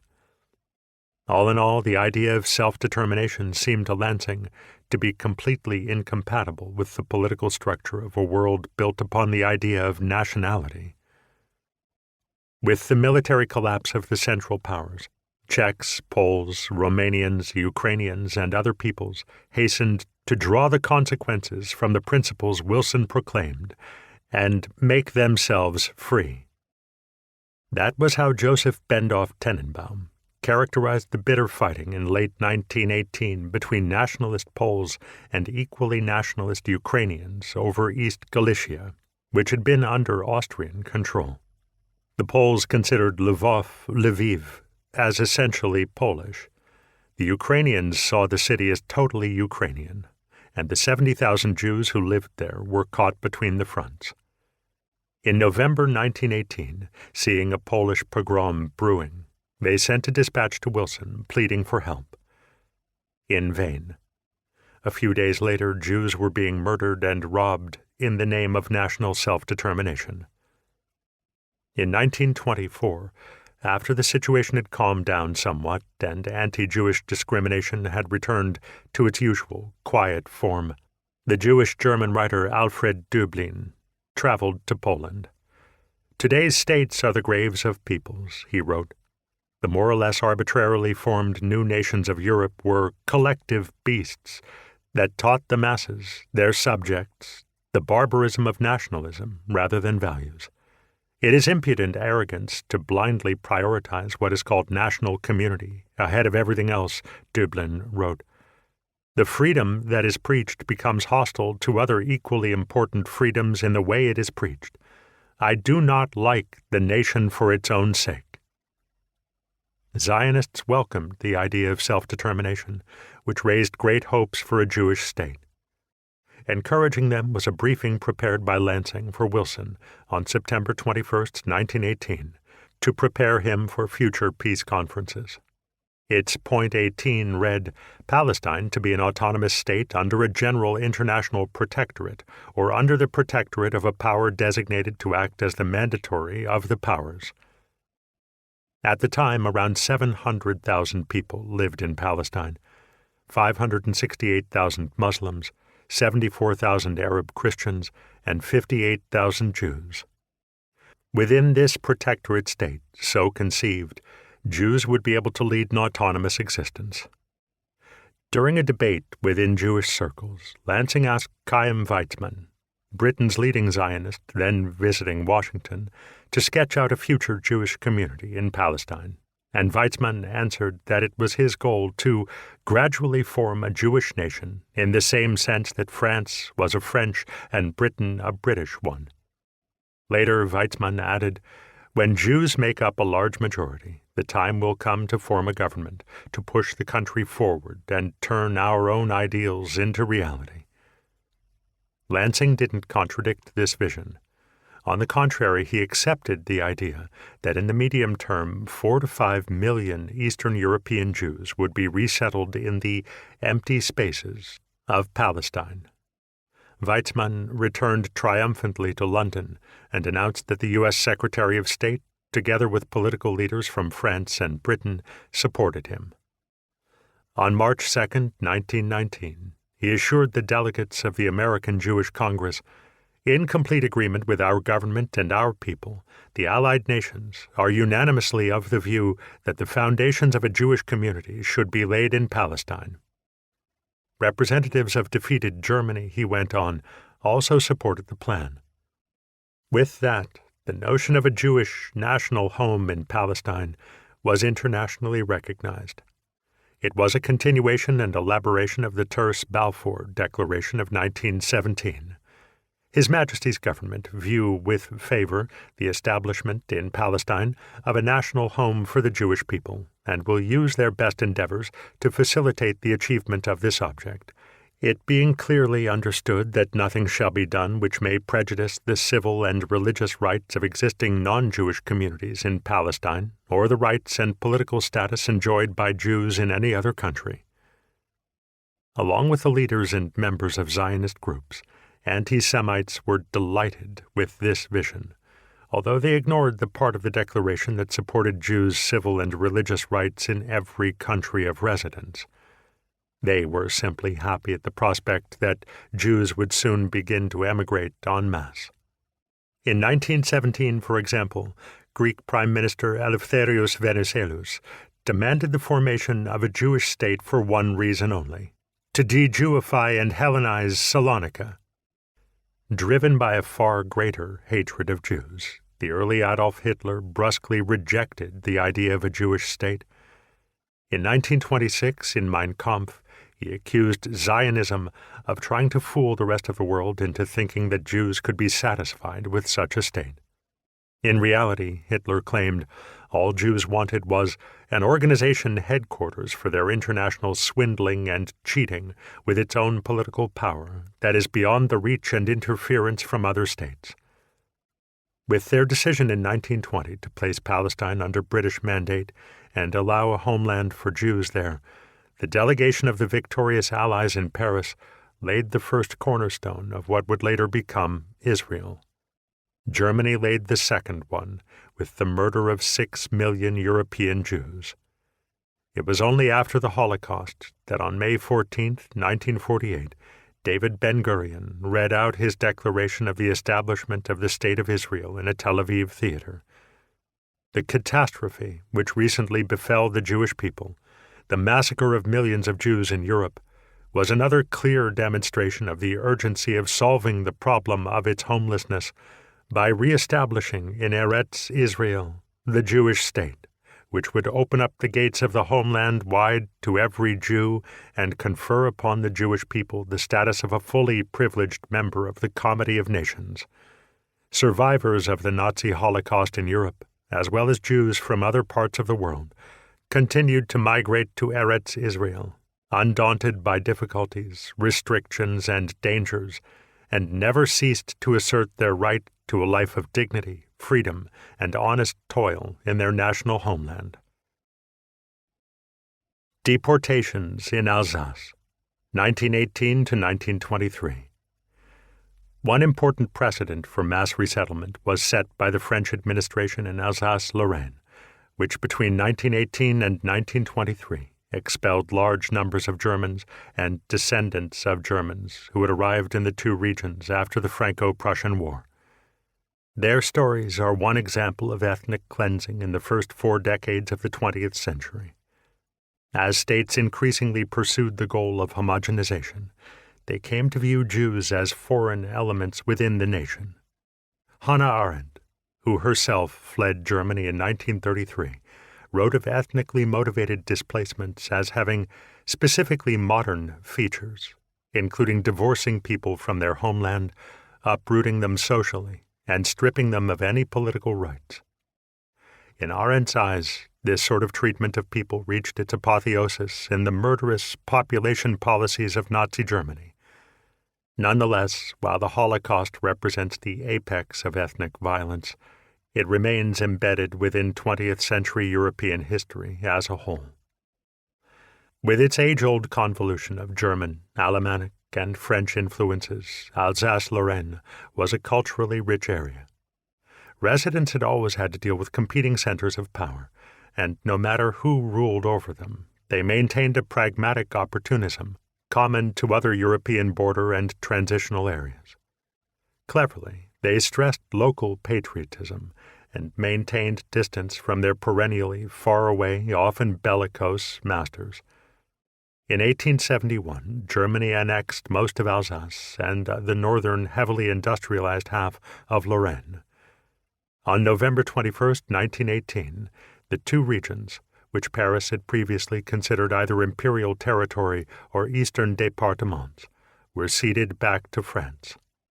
From 1940 to 1944, they were once again made parts of Germany.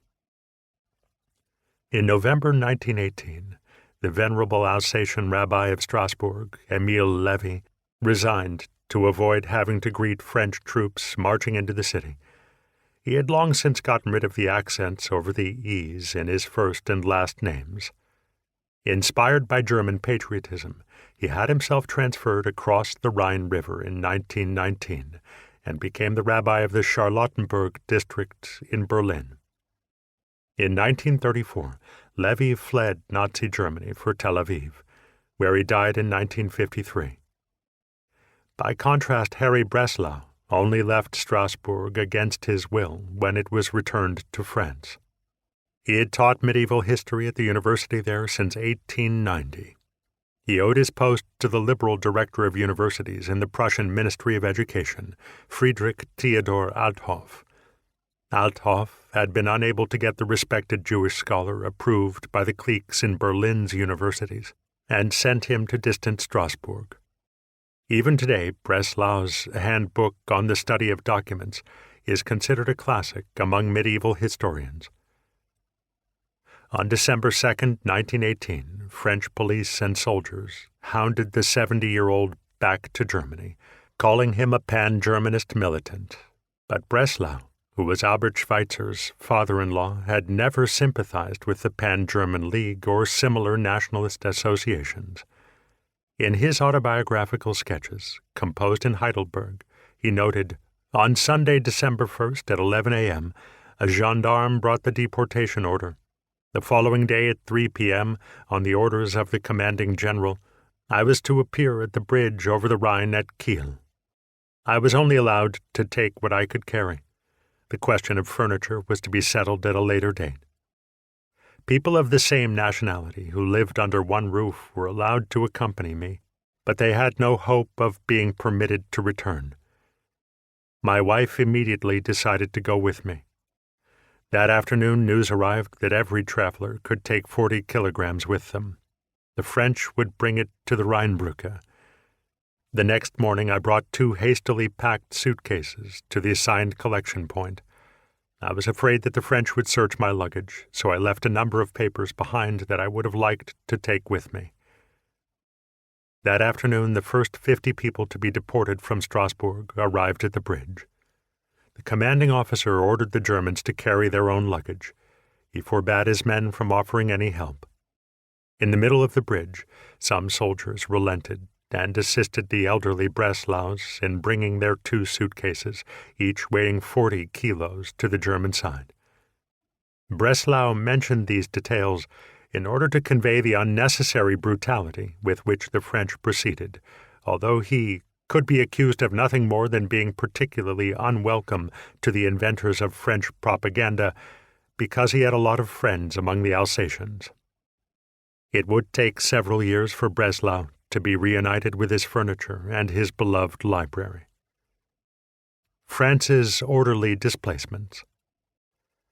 The fate suffered by the Breslaus would be shared by at least 100,000 others in the months that followed. Deportees were usually only informed that they would have to leave France 24 hours before their departure, and they, too, were only allowed to take 40 kilos of luggage, in some places less. 12 commissions de triage, with 3 members each, decided who was to be driven out of the region. The ultimate aim was épuration, or cleansing. The commission made their decisions on the basis of informants' denunciations and police and intelligence service dossiers. Their mission was to weed out all suspects, personae non grati, and pan-Germanists, in order to cleanse Alsace-Lorraine from all the effects of the annexation. On January 24, 1919, French President Georges Clemenceau ordered blanket orders to the committee members that, where and however the presence of Germans affected the public order, the threat is to be removed immediately. Clemenceau was not just worried about Francophobe German militarists, but also about leading social democrats and trade union organizers, men who had been active in Strasbourg's revolutionary workers' and soldiers' councils before the region had been put under French control. Union and SPD activists were deported or detained, including several who had organized labor activities while Alsace-Lorraine was part of the German Empire. From the outset, Clemenceau used the policy of épuration to pursue social and political ends. He emphasized to committee members that they had a duty to get rid of superfluous German workers, so that the people of Alsace and Lorraine are not driven into unemployment. To benefit demobilized French soldiers, it was ordered that German workers were to be the first to be fired in and around the city of Colmar. An anonymous informer reported that several Germans were still employed in the electrical plant in Turkheim. The letter writer demanded that these undesirable people be deported. On April 12, 1919, the local police commissioner wrote to the regional administrator, "I take the liberty of informing you that a number of Boches, a pejorative term for Germans, are still at work on the construction sites of Münstertal, while Alsatians are sitting around on the streets looking for work." Germans who were already unemployed were also put on the lists of undesirables because they represented a potential burden to the French social welfare system. To protect public hygiene, French officials drove German prostitutes into Germany. The same happened to antisocial or degenerate elements, a category that included the unemployed Pole Maurice Feibusch, who was accused of doing black market labor. The commissions soon ceased, however, to apply the category undesirable to specialists and other people whose skills could not be easily replaced. This process of differentiation between people repeated itself in much harsher form in 1939 in German-annexed areas of Poland, Alsace, Luxembourg, and the Finnish-Russian border region of Karelia, and after 1945 in Carpathian Ukraine, Sudetenland, former eastern and southeastern Poland, Soviet-annexed East Prussia, Siebenbürgen, and Banat. In these places, too, the ruling powers made exceptions for specialists and other essential workers. Wherever foreigners were displaced in Europe, the category undesirable was expanded and contracted to meet social and economic needs. As a rule, minors were usually allowed to stay in their homes, while members of the intelligentsia, shopkeepers, farmers, and the sick, the aged, and those branded as antisocial were made to disappear. As was the case elsewhere when people were displaced, the expulsion of Alsatian Germans was justified as an act of punitive payback and accompanied by schadenfreude, vandalism, and larceny carried out by the majority. As Germans were being deported from Colmar, taking with them only what they could carry, a corridor of hatred formed along the sidewalks, and a respected woman in the town spit upon one man's frock coat. Youths pelted the Germans with small stones and horse dung and sang Musi den zum Städtle Erus. Must I leave this little town? Families of Germans who had moved to Colmar anticipated deportation and began to make preparations. One of them, schoolteacher Wilhelm Schmitz, who was originally from the German Rhineland, took out an ad in the local paper reading, "Due to an impending move, entire household up for sale cheaply. Everything in good condition, bedroom, bureaus, make-up tables, armchair, chaise longue, chairs, beds, mirror, tables, and pillows." Neighbors looted the furnishings of apartments deportees had been forced to leave behind. Even when there was no looting, French officials arranged orderly auctions to sell off the contents of people's homes at bargain prices, with the proceeds going to state coffers. Who was considered German and who was deemed French? The majority of the classifications, according to the friend or foe schema in Alsace-Lorraine, were not made by the Commission de Triage. They were far too slow and were disbanded in late 1919. Officials at the residence registry offices were far more efficient because they differentiated less between individual cases. On the basis of the residence registry, they classified the 1.9 million people in the region using 4 groups: A, full French; B, partly French; C, necessary or tolerated foreigners; and D, Germans. Class A identity cards were reserved for people of pure heritage, whose parents or grandparents had all been born in the region or in France. In case of doubt, people had to prove their lineage. A Class A identity card bearing the tricolor gave holders the right to travel, vote, and work. 1,082,650 people enjoyed these liberties. Those who were the product of French-German mixed marriages fell into Category B. The corresponding identity card bore 2 red stripes on the side. People in this group, of whom there were 183,500, were allowed to attain full citizenship if they proved their loyalty over the years. Until then, they lived as second-class citizens, always under threat of deportation. Only 55,050 people, whose grandparents came from neutral or French Allied countries, fell into Category C. Almost all of them were workers who had come under German rule to Alsace-Lorraine to work in the mines or in industry. Their labor was still very much in demand, so they were given preferential treatment. Group D encompassed 513,800 people of German heritage, or roughly 1/4 of the region's population. They had been born in Alsace-Lorraine, but their parents had moved to the area after 1870. The files drawn up for these people by French bureaucrats bore the heading Purgatoire. These criteria meant that a man with German parents who was born in Alsace could be given the classification D, while his French wife would be put in Category A. The children would end up in Group B when they reached adulthood. Minors were automatically given their father's classification. Along with difficulties in finding work and the constant threat of deportation, people in Group D were economically disadvantaged in a number of other respects, and were systematically robbed by the state insofar as they were forced to exchange money and other liquid assets in Reichsmarks at the poor rate of 1.25 to 1 franc, while the rate for everyone else was 0.74 to 1. The Bulgarian government would do something similar with Jews in 1941, when they introduced the lev into annexed parts of Macedonia and Thrace. The French government also fired many Germans who worked in the public sector and the postal and rail services.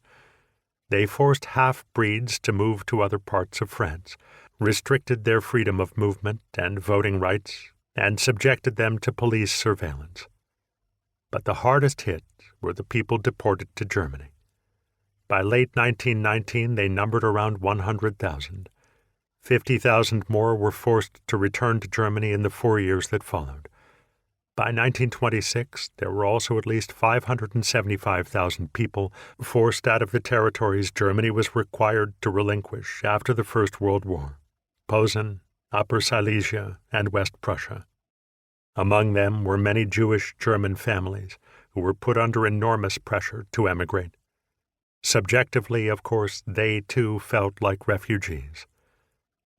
In France, those summoned before the committees as foreigners weren't allowed to view their files, which often contained denunciations by informants, nor were they permitted to introduce witnesses and evidence on their behalf. They had no legal counsel or any possibility of appeal. The witnesses for committees remained anonymous and didn't have to testify under oath. Past quarrels, business competition, envy among colleagues, ambition, and plain treachery produced so many accusations that as early as December 1918, the police director of Strasbourg complained of being unable to deal with all the denunciations he was receiving in the mail. At that juncture, France had suspended the principle of equality for all before the law, of which it was otherwise so deservedly proud. Of the 1.9 million inhabitants of Alsace-Lorraine, 85% indicated that German was their native language. Under German rule, between 1871 and 1914, French had remained the official language in local government offices and schools wherever French native speakers were in the majority. It was only with the start of the First World War that French became the mistrusted language of the enemy. After the fighting stopped, victorious France was quick to try to Romanize the region. Strict centralizing rules were intended to eradicate the linguistic and cultural particularities of the inhabitants of the Franco-German border region and inculcate them with French nationalism once and for all. With the ethnic cleansing programs affecting many school teachers, the prefectures offered higher wages to attract teachers and superintendents from the French heartland. As a rule, these people spoke not a word of German, yet they were charged with teaching classes in which less than 10% of the pupils spoke French. One example, many imitators. Systematically and bureaucratically classifying masses of people within a larger populace on the basis of where their parents and grandparents had been born was something that had never before been done in Western Europe. France did not pursue this process of national sorting and expulsion to its ultimate conclusion. With the signing of the Treaty of Versailles, a milder pragmatism gradually won the upper hand. Beginning in the mid-1920s, the Third Republic naturalized people of German descent still living in the country, although they often had to pass a variety of individual tests. People with names like Karl Georg Goethe became Charles-Georges Goethe. School administrations were particularly strict in insisting upon the romanization of names. The twin ideas of selecting out certain groups for deportation and rigidly insisting upon a national language spread through Europe between the world wars. With the motherland of European republicanism having legitimized such methods, the newly founded and formed nation-states of the continent quickly stripped and denied people of citizenship because their parents or grandparents weren't Bulgarian, Greek, Romanian, Latvian, or Polish. Conversely, many older people lost their right to reside in the places their children or grandchildren did. In the fall of 1935, Nazi Germany defined who was Jewish in what became known as the Nuremberg Laws. After considerable debate, the authors of the legislation decided that the crucial criterion was the religion of a person's grandparents, something that was relatively easy to determine.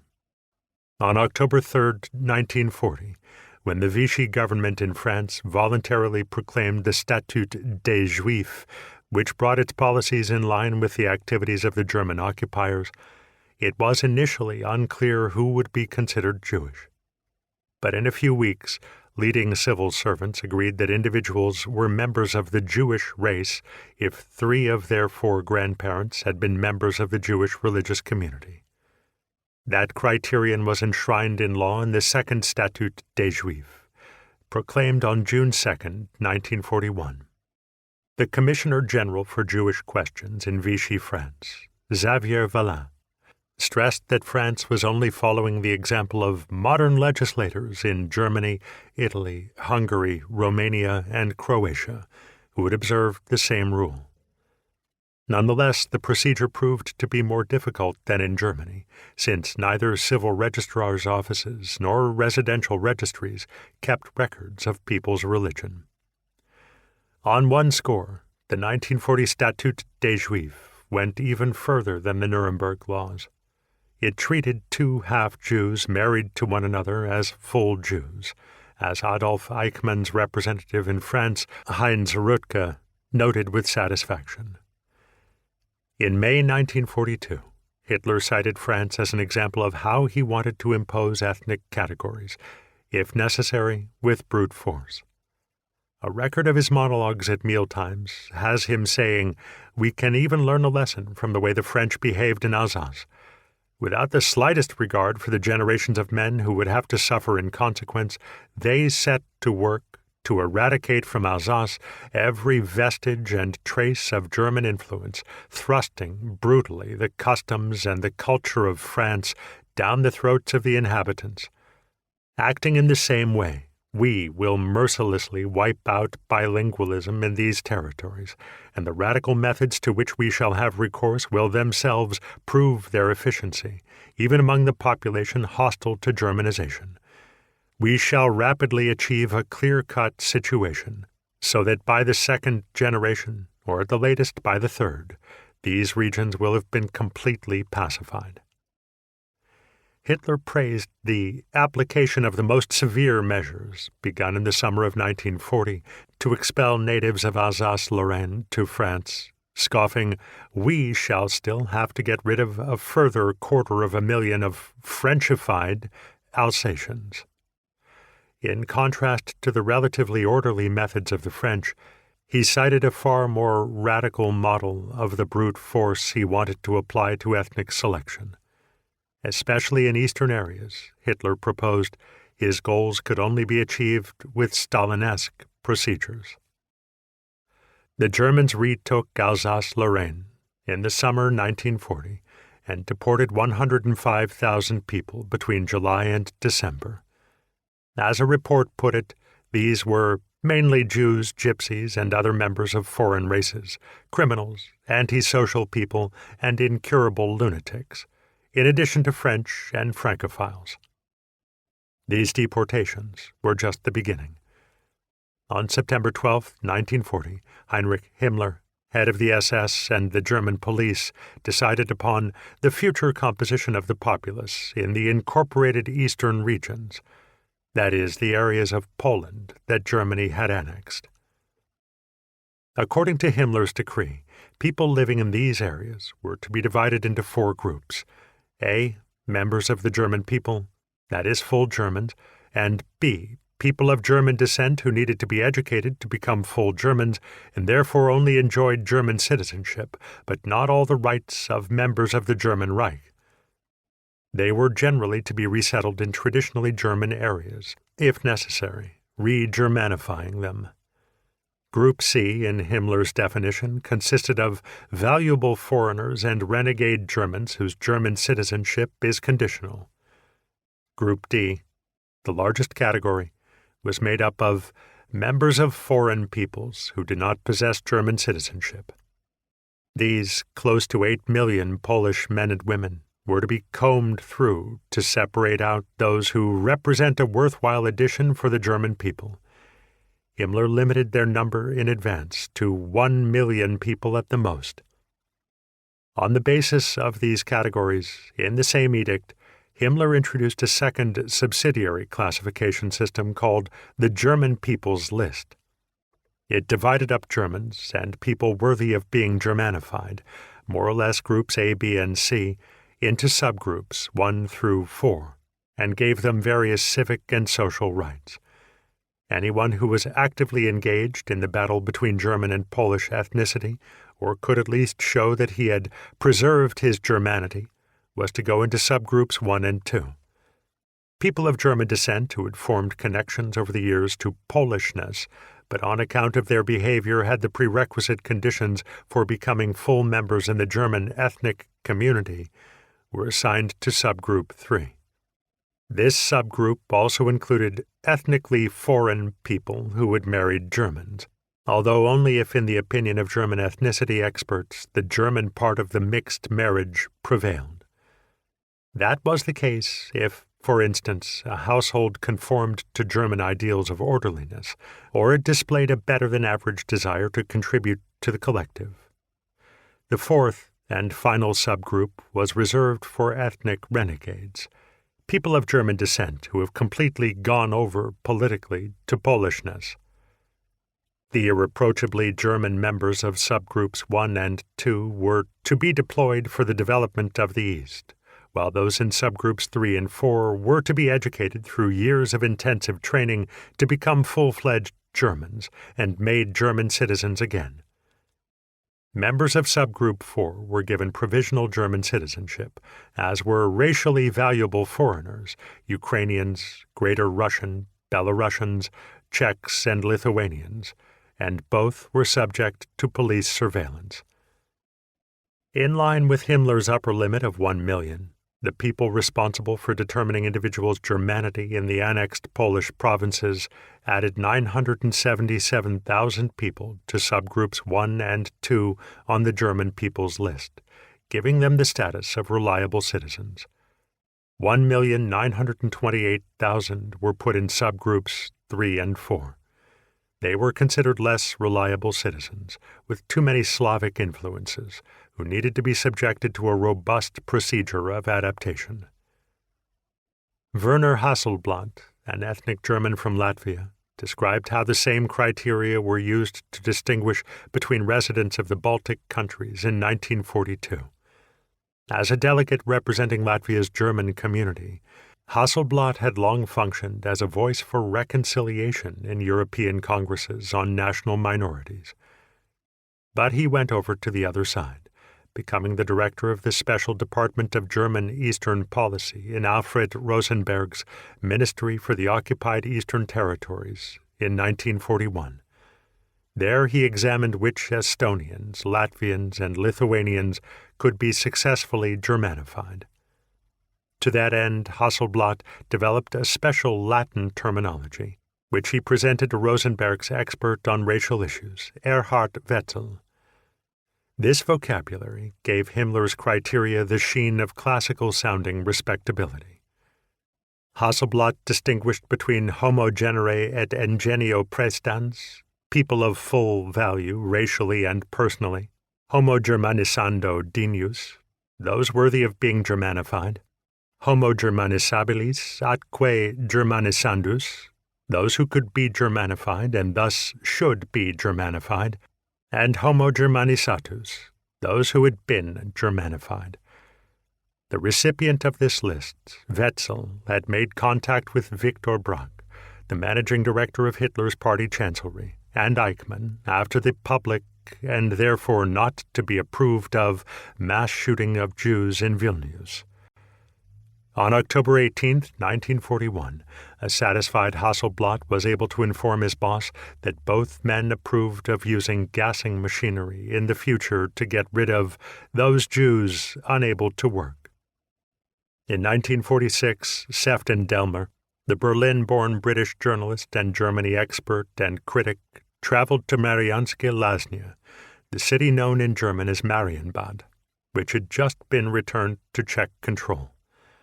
There he witnessed the deportations of Sudeten Germans, men, women, and children, who all wore a large N pinned to their clothing.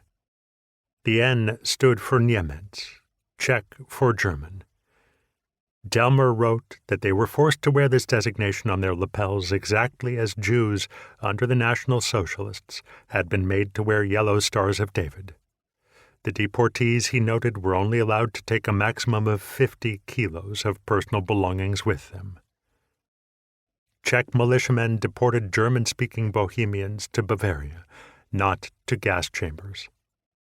Nonetheless, the sight of weeping women and children who begged him as an Englishman for help left Delmer teary-eyed himself, even as he reminded himself that these were the same people who had served Hitler as a fifth column as he tried to wipe Czechoslovakia off the map, to enslave the Czechs, to Germanify their children, and colonize the country with the help of Germanic supermen from the SS. Delmer was witness to a human tragedy unjustly visited upon certain people. Nonetheless, as a political thinker, he welcomed the decision of Czech President Edvard Beneš and his government to expel the Sudeten Germans. Nazi Germany radicalized the methods of classifying human beings to an unprecedented and previously unimaginable extent. German bureaucrats and population experts decided on the welfare and misery, life and death of millions of people. That limits the validity of historical comparisons. Nonetheless, the comparatively harmless French beginnings, to which the French themselves soon put a stop, and other comparable processes should not be forgotten. They legitimized distinctions of this sort being drawn between human beings. They provided a model for far harsher and infinitely more violent repopulation projects, and continued to exert influence long past 1945. The principle of sorting people according to ethnic, religious, bureaucratic, social, and economic perspectives, with the aim of deporting some of them, established itself in many parts of Europe after 1918. Leading politicians and commentators praised it as an ultimately useful, if brutal, tool for ensuring peace. They believed, in all seriousness, that the members of a national state were happiest when they lived together with people who were socially and historically as much like themselves as possible. New freedom, Polish Rage. While millions of Poles celebrated their freedom and a Polish Republic was proclaimed on November 11, 1918, in Warsaw, pogroms, some of them major, erupted in villages and smaller and larger cities. In the 6 weeks following Polish national independence, there were at least 150 outbreaks of violence. Well over 100 people were killed, the majority in Lviv. Israel Cohen, who traveled to Poland in January 1919 and composed a report for the Central Office of the Zionist Organization in London, wrote that, in the euphoria of its long-coveted independence, Poland ignited a wildfire of anti-Jewish extremism. In their elation over the creation of a free, democratic Poland, 300 representatives of the Jewish community in Kielce also held celebrations that day. In their minds, anything was better than the Russian rule the city had been under until 1914, and the word republic raised hopes of being freed from the Tsarist special laws. But these Jews were badly mistaken.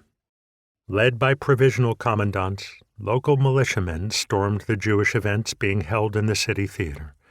They herded the celebrants out of the theater and down the stairs through a gauntlet of people armed with sticks and bayonets. After that, they were pummeled by a mob. The violence lasted several hours, during which 3 members of the Jewish community were killed and more than 100 injured. The following morning, farmers from nearby villages and residents of Kielce plundered the city's Jewish quarter.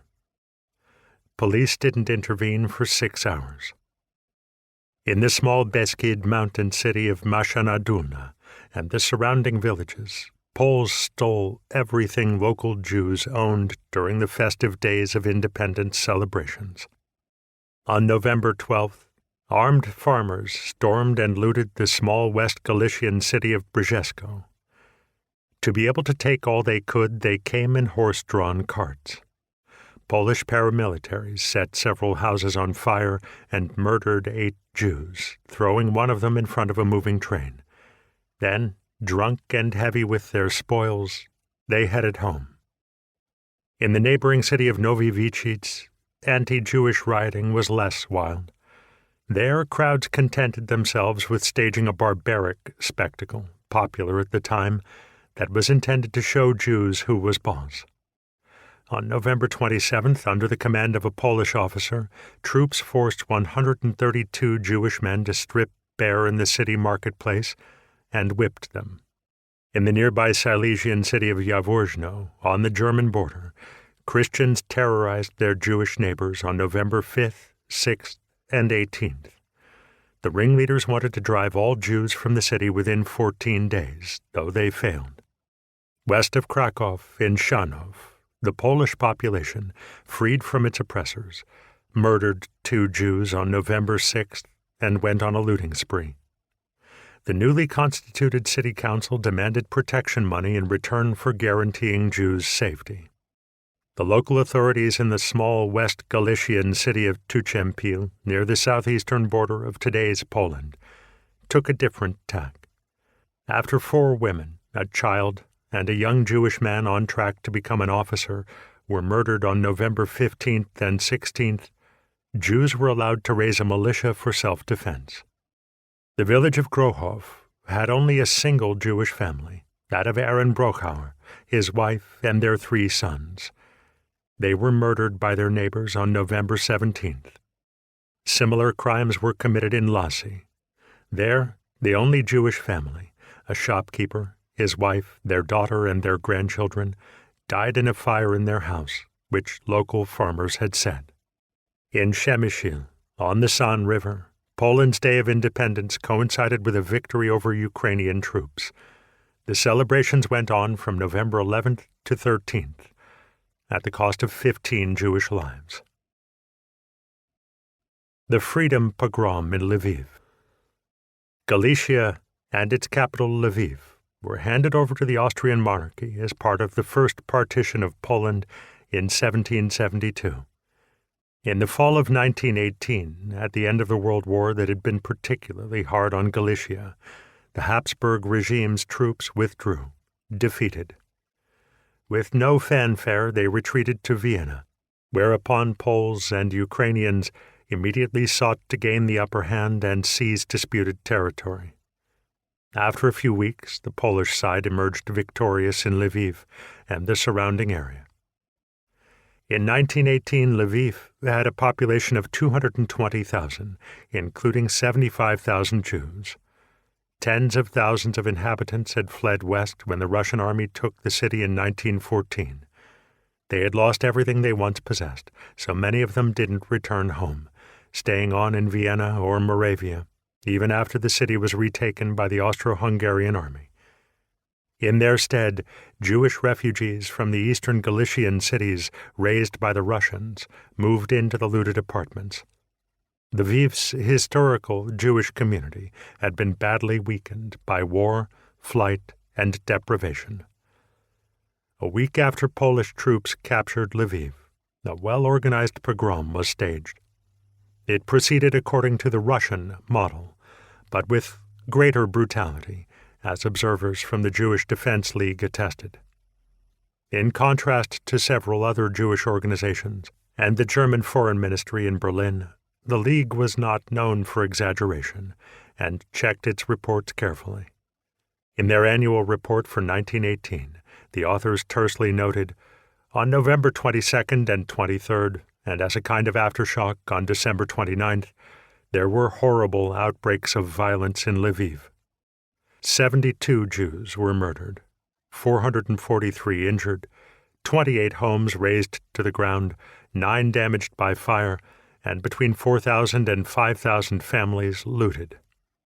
The Polish soldiers, militiamen, and civilians who had taken part in the violence stole 11 million Austrian crowns in cash, 6 million worth of jewelry, clothing valued at 15 million, and 50 million in saleable goods. By comparison, the average weekly wage of an Austrian worker at the time was around 100 crowns. The murder victims seem to have been partly targeted by profession. 36 were merchants, while 10 were artisans. The most precise account was the one published in 1919 by the military doctor Joseph Tenenbaum, writing under the pseudonym Josef Bendow.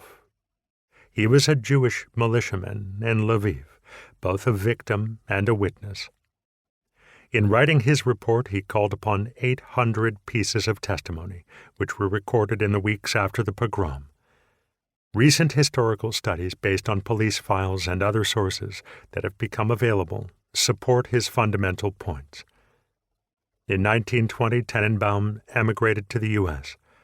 In 1936, he helped found the Joint Boycott Council at the urging of the American Jewish Congress, which aimed to exert economic pressure on Nazi Germany. Preceding the pogrom in the late autumn of 1918 were 3 weeks of constant fighting between Ukrainian and Polish nationalists. Knowing that they had much to fear from both sides, Jews proclaimed their strict neutrality. Nevertheless, in their hour of victory, the Polish freedom fighters turned reality on its head, claiming that Jews had covertly supported the Ukrainians and given them large sums of money. With such statements, leading Polish military officers, politicians, and journalists essentially declared open season on Jews. Lviv's liberators spread rumors and laid the groundwork for the horror to come. A high-ranking municipal administrator declared, "We will take everything from the Jews, and poor Christian children will have an abundance of everything." The organization and initiative for the pogrom was the task of the military and Republican paramilitaries. Military and political leaders determined how long it would last, 48 hours, and when it would start, at 4 a.m. on November 22nd. They saw the orgy of violence as a reward for troops who had achieved the heroic deoccupation of Lviv.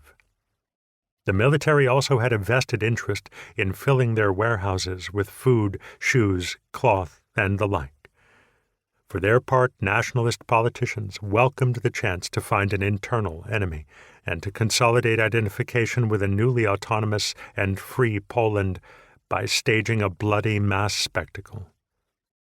Tenenbaum wrote, In the early morning hours, the terrified populace of the Jewish quarter heard the jeering and whistling of marching Polish soldiers, accompanied by gunshots, harmonica playing, and anti-Jewish curses and insults. The men of the Jewish Self-Defense Organization were disarmed, and machine guns and armored cars were brought into position on the margins of the district.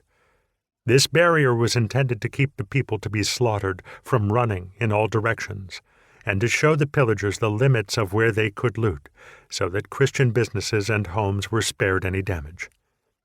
Polish soldiers and paramilitaries ransacked the other buildings. If doors were open, the troops used hand grenades. "Jew, hand over your wallet," they bellowed into rooms, seizing anything they could get their hands on. Lust for money was what gave the patriotic incitement its individual stamp and greatest appeal, wrote Tenenbaum. The Polish heroes rewarded themselves handsomely for their efforts and paid themselves a splendid wage for their work as executioners. Whatever the troops couldn't take away was destroyed or handed out to the Polish mob. Following plans drawn up by military leadership, the marauders forced their way into Jewish businesses and warehouses. Officers drove up in automobiles and helped themselves, in particular, to leather goods, cloth, and food. Paramilitaries and Christian residents of Lviv had the run of smaller shops and workshops. Even Red Cross nurses joined in, claiming they were requisitioning items for the hospital. The well-organized soldiers brought canisters of petroleum in cars to start fires. They set individual buildings ablaze under the watchful eyes of officers, not neglecting to open all the doors and windows so that air could better fan the flames. Having been informed in advance of what was to occur, officials at the city water company had cut off the water supply to the Jewish quarter. Jews were burned to death in their houses after Polish troops nailed their doors shut from the outside. The hordes of soldiers had stock answers to all pleas and entreaties. The Jews needed a good roasting. Today there will be Jewish bacon. These and other inhumane taunts were the only consolation the poor victims received. Sometimes promises of enhanced protection money moved hearts that remained stone-deaf to pleading, and soldiers filled their wallets in return for allowing a Jewish family to slip through alleyways past the machine guns and armored cars. But others weren't susceptible to pecuniary arguments and went about their work as executioners immune to bribes, so that all that was left of unfortunate people was charred remains. On the following morning, it was the synagogue's turn. At 10 a.m., incited and often intoxicated nationalist marauders stormed the synagogue on the edge of the city, stealing sacred items and destroying whatever they could. You could see paramilitaries and women wrapped in the curtains of Holy Ark, horsing around and treading on the Holy Scripture. Then the burning of the city's oldest house of Jewish worship began. Paramilitaries heaped the mutilated Torah scrolls in the middle of the synagogue, poured petroleum on the pyre, and set it ablaze. Two boys, David Rubenfeld and Israel Feigenbaum, who tried to save 2 Torah scrolls from the burning synagogue, were shot to death at the entrance. Several students were found dead with Torah scrolls clutched to their chests. Following that, soldiers also burned down the city's Hasidic synagogue. Amid such a reign of rage and terror, the Polish masters of the city organized a follow-up pogrom on December 29th. Soldiers who had been recently transferred from Warsaw to Lviv claimed that they had been shot at. Led by a captain, they used explosives to blow open the doors of buildings near their barracks where Jews lived, ransacking and looting apartments. The events of November 22, 1918, repeated themselves. Women and girls were abused, while men were beaten, taken away, and interrogated in the Chatsky school before being beaten again and sent up before a court as suspects. No one was killed that night, but a number of people, victims of a barbaric system of bad conscience, were left homeless. How did Polish society behave in the Jews' days of greatest need? Tenenbaum asked in a separate chapter of his documentary report. As was the case with the Russian pogroms, all of society, nearly without regard to party affiliation, rank, or sex, in the New Poland, took part in the violence. "The proud aristocrat," he wrote, "was of one mind with the common man, and the blackest reactionary with the reddest Marxist. Where the pogroms were concerned, there was a rare harmony of emotion and opinion on the otherwise so fissured political ground of Galicia." The leader of the Polish social democratic movement, Ignacy Daszyński, had the audacity to try to rescue the new nation's honor by spreading the lie that the pogroms were an act organized by Austrian Germans. Nonetheless, he couldn't bring himself to utter a single word of condemnation concerning the violence. The town's women's committee called for a return to calm and law and order, while claiming that the Jews have taken a provocative stance. Equally devoid of human sympathy, the Roman Catholic Archbishop of Lviv, Józef Bielczewski, who was sanctioned in 2005, refused to clearly condemn the larceny and murder. If the Jewish people have incurred guilt in some way, the court of divinity and humanity will render a just verdict. On the second day of the main pogrom, the Kurier Lvovsky newspaper ran the following fictional report. The scum of society, many of whom were disguised in military uniforms, broke into businesses and plundered them. Paramilitary patrols intervened, but prevention proved impossible. Why? According to the article, the flames from the rioting spread so quickly because of a lack of firemen. In fact, not a single firefighter had tried to extinguish the blazes lit on Krakow Square. On November 28th, the Polish news agency turned the facts upside down and reported that the damage had been done by a mixture of criminals freed from prison by Ukrainians and Jewish plunderers. The report went on to claim that the Polish military authorities moved immediately against the bandits and were soon able to quell the uproar. Other newspapers such as Słowo Polskie, Tribuna Polska, and Ilustrowanie Kurier Codzienski tried to obfuscate the Lviv murder and looting spree in similar fashion. When news of the horrors became known outside Poland, foreign papers ran reports based on interviews with eyewitnesses, but Polish media immediately went on the counterattack. On December 5th, the newspaper Pobudka, Call to Awaken, the central organ of the Polish military command, threatened, "The Jews should not forget that they rely on hospitality in Lviv and elsewhere, and every provocation on their part will necessarily bring unforeseeable consequences."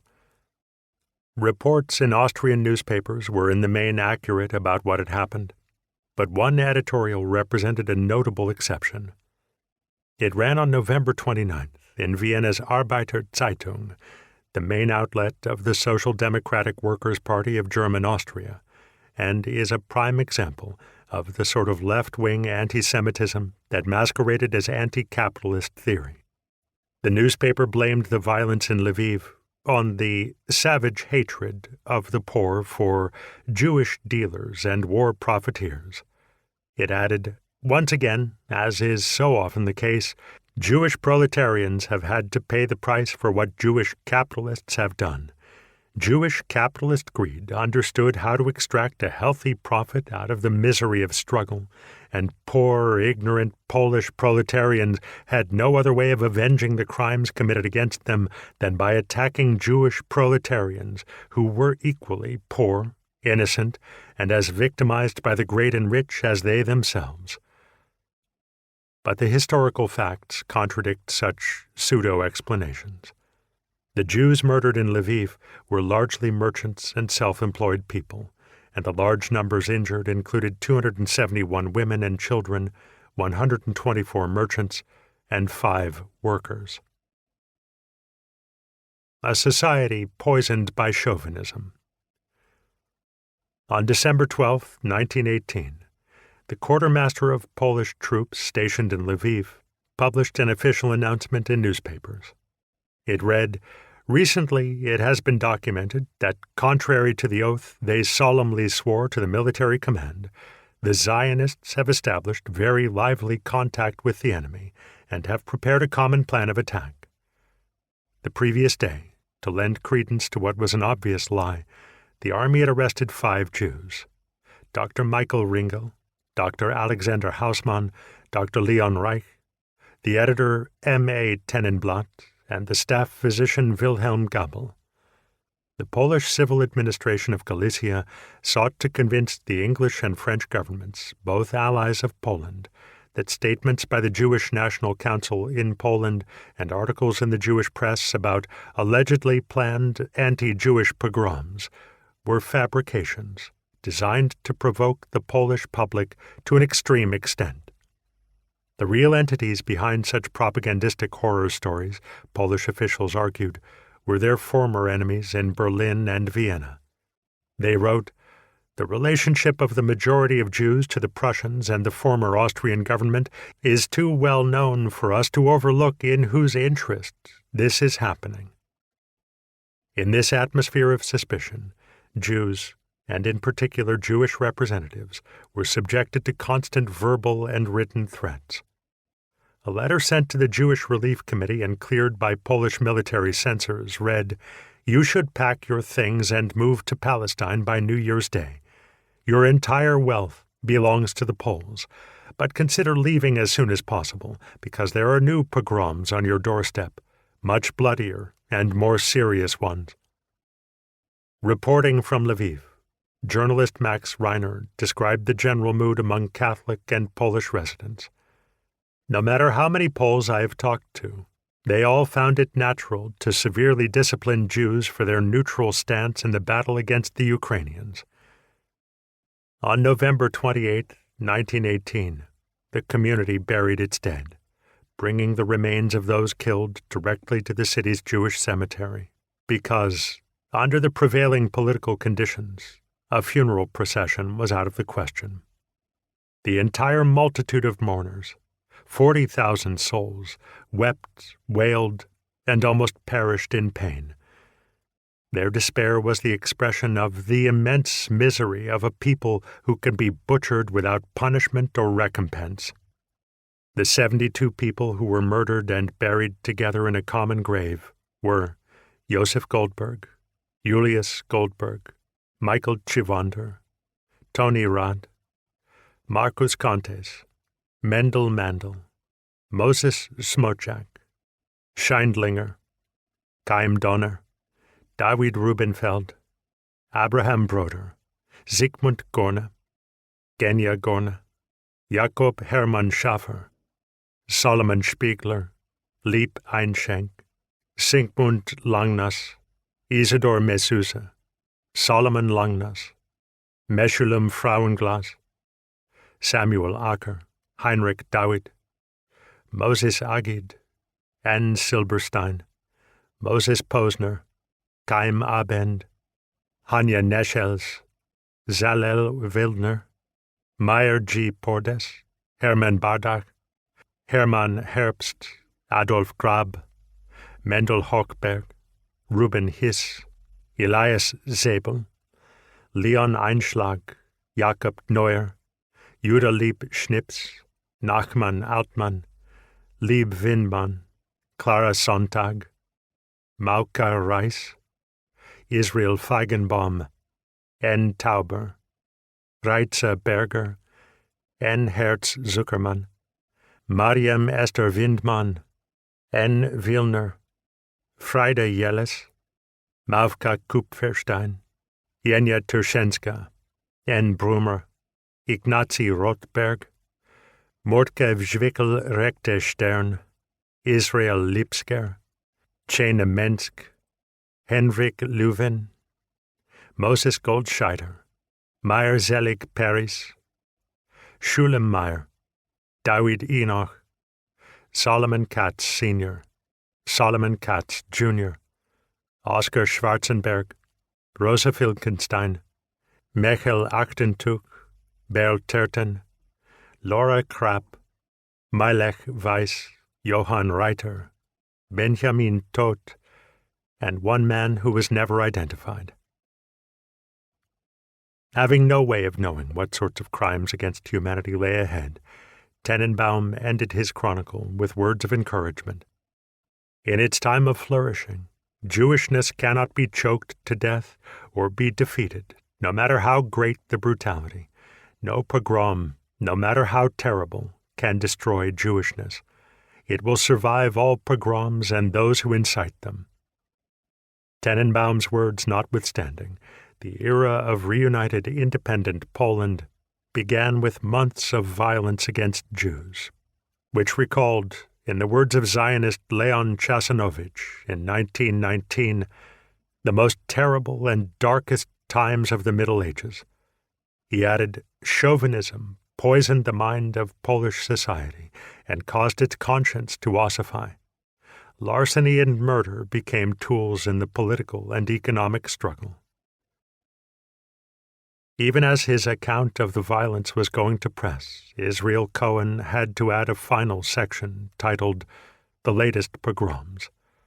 In it, he wrote of a new cyclone that had swept up Polish Jews and Jews subject to Polish authority in March 1919, in places like Szydłów, Paksanów, Stobnica, Dobrowo, Gornicza, Chmielnik, Busk, Wilun, Częstochowa, Kalisz, Pinsk, and Lida. In early March, Polish troops captured the Belarusian city of Pinsk, which had been held by units of the Bolshevik Red Army. Several weeks later, on the evening of April 5, 1919, Polish soldiers stormed a meeting of the Jewish Welfare Committee, which had been registered with city commanders, and arrested those in attendance on suspicions of Bolshevik activity. The soldiers then searched the Zionist People's Home for weapons, found none, and then arrested more Jews on the street. After robbing their prisoners of anything of value they had on them, the soldiers released the women, children, and elderly, herded the remaining 34 men into the Russian Orthodox Church, stood them up against the wall, and mowed them down with machine guns. 3 managed to survive, injured, and were shot to death the following morning immediately after they had shown signs of life. This mob of soldiers also locked 26 Jews in prison cells and demanded that Pinsk's Jews pay a collective fine of 100,000 rubles for fomenting unrest. The major who commanded the troops, Jerzy Narbut-Wuczyński, later admitted making a mistake. That error didn't damage his military career, however. He was made a brigadier general in 1924. No one was ever punished for the massacre. All the while, Poles, Lithuanians, Belarusians, and Ukrainians were all trying to gain the upper hand in the important city of Vilnius. In the end, on April 19, 1919, Polish troops succeeded in seizing control, after fighting street by street and suffering 36 casualties. None of the city's Polish civilians died in the shooting, but 65 Jews, including 4 women, were believed killed. During and after the fighting, Polish soldiers and city residents also plundered more than 2,000 Jewish homes and businesses. Mass murder in Ukraine. In Ukraine, the end of the First World War in November 1918 brought not peace, but 2 years of terror. More than 1,500 pogroms took place in this interval, and the number of victims reached the tens of thousands. Throughout Ukraine, Jews were burned alive in their homes, stabbed on the street in broad daylight, beaten and kicked to death or gunned down. Entire families were murdered. No one was left behind to report what had happened to them. In comparison to earlier pogroms, writes historian Oleg Budnitsky, the violence was completely new in scope. The chapter of his book about the situation of Jews during the Russian and Ukrainian civil wars bears the title In the Shadow of the Holocaust, The Pogroms of 1918 to 1920. As long as German and Austrian troops controlled large parts of Ukraine, they prevented random violence as far as they were able. But starting in late 1917, the German occupiers incited Ukrainian nationalism as a way of weakening the influence of Bolshevik Russia and gaining access to raw materials and grain. In April 1918, they established a puppet government in Kiev. To give the regime the appearance of legitimacy, they dug up, from the depths of history, the 17th century Hetman Constitution. Hailed as a remnant of a heroic past, it recalled the bloody uprising led by Ukrainian national hero Hetman, head of state Bogdan Chmelnytsky, against Poles and Jews in 1648 and 1649. The head of the new Ukrainian state, propped up by the Germans, Pavlo Skoropadsky, even went by the title of Hetman. His men ran around in Cossack hats with fur tails and replaced the Russian O with the Ukrainian I in places like Kharkov, Kharkiv, and Lviv. But while pushing the politics of national identity, they otherwise remained subservient to the Germans. With the withdrawal of the defeated Central Powers following the armistice agreement in Compiègne in November 11, 1918, various civil and interventionist wars broke out. Led by Simon Petliura, Ukrainian National Socialists deposed Skoropadsky in December 1918. Petliura, who became president of Ukraine, and his deputy and Prime Minister Volodymyr Vinnychenko seized power in Kyiv. They proclaimed a People's Republic of Ukraine, calling their regime a directorate and pursuing a strict anti-Russian course. Back in 1905, taking their inspiration from the social democratic movements in Germany and Austria, the two leaders of the new Ukrainian nation had founded the Ukrainian Social Democratic Labor Party, which from its inception tried to merge nationalist and social welfare aims.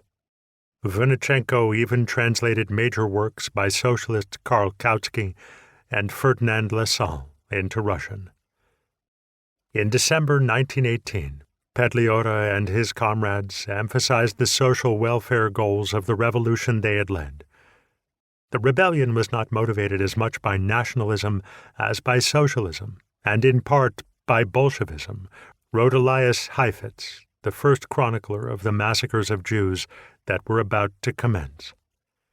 In the following months, during the fighting against Russians and Poles, the nationalist aspect of the movement came to the forefront, although socialism remained the main tool for mobilizing the masses. Both elements were used to justify robbing and murdering people who were not envisioned as being part of the Ukrainian state, first and foremost Jews. After some frenzied commando missions, military defeats, and loss of territory, Petliura's troops were driven from the country in late 1919. For several months, they tried to team up with Polish interventionists to retake parts of Ukraine, but such attempts were only temporarily successful. In March 1921, the Peace of Riga between Poland, Soviet Russia, and Soviet Ukraine ended the fighting, and for the time being, the dreams of many Ukrainians for an independent nation. Poles and Russians had joined together against them. Most of western Ukraine was given to Poland, and some smaller stretches of land to Romania and Czechoslovakia. The considerable rest, which had been conquered by the Red Army, was annexed by Russia and its successor, the Soviet Union. The scope and sociology of the pogroms. From late 1918 to the spring of 1921, Ukraine, one of the main European regions in which Jews had settled, became the central terrain for battling and marauding militias, bands of rootless men, including deserters and former civilian home front defenders. Whenever one or the other group would win a battle, there were hasty retreats and fresh attacks. Ukrainian nationalists, Polish invaders, red and white Russians, and black anarchist groups fought against and with one another. Meanwhile, armed mobs spread destruction, sometimes on one side, sometimes on the other. Without political goals, they were driven solely by avarice and bloodlust. Between the unclear front lines, which often changed on a weekly basis, were Jews, who were only protected in rare cases by Red Commissars or Polish officers. All the participants in the fighting treated them as fair game. The results were the worst pogroms in modern European history, carried out by tens of thousands of nationalist and socialist freedom fighters. We will never know how many Jews were murdered, and how many of them, in particular women and children, starved or froze to death because their homes were burned down, all their belongings, provisions, and tools were stolen, their husbands and fathers were slaughtered, and external assistance couldn't reach them, as the numerous battles were being waged under a multitude of flags. Estimates of the number of people directly murdered or injured so badly that they died soon thereafter range from 50,000 to 200,000. In any case, in 1923, chronicler Elias Cherikover wrote of a massive and lasting calamity for our people. In 1921, Heifetz published a preliminary, incomplete account, based on individual reports, of what had happened in Eastern Europe in 1919. According to his report, at least 372 Jewish neighborhoods had been destroyed in the preceding 12 months. In some places, 4, 5, or even 10 pogroms had taken place in quick succession. In scattered small cities, pogroms went on continuously for as long as it took to get rid of the Jewish population entirely and to completely plunder or destroy their assets. In Ukraine alone in 1919, Heifetz confirmed on the basis of verified eyewitness reports that at least 30,500 Jews had been murdered. But this figure, he added, does not by any means give an accurate idea of the actual number of persons who perished. Neutral observers had been unable to reach many places and regions, including western Volhynia, and the southern part of the Cherson Governorate. Heifetz assumed that at least 70,000 civilians had lost their lives in anti-Jewish violence within a year in Ukraine. It wasn't until Nahum Herhel's 1928 essay, The Pogroms in the Ukraine in 1918 to 1921, that the first systematic statistics were published. They, too, were incomplete, but drawing upon more precise reports about 887 pogroms and 349 excesses, the historian was able to present a sociological picture of the mass murder and larceny. Herhel distinguished between excesses, acts of anti-Semitic violence carried out by a single person, even if they had led to deaths of many people, and pogroms, acts of group violence. For the sake of simplicity, we will abandon that distinction and fold the relatively rare excesses into the general category of pogroms. For half of the reliably verified 31,071 murder victims in 531 places, Herhel had access to a list that contained the sex and sometimes the age of those killed. These sources indicate that 76% of the victims were male, 3.5% under the age of 8, 19% between 8 and 20, 46.5% between 21 and 40, 15% were between 41 and 50, and 26% were older. Herhel was familiar with the Jews' situation in Ukraine from his work as an observer for the Refugee Committee for the Soviet Red Cross during the pogroms. From his experience, he estimated the numbers killed at a very conservative 50,000 to 60,000.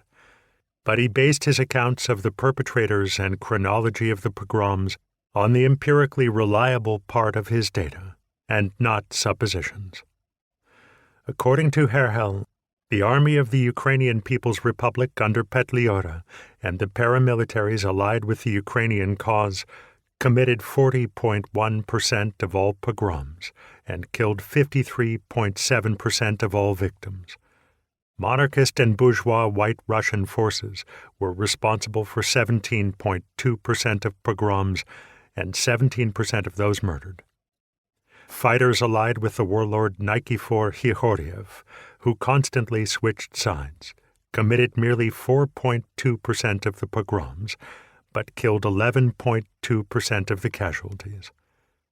Red Army troops killed only 2.3% of the victims, but carried out 8.6% of the pogroms. The 1st Red Cavalry Army, commanded by Semyon Budyonny, was primarily responsible. The Polish Army, under the command of General Pilsudski, was relatively disciplined, carrying out only 2.6% of the pogroms and causing 0.4% of the fatalities. The few troops under the command of Belarusian General Stanisław Bułak-Bałachowicz were only peripherally involved, carrying out 0.5% of pogroms and killing 0.7% of the victims. Free-ranging armed bands of rebels or deserters, whom we will refer to as independents, were deemed responsible for 24.8% of pogroms and 14.8% of Jewish murder victims. The average Jewish community suffered through 2.3 pogroms. The General Governorate of Kyiv endured 2.9, and Chernihiv, Poltava, and Cherson went through 5. The Jews of Cheshivat in Podolia endured 12 pogroms, and those of Stavishcha, Governorate of Kyiv, 14. Herhel used his data to create an index by comparing the absolute number of pogroms committed by each group with the average number of people murdered in each one. Ukrainian nationalists, 439 pogroms, average of 38 dead. Independents, 307, 15. White Russian troops, 213, 25.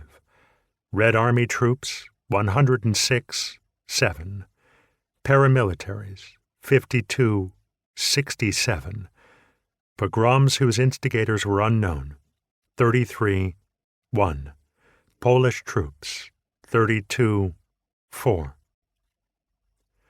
80% of the anti-Jewish violence took place in areas where most Jews lived, the Governorate of Kyiv, 41.7%, and the western Ukrainian Polish border regions of Podolia, 23.7%, and Volhynia, 16.3%. In 12% of cases, the attackers murdered more than 100 people in one pogrom location. More than 1,000 were killed in the cities of Tetyev, Fastov, Chmyelnitsky, and Kropyvnitsky. There is no data on the number of rapes.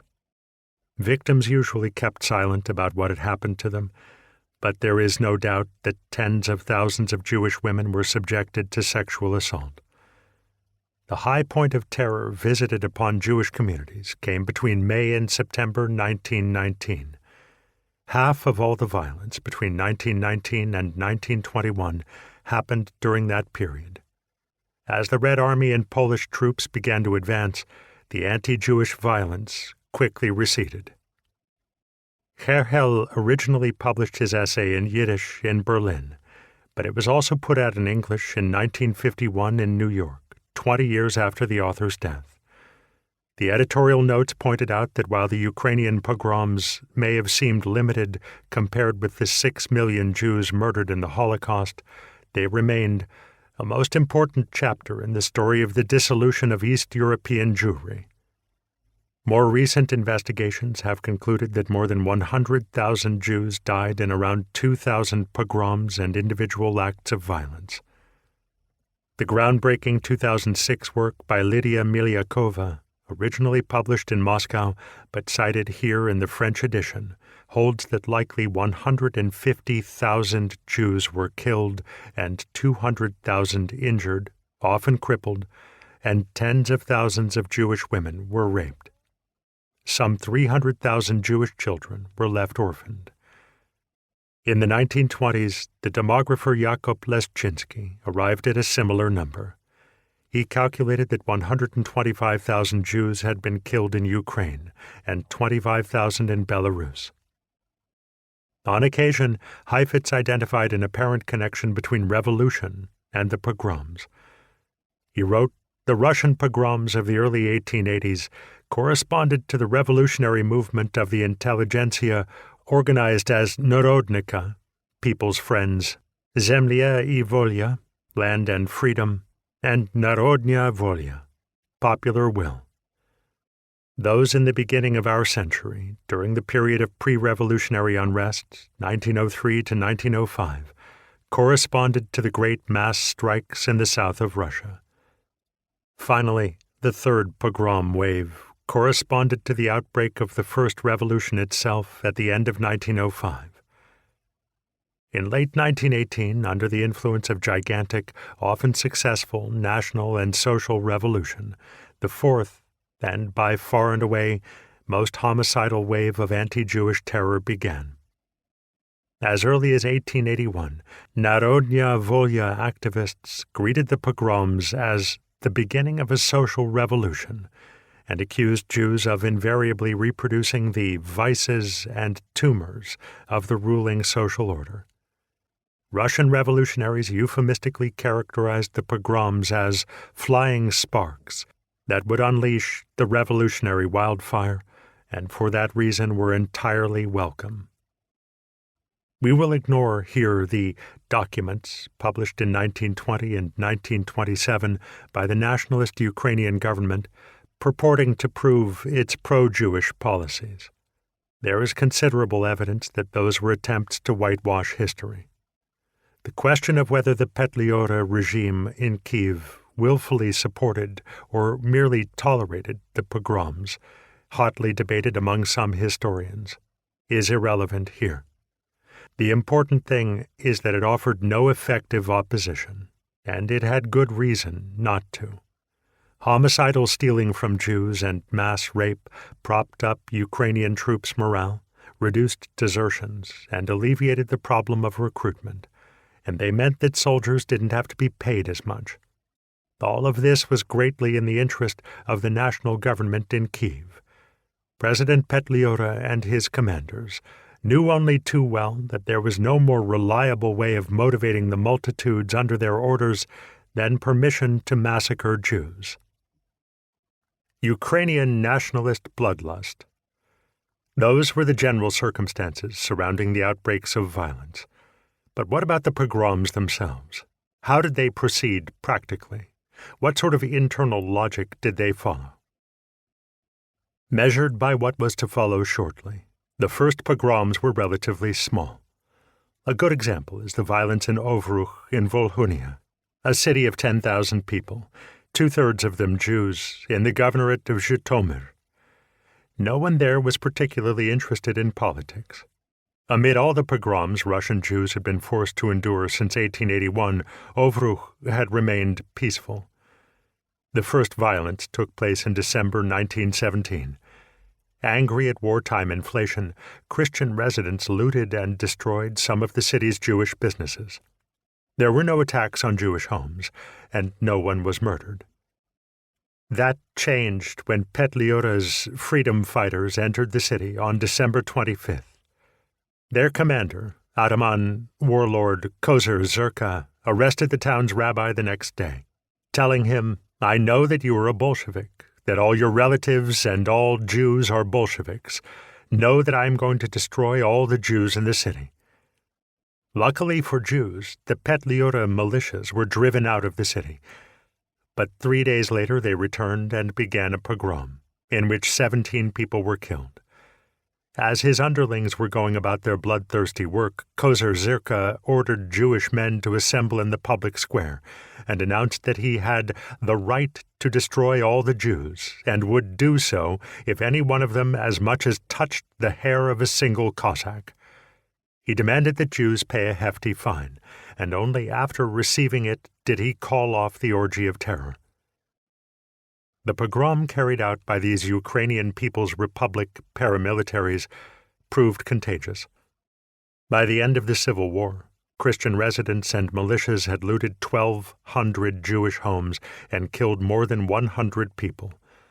Pogrom initiators often invited Christian neighbors and farmers from surrounding areas to enjoy, take part in, and profit from the mass murder.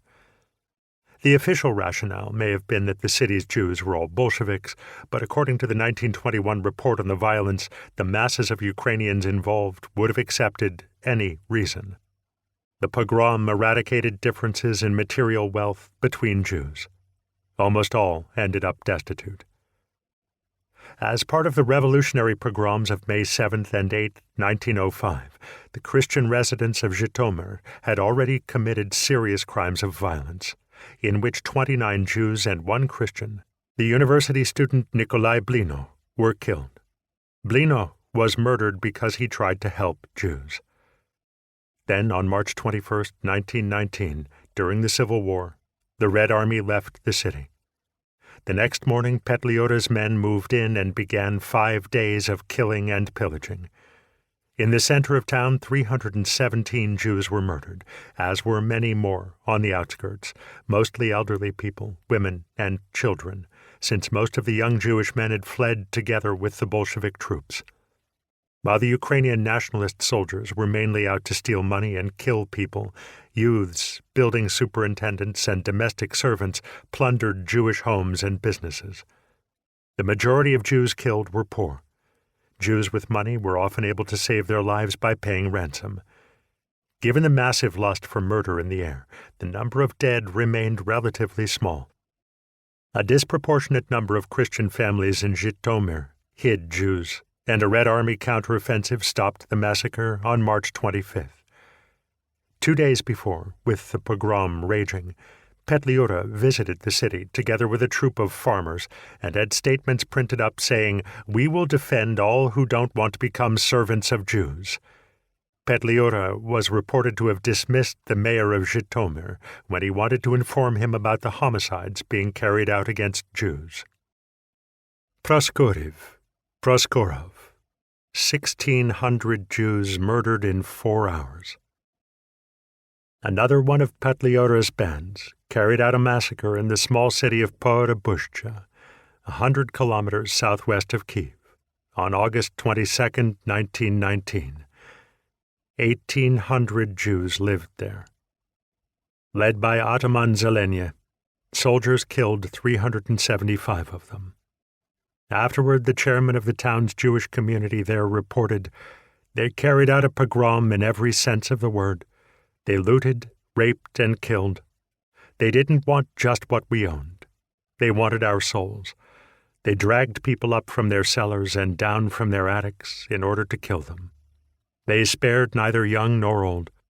Among those they killed were the 90-year-old butcher Mazisuk and the 100-year-old Benjamin Frankel. They were beaten to death for communist crimes." Zelenya's troops carried out at least 14 further pogroms in the region, killing at least 2,000 people. The Jews of the district capital, Tripila, didn't escape the violence. In 2009, a pompous statue of Zelenya as a fighter for the freedom of Ukraine was erected there. Nearby, there had long been a memorial site that in Soviet fashion remembered the joint Jewish and communist victims of the Civil War. It was turned into a museum for Ukrainian folklore.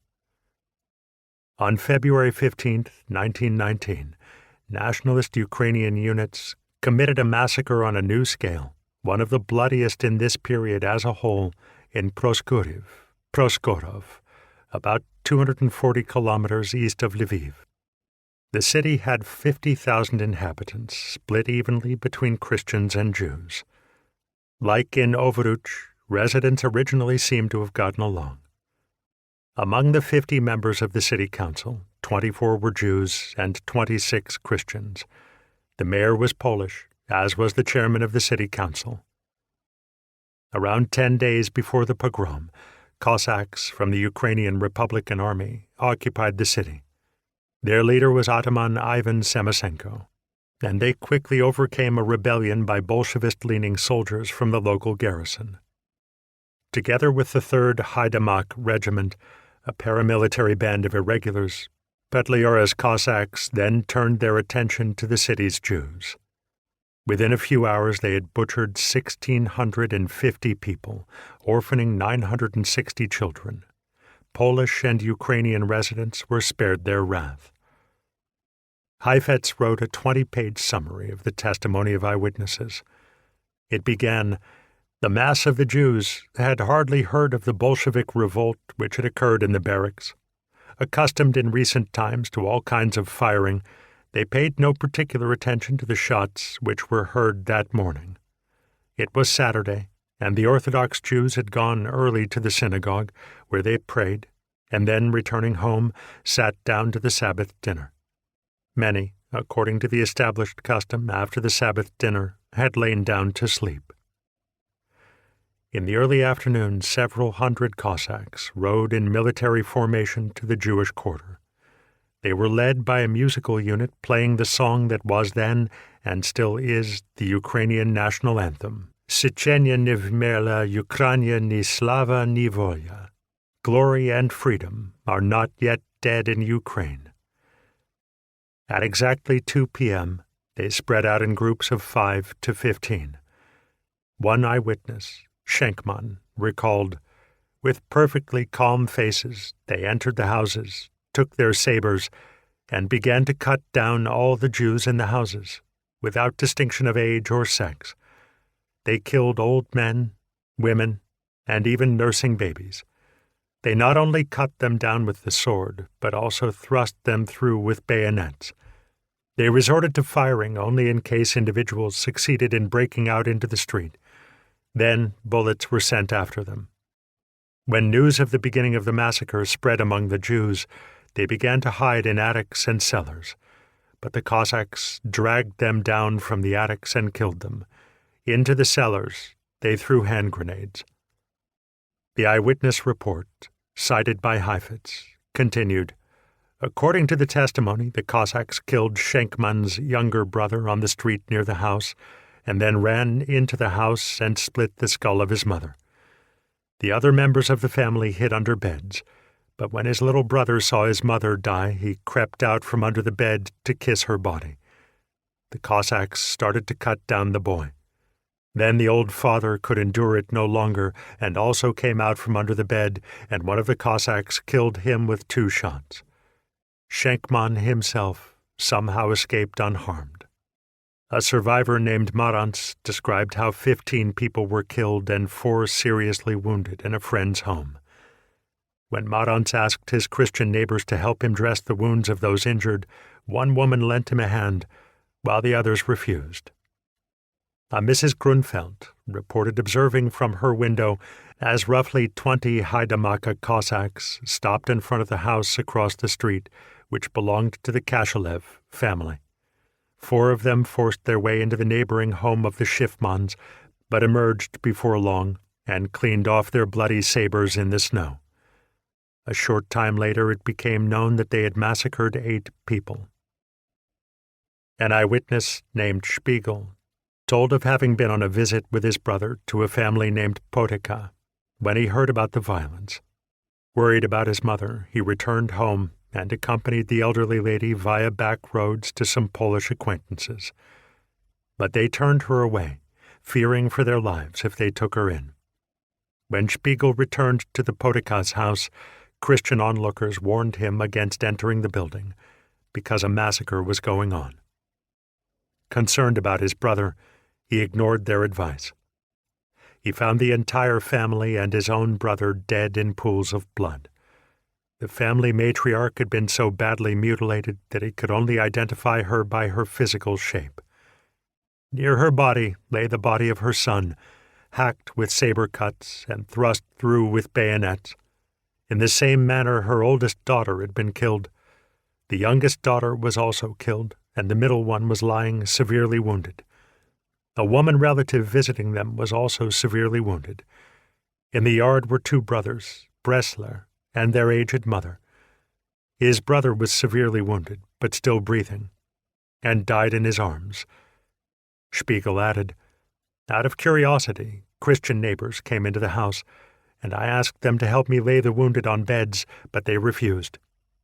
Only one neighbor named Sikora offered me some help. 2 of the wounded died. The rest recovered, but remained cripples." Such is the tenor of Heifetz's depiction of how 1,640 people were slaughtered in the space of less than 4 hours. The Cossacks' mission was murder. Their orders were not to rob or rape their victims. That was why they were so quick to carry out their butchery. and why civilians from Proskuriv had the chance to profit by stealing from those who had been killed. They were aided in their larceny by the macabre fact that the city's Jews, the vast majority of whom were Orthodox, had lit their lamps that Friday because they were forbidden to light fires or turn on electricity on the Sabbath. After the killing, there was no one left to extinguish those lights, which guided Christian plunderers to Jewish homes, where they stole the effects of the deceased and desecrated their corpses. Ukrainian farmers had been hired to dig a mass grave, 64 meters long by 20 meters wide, at the cemetery.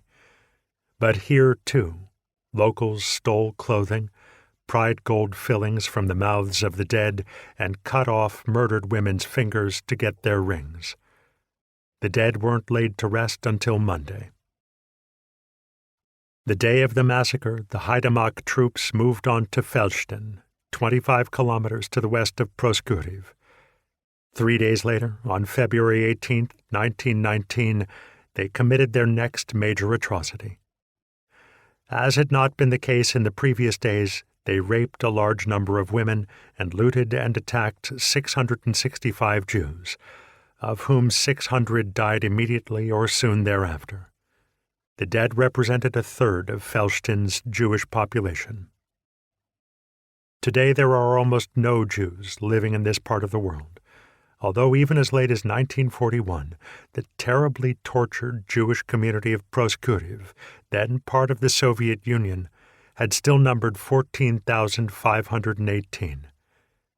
But on July 7th of that year, German soldiers took the city. Before long, the occupiers had set up a forced labor camp for Jews from the towns and environs. Inmates were put to work building roads, a back-breaking task.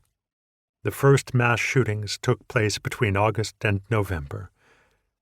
Over the course of the following 2 years, Germans had 17,200 Jews from Proskuriv and the surrounding area murdered. The Haidamachs, a Ukrainian ballad of blood. In the days after the Proskuriv massacre, lone Jews, many of whom were on the move in fields, the forest, nearby villages and hamlets, continued to be killed. Such murders, carried out spontaneously whenever soldiers happened upon Jews, were largely committed by the 3rd Haidamach Regiment. The novelist Mikhail Bulgakov describes what this sort of roadside killing must have been like in his novel The White Guard, written in the early 20s. Bulgakov wrote, "On the night of February 2nd to the 3rd, 1919, at the snow-covered approach to the chain bridge across the Dnieper, 2 men were dragging a man in a torn black overcoat, his face bruised and blood-stained. A Cossack sergeant was running alongside them and hitting the man over the head with a ramrod. His head jerked at each blow, but the blood-stained man was past crying out and only groaned. The ramrod cut hard and viciously into the tattered coat, and each time the man responded with a hoarse cry. 'Ah, you dirty Yid,' the sergeant roared in fury. 'We're going to see you shot. I'll teach you to skulk in the dark corners. I'll show you. What were you doing behind those piles of timber? Spy.' But the blood-stained man did not reply to the Cossack sergeant. Then the sergeant ran ahead, and the 2 men jumped aside to escape the flailing rod with its heavy, glittering brass tip. Without calculating the force of his blow, the sergeant brought down the ramrod like a thunderbolt onto the man's head. Something cracked inside it, and the man in black did not even groan. Thrusting up his arms, head lolling, he slumped from his knees to one side, and with a wide sweep of his other arm, he flung it out as though he wanted to scoop up more of the trampled and dung-stained snow. His fingers curled hookwise and clawed at the dirty snow. Then the figure lying in the dark puddle twitched convulsively a few times and lay still. An electric lamp hissed above the prone body, the anxious shadows of the 2 pig-tailed Haidamachs fluttering around him, and above the lamp was a black sky and blinking stars. As the man slumped to the ground, the star that was the planet Mars suddenly exploded in the frozen firmament above the city, scattered fire, and gave a deafening burst. After the star, the distant spaces across the Dnieper, the distance leading to Moscow, echoed to a long, low boom, and immediately a second star plopped in the sky, though lower, just above the snow-covered roofs. At that moment, the blue division of the Haidamaks marched over the bridge, into the city, through the city, and out of it forever. Behind the blue division, the frost-bitten horses of Kozher Leshko's cavalry regiment crossed the bridge at a wolfish lope, followed by a rumbling, bouncing field kitchen. Then it all disappeared, as if it had never been. All that remained was the stiffening corpse of a Jew on the approach to the bridge, some trampled hay and horse dung. And the corpse was the only evidence that Putliora was not a myth, but it really existed. The regiment took the name Haidamak from the depths, or perhaps abysses, of Ukrainian history. Haidamaks, also transliterated as Gaidamaks, were fighters who, more than a century after the Proskuriv Revolt of 1648, launched a further bloody rebellion of peasants and Cossacks against the mainly Polish large landowners in the region in 1768. They murdered thousands of Jews, along with aristocrats, Jesuits, and Catholic clergymen. Later, these massacres of Poles and Jews were glorified as acts of heroism by the writer Taras Shevchenko, who is held in high esteem in Russia and Ukraine even today. In his ballad Haidamaki of 1841, Shevchenko wrote of a rich Jew, also called a Jew swine, squatting and counting ducats, when a soldier pounds on his door and commands him to open it or be beaten. The troops break down the door anyway and whip the man viciously.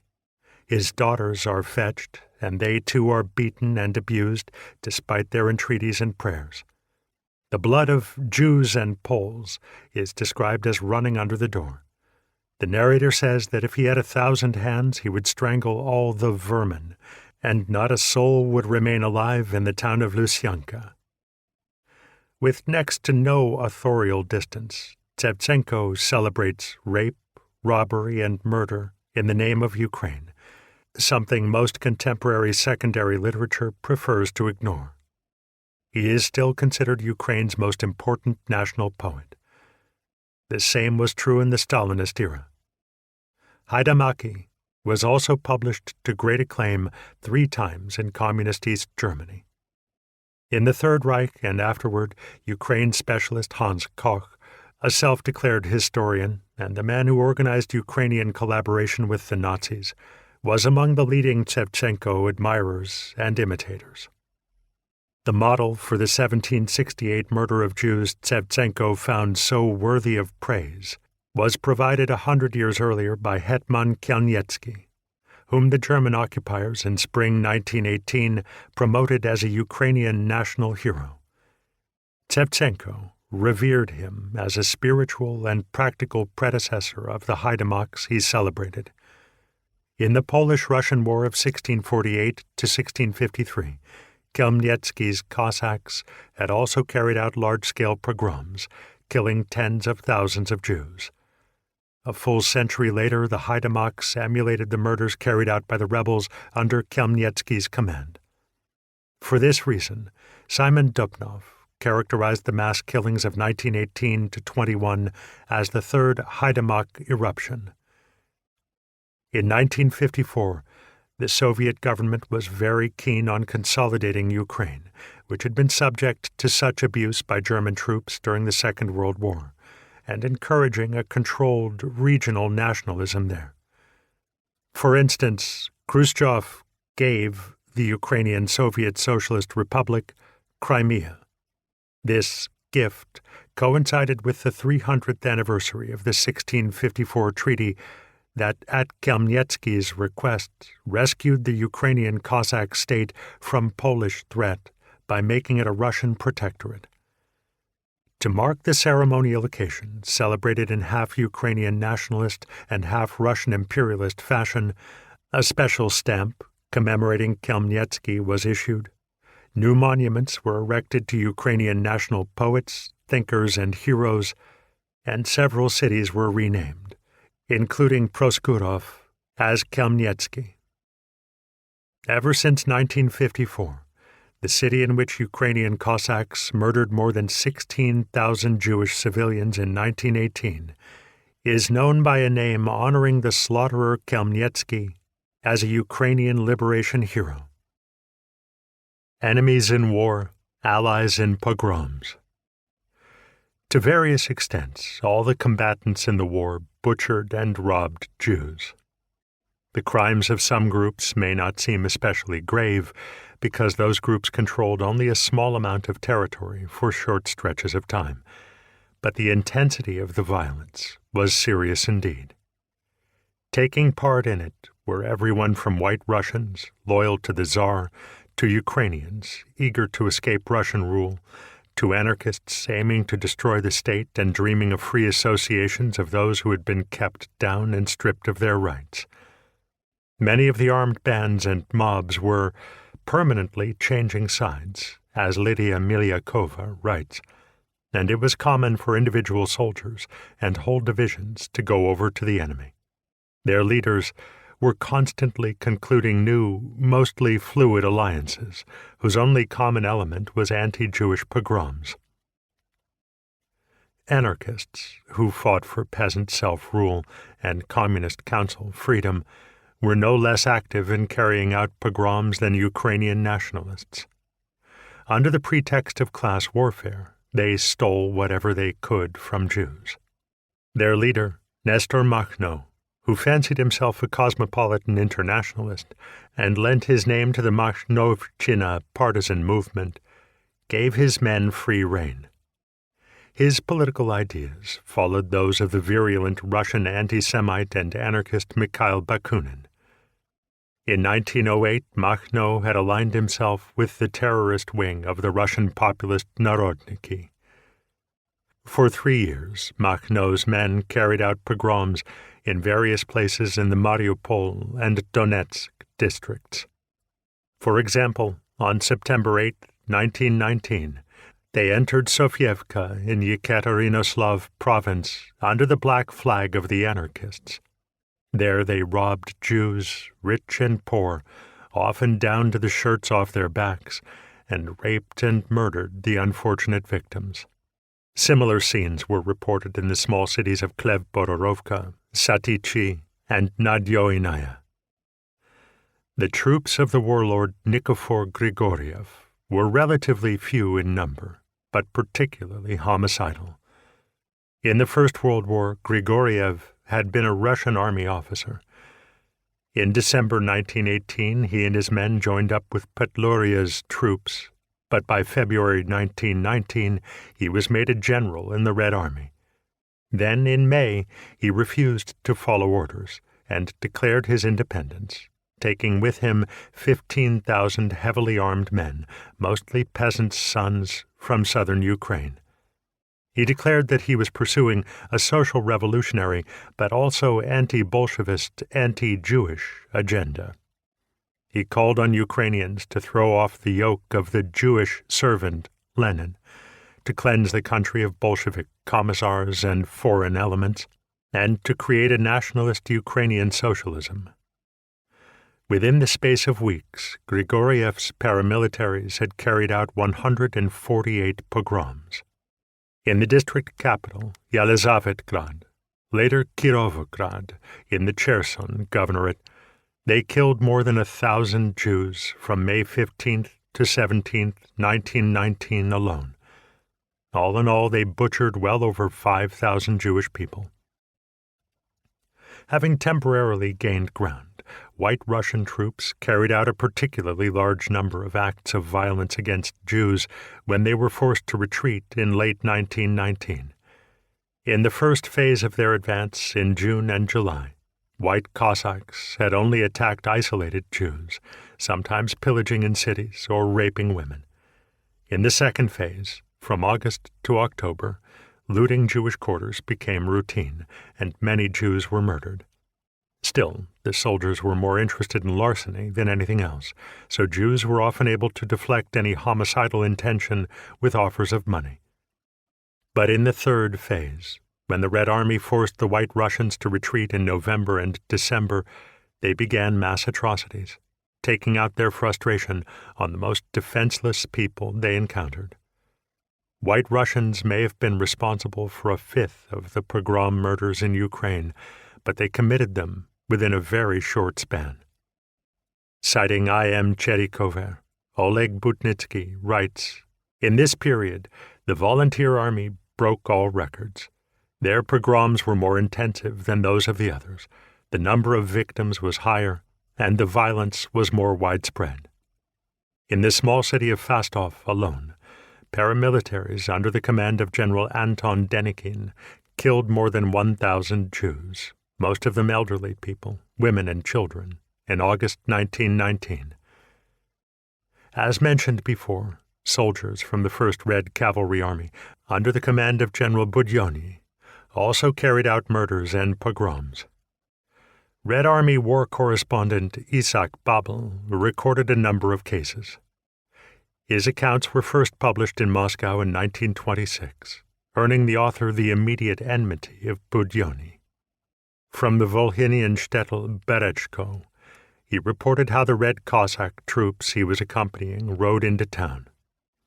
Shortly after arriving, they hung up posters on telegraph masts announcing that the divisional war commander Vinogradov would be holding a lecture that evening about the Second Congress of the Communist International.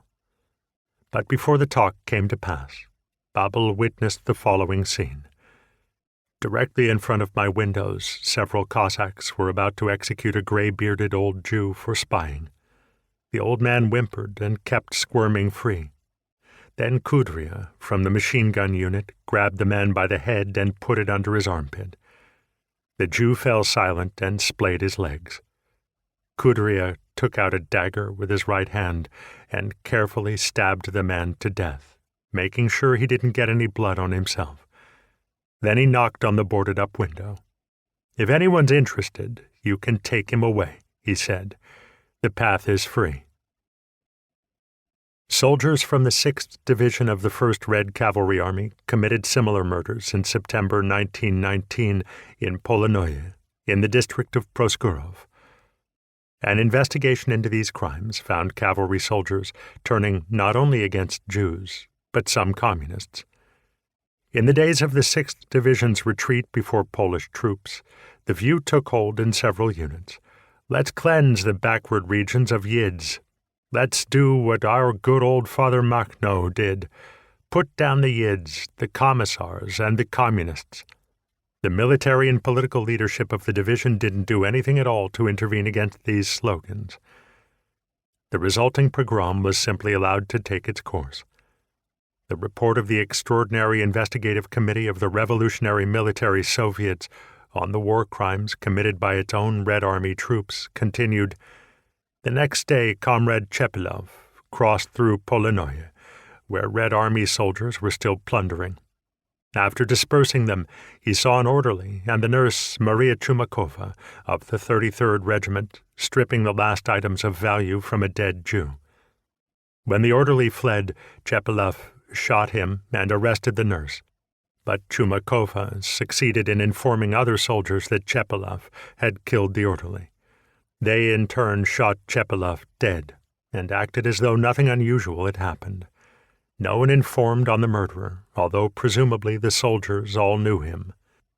In 1914, Jews owned 95% of all businesses and companies in Polonoye. In 1917, soldiers from the regular army of the Tsar killed 98 Jews in the city. After the Russians retreated, 25 Jews were conscripted to serve in the Ukrainian People's Republic Army and were murdered by their fellow soldiers in their barracks. In the spring of 1919, Red Army troops carried out an initial pogrom, killing 8 Jews. In 1910, 15,257 Jews lived in Polonoye. By 1923, there were only 5,080. During the First World War and the Russian Civil War, the majority of Jews had fled the hotly contested city. In 1939, there were still 4,171 Jews living in Polonia, accounting for 30% of the city's residents. In August 1941, German invaders shot 19 Jews as communist agents. On August 23rd, 113 more Jewish men were killed. On September 2nd, SS men, assisted by Ukrainian police, murdered 2,000 men, women, and children. A ghetto was established. The Germans forced 1,300 Jews, including some from surrounding areas, to do slave labor in a granite quarry. Meanwhile, murder, robbery, and destruction became everyday occurrences. June 25, 1942, saw the mass executions, in which 1,270 Jews were killed. On January 9, 1944, Red Army soldiers liberated Polonia. Only 11 Jews had survived. Ukrainian families had hidden them, sometimes for money, but in all cases endangering their own lives. Hungarian historian and Holocaust survivor Peter Kenez describes the motivations of the pogrom initiators as follows. It was much easier to destroy the enemy in a Jewish settlement than on a battlefield. Loot was the driving force, and anti-Semitism, fanned by official propaganda, only justified the looting. The British journalist John Hodgson reported from White Russian headquarters, "The officers and the men of the army laid practically all the blame for their country's trouble on the Hebrew." And Heifetz concluded, "On the basis of exaggerated reports of the wealth of the Jews, there developed among the peasants a feeling of envy and a desire for city products, manufactured goods, shoes, of which there was nothing in the Ukrainian village, rumor having it that the Jews in the larger centers enjoyed a superfluity of such things." Just like the Ukrainian and Russian nationalists, Russian liberals, who had joined the umbrella Constitutional Democratic Party, kept close tabs on public opinion. At their party conference on November 3rd through 6th, 1919, in Kharkiv, they passed a resolution that can only be read in context as an incitement to carry out pogroms. It read, "The anti-Bolshevism of Jews is fraudulent. They're trying to save their own skins, nothing else." A number of Russian Orthodox patriarchs also blamed Jews for causing Bolshevism. In so doing, they justified Christians violating the 6th and 10th commandments. Other groups accused Jews of being members or servants of the bourgeoisie, financial speculators, and exploiters, and held them chiefly responsible for the suffering caused by 5 years of world and civil war. 4. Minorities and migrants. The end of free movement. On the eve of the First World War, sociologists Eugen Doktor and Werner Sombart described the mass immigration of Jews as a release valve for the anti-Semitic pressure in Eastern Europe. At the same time, they predicted that this valve would soon be closed, and that the large Jewish minorities in Eastern Europe would be subject to even more discrimination. That was precisely how things turned out. No sooner had the Paris Peace Treaties of 1919 and 1920 been signed than the U.S. radically throttled back immigration. A short time later, Australia, Canada, and other countries followed suit. That blocked paths out of Europe that many Jews had used. No longer did they have the option of escaping pogroms, revolution, and economic misery by fleeing abroad. They had nowhere to go. Just as Doktor and Sombart foresaw, the post-war situation of the so-called titular nations, based on a single dominant ethnic group, Poland, Lithuania, Hungary, Romania, and as of 1933, Germany, encouraged hatred and pitiless state discrimination. Public opinion in the U.S. had also shifted since the First World War. Revulsion at the ethnic hatred in tumultuous, impoverished Europe was mixed with fear that America would be forced to admit human wrecks instead of strong-bodied immigrants. In August 1920, The New York Times quoted the publisher of the Jewish Daily News, Leon Kamaiki, describing the situation and dreams of Polish Jews as follows. If there were in existence a ship that could hold 3 million human beings, the 3 million Jews of Poland would board it and escape to America. Statements like this even made their way into congressional debates. Within a few years, the prevailing opinion had come to hold that immigrants endangered American standards of living, imported poverty, caused the growth of slums, and exposed U.S. workers to cutthroat wage competition. In addition, America at the time was suffering under the effects of demobilization, and the rapid mechanization of agriculture was driving hundreds of thousands of people into the cities in search of work.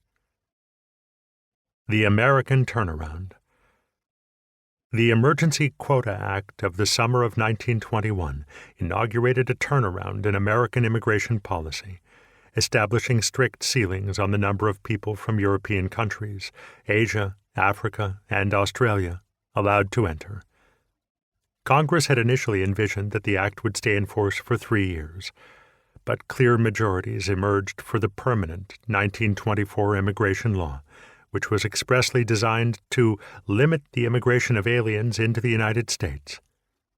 The quotas from 1921 to 1924 were drastically reduced, to the detriment of Eastern and Southern Europeans far more than Northern and Western Europeans.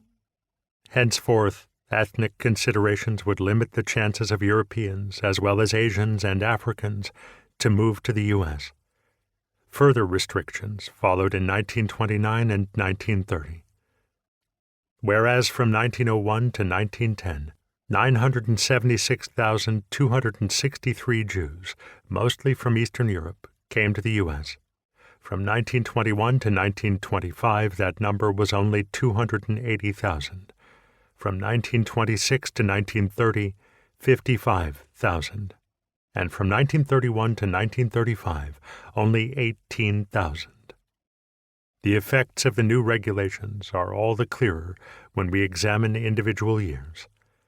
In 1921, 119,000 Jews immigrated to the U.S. In 1924, 10,000, and in 1932, only 2,700 Jews came. The figures are similar for all immigrants to the U.S. Between 1901 and 1910, 8.8 million Europeans relocated to the U.S., while between 1931 and 1938, a mere 375,000 arrived legally. During the Great Depression, the U.S., Canada, and Australia almost completely closed what few small avenues of immigration still remained. In the spring of 1930, South Africa issued the strictest of restrictions on immigration from Eastern and Southern European countries, and Guatemala, Peru, Argentina, and Brazil did the same.